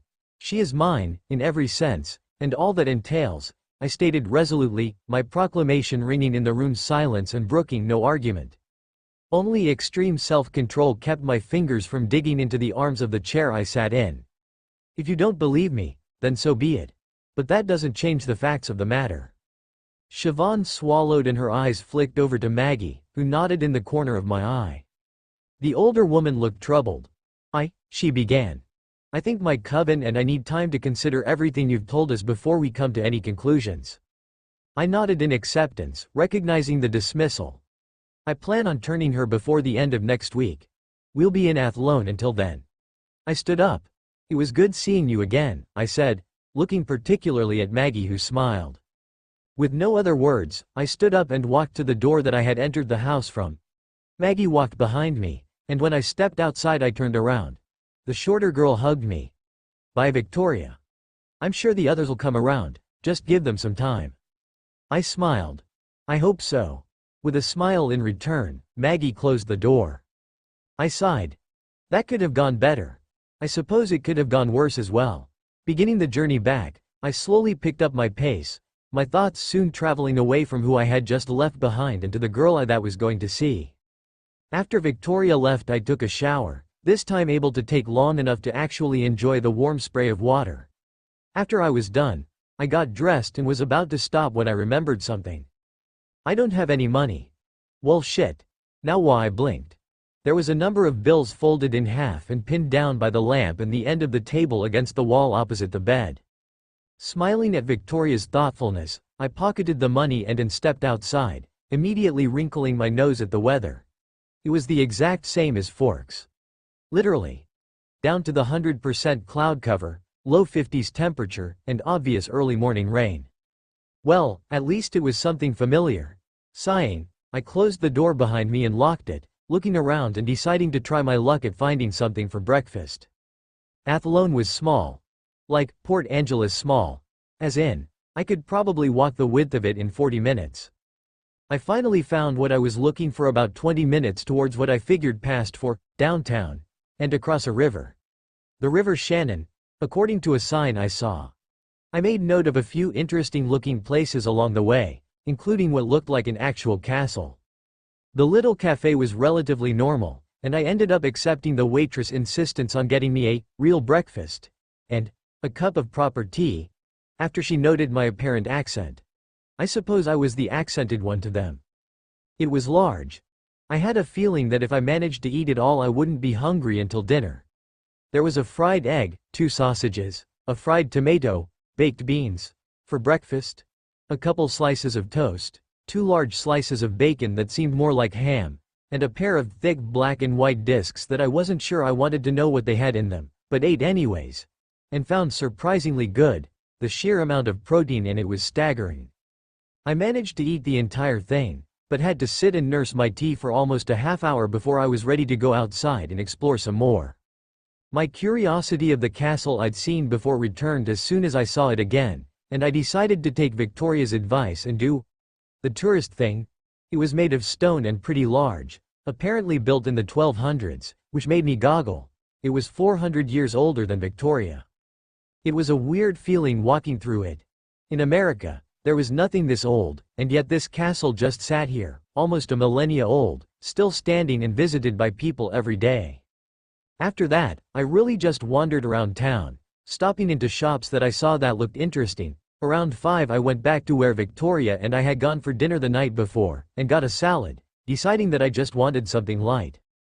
And then I was back at our room to get out of the rain that had started right after I got to the restaurant.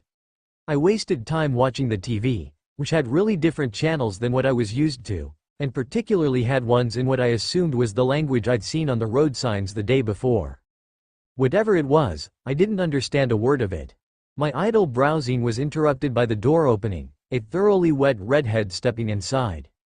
I couldn't stop myself from smiling at the sight of her, and turned off the TV before getting up and walking over to her as she got out of her jacket.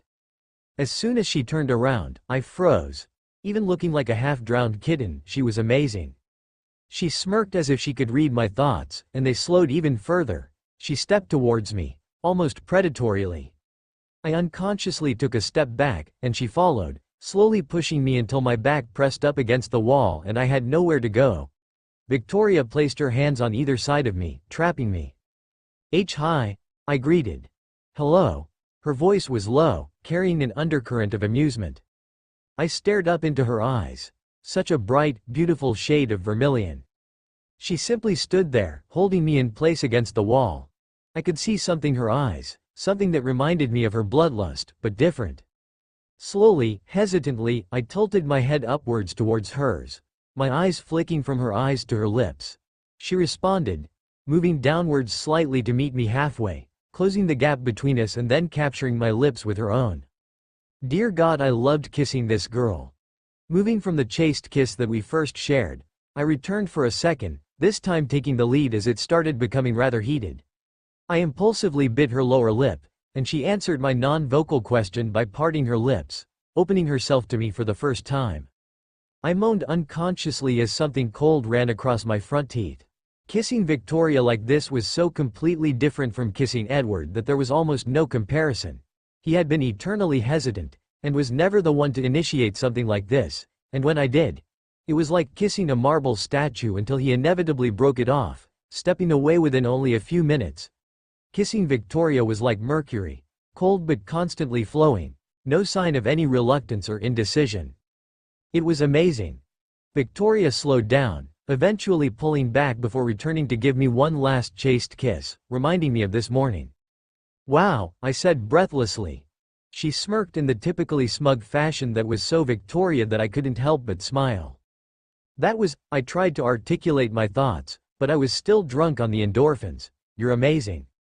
Her smirk grew, reaching her eyes, and I could see the amusement in them as clear as day. I know. So modest, I said, unable to keep the grin off of my face. Her smirk became a bright grin. How was your day? Honestly, she nodded. Weird, and mostly boring. Her grin melted into a frown, and I immediately wished to have the other expression back. I'm sorry. I thought there might be enough. I shook my head, and pushed myself up on the tips of my toes to kiss her quickly. It's fine. Honestly, Vicky. I can entertain myself for a few days. Did you find your friends? Her frown lessened, becoming more of a resigned sadness. Yes. I spoke with them, but they are having difficulties with believing everything. I blinked. What? Why? Well, it's less believing and more accepting. Bella. This is a miracle. I felt my eyebrows scrunch together in confusion. What is this? Do you remember how I told you that we only ever get one mate? I nodded. That's true, and yet I have still somehow become quite fond of you. I have a theory that it's similar to the way I was able to love my sister even though she was not my mate, but I don't know. The fact that I am able to feel the way I do about you after having lost my mate is nothing short of a miracle. I can understand Siobhan's dubiousness about everything. Oh, I responded dumbly. Victoria nodded, lowering her arms, but then unexpectedly picking me up and carrying me over to the bed, where she placed me down and lay next to me, drawing me against her and putting her head on top of mine so I was resting beneath her chin. It's no slight against us, it's simply that our story is a bit fantastical. But I think their curiosity will eventually overcome their hesitation. So be prepared to meet 3 other human drinking vampires with an overly possessive companion. I finished, echoing what she'd said this morning. Victoria laughed freely, the high-pitched, happy sound washing over me. I wanted to drown myself in it, it was so beautiful. Yes. Quite, she agreed, still laughing softly. I hummed in acceptance from my position against her chest. I'm prepared. Good, Victoria responded, and I could hear the smile in her voice. Because I'm not sure I am. She hugged me tighter, and a low vibration built up in her chest, repeating over and over. Are you purring? It stopped. Maybe, she said evasively. I laughed. You really are a cat. I thought it was just the way you moved and growled and stuff, but you really are, aren't you? She pushed me back so I could see her eyes, frowning disapprovingly. So? Is there something wrong with that? No, I had to bite my lip to keep from laughing again. There's nothing wrong. Good. Victoria pulled me back to her chest, and the vibrations started again, and then they paused. But for the record, I'm not a cat. It's your choice, Victoria said, and I couldn't help but be thankful for how she was letting me have control about this. Still, I forced a smile, knowing I couldn't put this off forever. There's no time like the present, right? She nodded slightly, and I reached out for her hand, leading us into the forest. That night, I once again slept in her arms, loving every second of the feeling of it. The sense of content I had when I woke up and the first thing I saw was her face. There was nothing I'd felt that could compare. Never, not even with Edward, had I felt the way I did with Victoria. Yeah, okay. I had it bad, but at least I could admit it. Thursday was largely the same weather as Wednesday, overcast clouds and all. So Victoria had offered to walk around town with me as I got breakfast.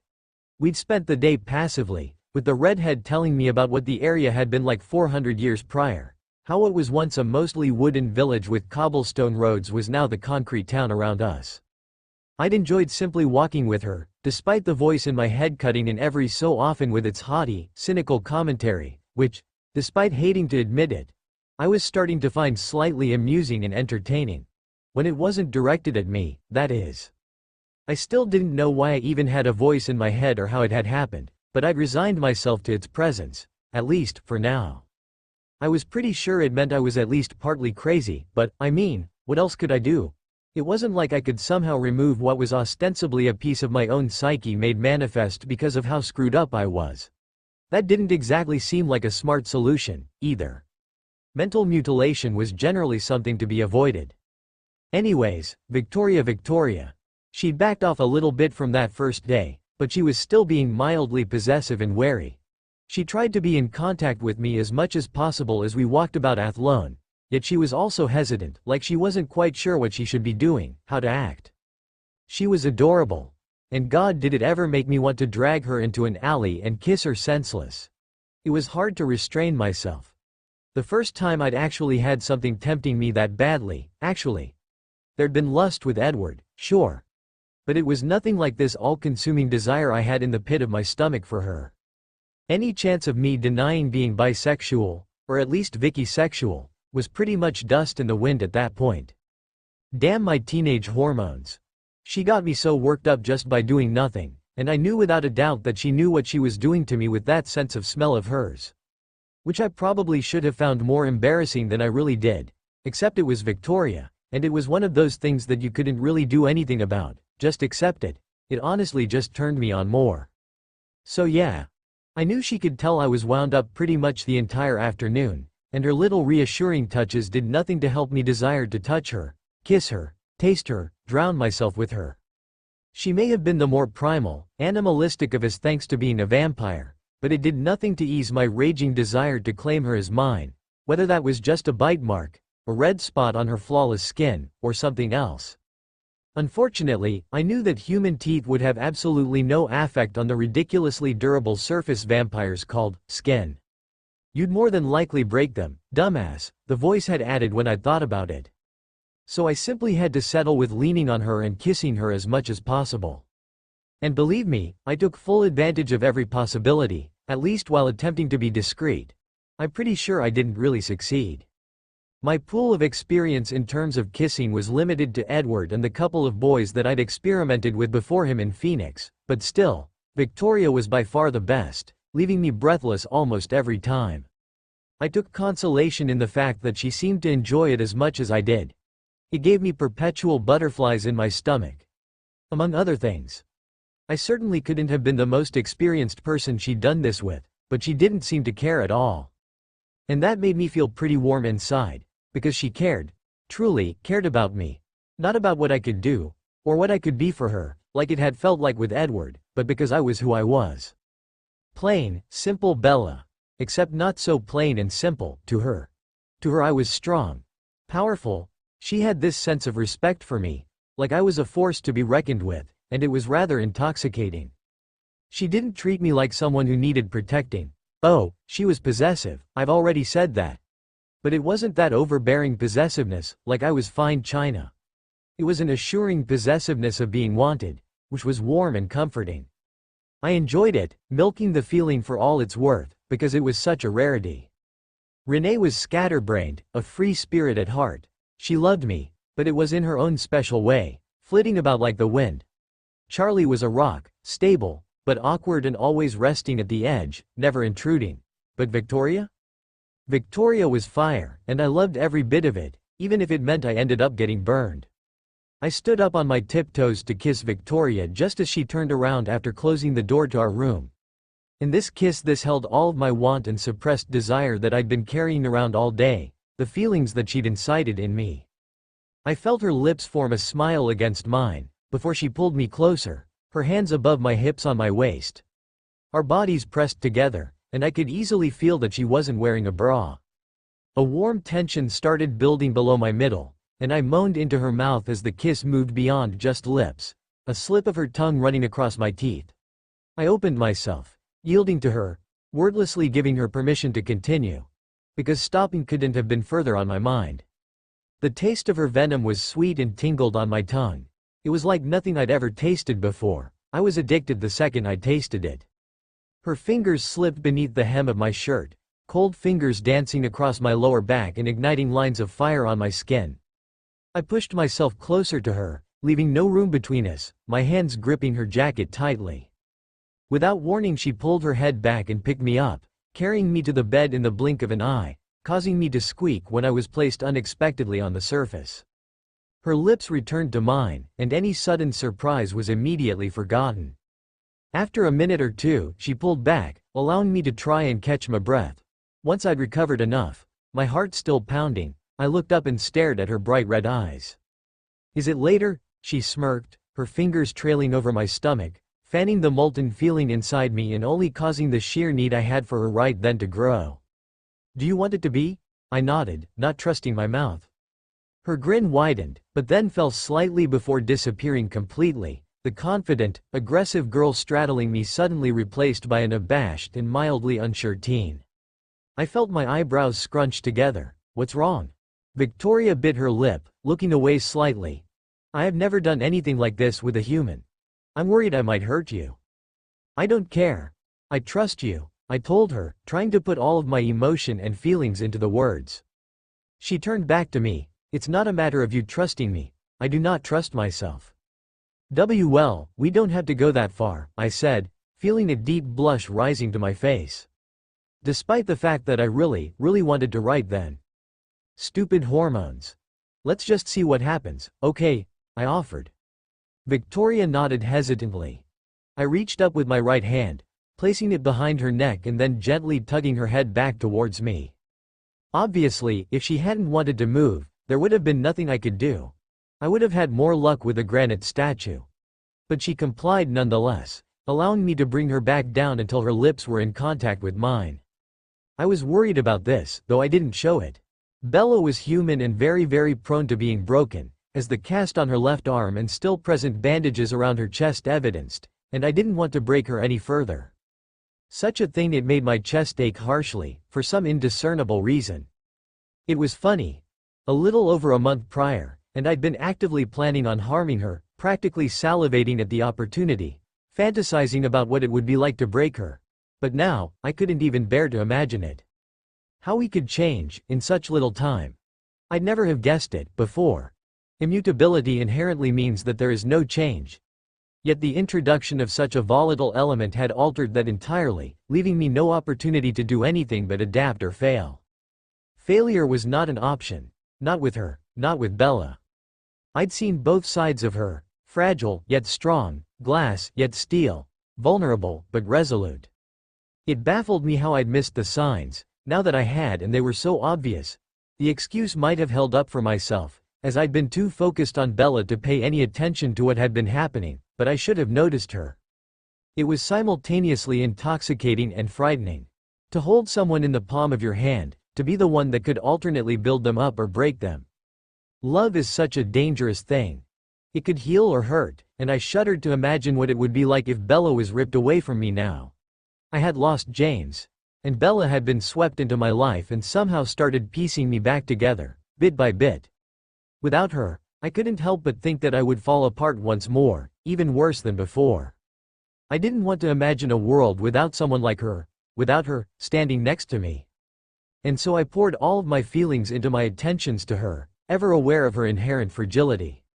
Friday, well, let's just say that the way Victoria woke me in the morning was extremely satisfying, leaving my legs little more than jelly even if nothing had really happened other than kissing. It rained almost all of Friday, only a 20-minute reprieve around noon and then seeming to end at 2 until it started up again at 5. So much like Forks. So much, so instead of going out again, Victoria and I stayed in our room after getting a very simple breakfast from the inn itself. I mostly lounged on the bed, Victoria at my side, until I remembered the phone Alice had given me. Taking my head off of Victoria's shoulder, I lazily rolled out of bed, the redhead watching me curiously. I dug through my backpack, eventually finding the BlackBerry sandwiched between two shirts. It was completely dead. Sighing, I dug through my bag some more, getting out my own phone charger which thankfully used the same type of cable. Wandering back to the bed, I plugged the phone into the wall outlet behind the bedside table, the phone beeping and the screen turning on as it started. I sat on the edge of the bed, staring at the screen, waiting for it to finish when Victoria's voice came from behind me. "What are you doing with that?" I turned so I could see her and gave her a slightly guilty look. I promised Alice I'd keep in touch, but I haven't texted her or anything since we got here. A low growl came from Victoria's chest. A jealous, mildly possessive sound. "Do you have to?" If it wasn't Victoria, I would have said it almost sounded whiny. "No, but it's not like we're doing anything else right now," I said, looking over at her. "Unless you have some surprise I didn't know about?" Victoria gave another low rumble, and I fixed her with a look. She growled harder, but after staring at each other for 30 seconds, she broke it off and looked away. "Fine," she said petulantly, crossing her arms and staring at the ceiling. The phone finished turning on, and I brought my legs back up onto the bed, moving myself closer to Victoria while holding it in front of me. "Here. I'll even let you watch if it makes you feel better." I felt her move her head so that it was resting above my shoulder, staring at the screen in my hands. It took a few minutes to figure out how to open up the text messaging application and start a new message to the number that was stored in the phone under Alice. I kept it simple. "Hi." Okay, not the height of eloquence, but I wasn't quite sure how to talk to Alice right now. She disappeared from my life, and then suddenly swept into it again in a manner that was totally befitting of her hurricane-like presence, but it left me adrift and lost as how to reach out to her, the ease at which I'd been able to talk with my best friend having left when she and her family had. "Hi Bella. Took you long enough. Been busy?" Winking face, I flushed. Damn it, Alice. Even halfway across the world it seemed like she couldn't help but tease me. Still, it brought a flicker of warmth back to me that I hadn't even noticed was missing. "Ha ha. You would know," I sent back, just imagining the peals of laughter and knowing smirk the double entendre would get, but no. "Ah, doing anything fun? There's so much history. We saw the castle.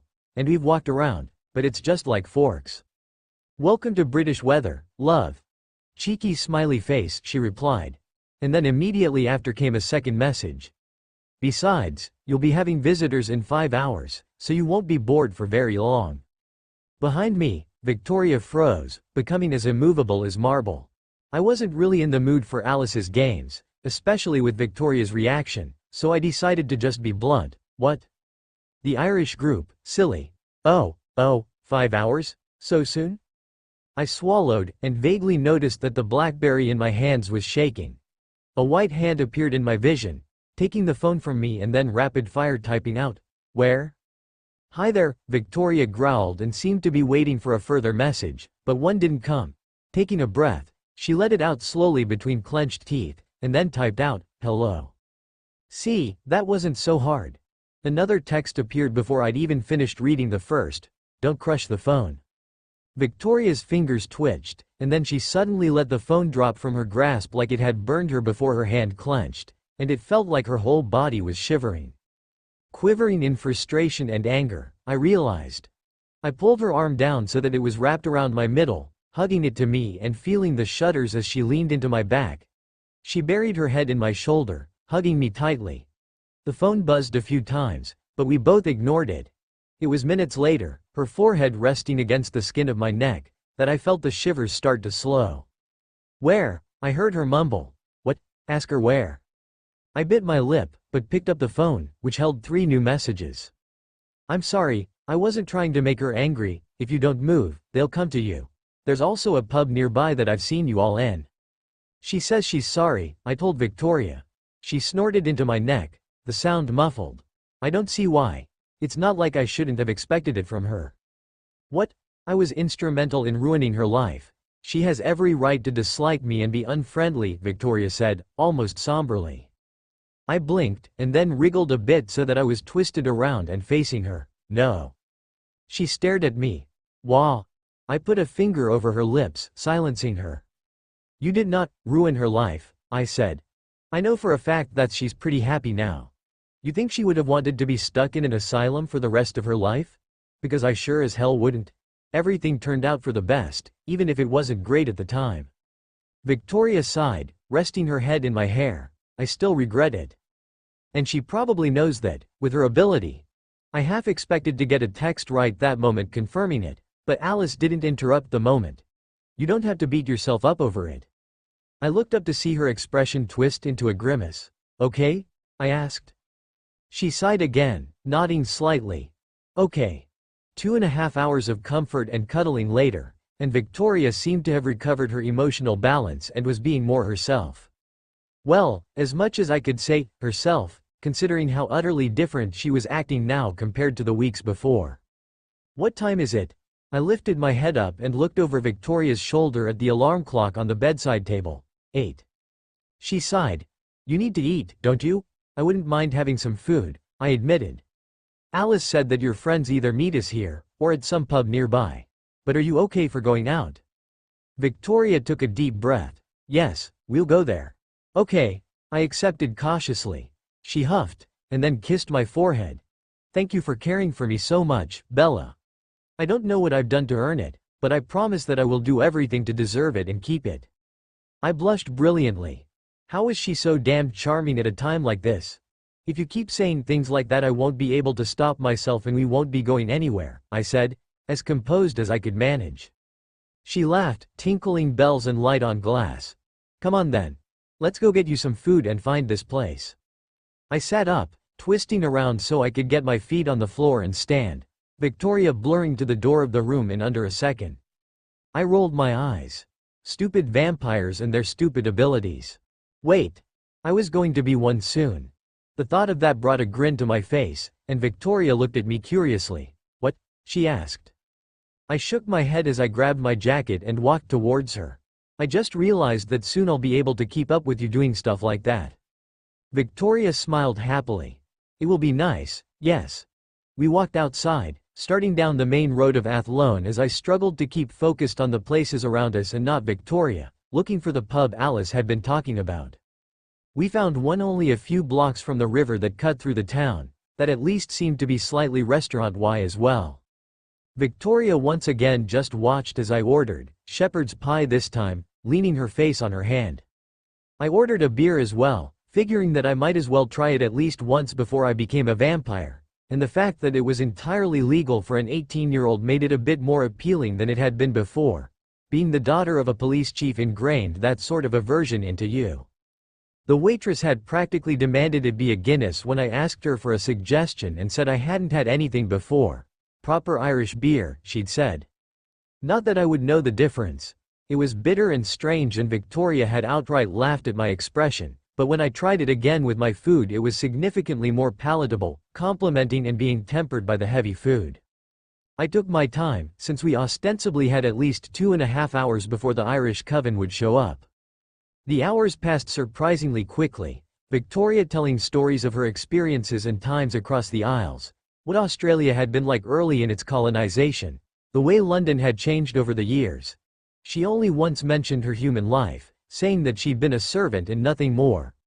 I didn't press her, remembering the way she'd looked after mentioning her sister in the plane.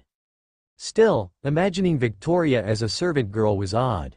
I didn't even notice them when they entered, too enraptured in Victoria's stories and the emotions that she displayed while telling them.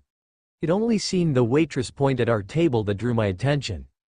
Victoria glanced over her shoulder to see what I was looking at and stiffened at the 3 figures walking towards the table. As restrained as she could, though I could see it was a serious exercise of will, she got up and came around the table to my side, sitting next to me as they got closer. The woman leading was practically an Amazon. She had to be over 6 feet, with muscles that wouldn't be out of place on an Olympian athlete. Somehow they didn't detract from the absolute sensuality she exuded as she moved forward with that fluidity that vampires had. Her black hair was tied up behind her head, and her eyes flicked over the room constantly, watching. Behind her was a man even larger than her, at least 3 inches taller and just as well built, with brown hair. He reminded me of Emmett, but only vaguely. Trailing behind them, almost comically, was a young girl who had to be a whole foot shorter than the woman in the lead, with bright red curls and extremely pale skin. In her human life she probably would have been a poster child for the stereotype of Irish redheads. And of course, they all had vivid red eyes. Unlike Victoria's, which had become comforting, these made me want to shiver under their gaze. The man and woman reached our table, looking at me and Victoria momentarily before the man slid into the booth so he was across from me, the woman following to sit across from Victoria. The girl pulled a chair from another table over, sitting at the end between the woman and Victoria. "Good evening, Siobhan," Victoria said, looking between the woman and who I assumed was her mate. "Liam." She looked at the girl to her right, Maggie. "Good evening, Victoria," Siobhan returned. "And this is the girl?" "The girl." I tensed. "Bella," Victoria corrected, her hand coming to rest on my leg reassuringly. "Bella, then," Siobhan returned. She turned to look at me, and I struggled not to shrink under her piercing look. This was supremely uncomfortable. "Bella. May I assume you're aware of what Victoria's requested of my family?" Siobhan asked. I nodded, swallowing. "To help, with everything, with the change." Siobhan nodded. Normally, I wouldn't consider such a request, but considering who it came from, her eyes locked with Victoria's for a few moments, before looking back at me. "Victoria also said you have something unique." "My shield?" "Yes," I confirmed, "I'd like to see it." A low rumble came from Victoria's chest until I put my hand on hers underneath the table, but her teeth remained slightly bared. "No." Siobhan looked at Victoria. "No, don't you think she can decide for herself?" "It's not safe," Victoria gritted out, her hand tied on my leg. "She bled the last time. Do you think you could handle that? With how good she naturally smells?" The brunette woman frowned. "It's already appeared while she's like this. It's guaranteed to still be there after she changes. And I can do this without your help, Siobhan. I'll take her to the Highlands and do this myself if need be." For a moment, Siobhan looked at Victoria, the silent staring match between the two tense, before Siobhan sat back. "Fine." Victoria relaxed slightly. "When do you plan on doing this?" the woman asked. I looked at the girl next to me, who was wearing a thoughtful expression, her lips pursed. "As soon as possible." I blinked. Holy shit. Holy shit, holy shit, holy shit. "Tonight?" She was talking about tonight? Victoria glanced at me. A questioning look in her eyes? Was she wondering if this was okay? It was more than okay. I nodded minutely, and her eyes softened, before turning back to Siobhan, who'd been looking at her coven mates. After a few moments, she turned to face us, once more looking between Victoria and I. "We agree with this. We'll be at the same house you found us at before. Is there anything else? Victoria shook her head. Very well then. We'll expect you in a few hours, Siobhan said, before standing, her mate following her and slipping out of the bench. The two moved away quickly, but the girl, Maggie, lingered. I'm so happy you'll be staying with us, she said to Victoria, looking over at me as well with a warm smile. We'll be waiting for you. Victoria nodded, watching as the girl put her chair back from where she got it and trailed after her two companions. For a moment, Victoria and I just sat there in the silence, before she looked at me. Is this okay? Are you ready? I nodded, tears in my eyes, not from sadness but from happiness, and I couldn't stop myself from leaning up and pressing a kiss against her lips. It's more than all right. Victoria smiled at me, and my heart grew warmer. I suppose we should go get ready, then. My arms were hugged to Victoria as she ran with me in her arms northwards. It was a cool night, but the clouds had cleared enough to see the sky, barely affected by light pollution. Suddenly, Victoria stopped in the middle of a field of grass on a hill, putting me down and quickly circling an area to the right where I stood, drawing a square of cloth out of her pocket and spreading it out on the soft area. I wanted to do this right, she said, looking surprisingly vulnerable as she stared at me, to make it as easy as I can and give you what I couldn't have. I moved towards her almost unconsciously, reaching out until my hand was on her arm, already feeling the beginnings of that telltale warmth and tightness below my stomach. Thank you. Thank you so much. She nodded, eyes flicking between my eyes and lips. I made the decision for her, tilting up and pressing my lips against hers, softly and then harder. She responded instantly, soft lips moving against mine. I took the initiative, unable to hold back as my tongue brushed against her lower lip, and she opened herself to me. God, Victoria. I could have kissed this girl for days. I had to draw back after a minute, flushed and breathless, and she took the opportunity to lift me up and move me onto the blanket, her clothes suddenly gone in a blink, leaving her only in black underwear. I couldn't help but stare at her, in awe of the beauty she exuded, the warmth inside me flaring dangerously. In the next moment she was over me, leaning down, and I reached up to meet her kiss, returning to the open battle between us. My right hand drifted from where it had rested on her hips, moving over her back, letting me feel softness of her skin. I needed more. Clothes off, I said breathlessly, and she helped me lever my shirt off and draw my jeans away with my socks, so that I matched her. I arched up into her, trying to get as much contact as possible, my hand trailing over her side and up to her breast as she moved away from my lips to pepper kisses along my jawline, her own hand lightly moving over my stomach. My bra was suddenly gone. Victoria's lips around my nipple as I groaned, trying to get more as I pressed up into her. She lapped at it, drawing her tongue across and nipping at it before switching to my right, giving it the same treatment. I could feel the dampness between my legs, and knew that my underwear would be a complete loss.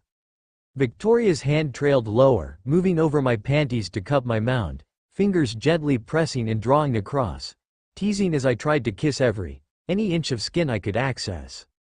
Please, I whimpered, and she shifted, her mouth traveling up to my collarbone and across my neck before meeting mine again, even as her hand moved back up and then under my underwear, dipping lower and lower until they were touching my folds, her finger lightly moving around, before coming back up and circling my clit. I groaned. Fuck, my chest was heaving as she touched me, slick wetness following her fingers before she pulled her hand out and lifted it to her mouth, sticking her fingers in and licking. Oh God. Underwear. Everything. Now. I panted, and she obliged, everything gone in an instant. She ground down against me, and I was surprised by the amount of cool wetness I could feel, even as she gave me relief with that wonderful friction and made me moan breathlessly. Please. Please, please, please, please. Her hand reached down again, fingers spreading my folds and running up and down, drawing my clit from its hood with her thumb as her index and middle fingers went down, circling my entrance, teasing. I was lost, utterly lost, unable to do anything. Her fingers stopped circling and began probing, slowly, achingly, before without warning they entered me. It was different, so different from anything else I'd felt, from the experimentation I'd done with myself and various things. She was cool, not ice but cool enough to make me imminently aware of where her fingers were, pushing inside me before drawing out, beginning to move back and forth as her thumb pressed over my clit. She curled her fingers and I saw stars behind my eyelids. Victoria. Victoria. Oh God, please, I groaned. Without any warning there was something wet and soft and flat pressed to me, lapping and teasing. Fuck. Her tongue flicked at that sensitive bundle of nerves at the apex of my folds even as her fingers sped up, that wonderful pressure against my front wall making me gasp again and again. I couldn't help myself, grinding my crotch against her mouth and tongue, my hips moving on their own as I was built up higher and higher. I was close, God, I was so close, I was almost there. Victoria. Victoria, Victoria, oh fuck. Fuck, I can't, oh God.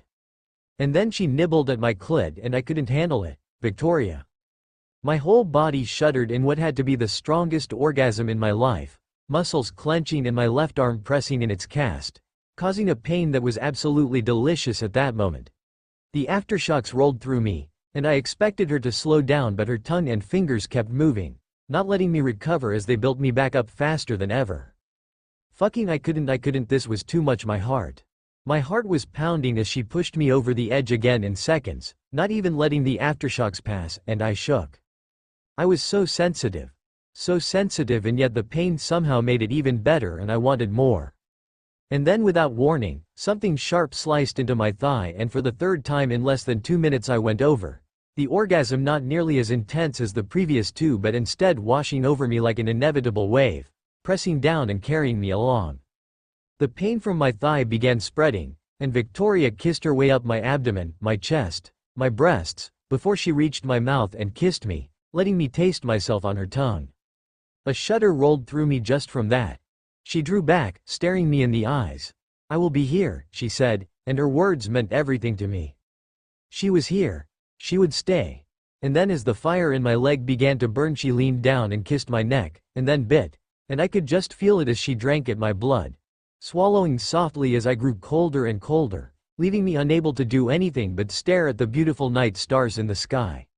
And yet impossible flames spread through me, that had first been comforting but now were painful and I almost couldn't think because of it. After half a minute, she drew back, looking at me before kissing me and letting me taste my own blood, sharply metallic and somehow I found it appealing even through the sharp burning. The voice in my head chuckled. Not even a vampire yet and you already like the taste of blood, it said lethargically, matching my own slowing thoughts that were bathed in pain. Victoria pulled away, staring down at my eyes and letting me see those beautiful crimson irides as a girl began screaming. I love you, she whispered and stroked my face gently. The flames burned brighter, growing hotter and hotter like molten lava, like plasma in my veins, like the sun was inside me, burning me to ash, and this was too much. I couldn't. Why had she done this to me? How could she have done this? And then the fire consumed me entirely and there was only agony and screams. The end. Thanks for watching. Don't forget to like, subscribe for more such videos, and drop your reviews in comment box.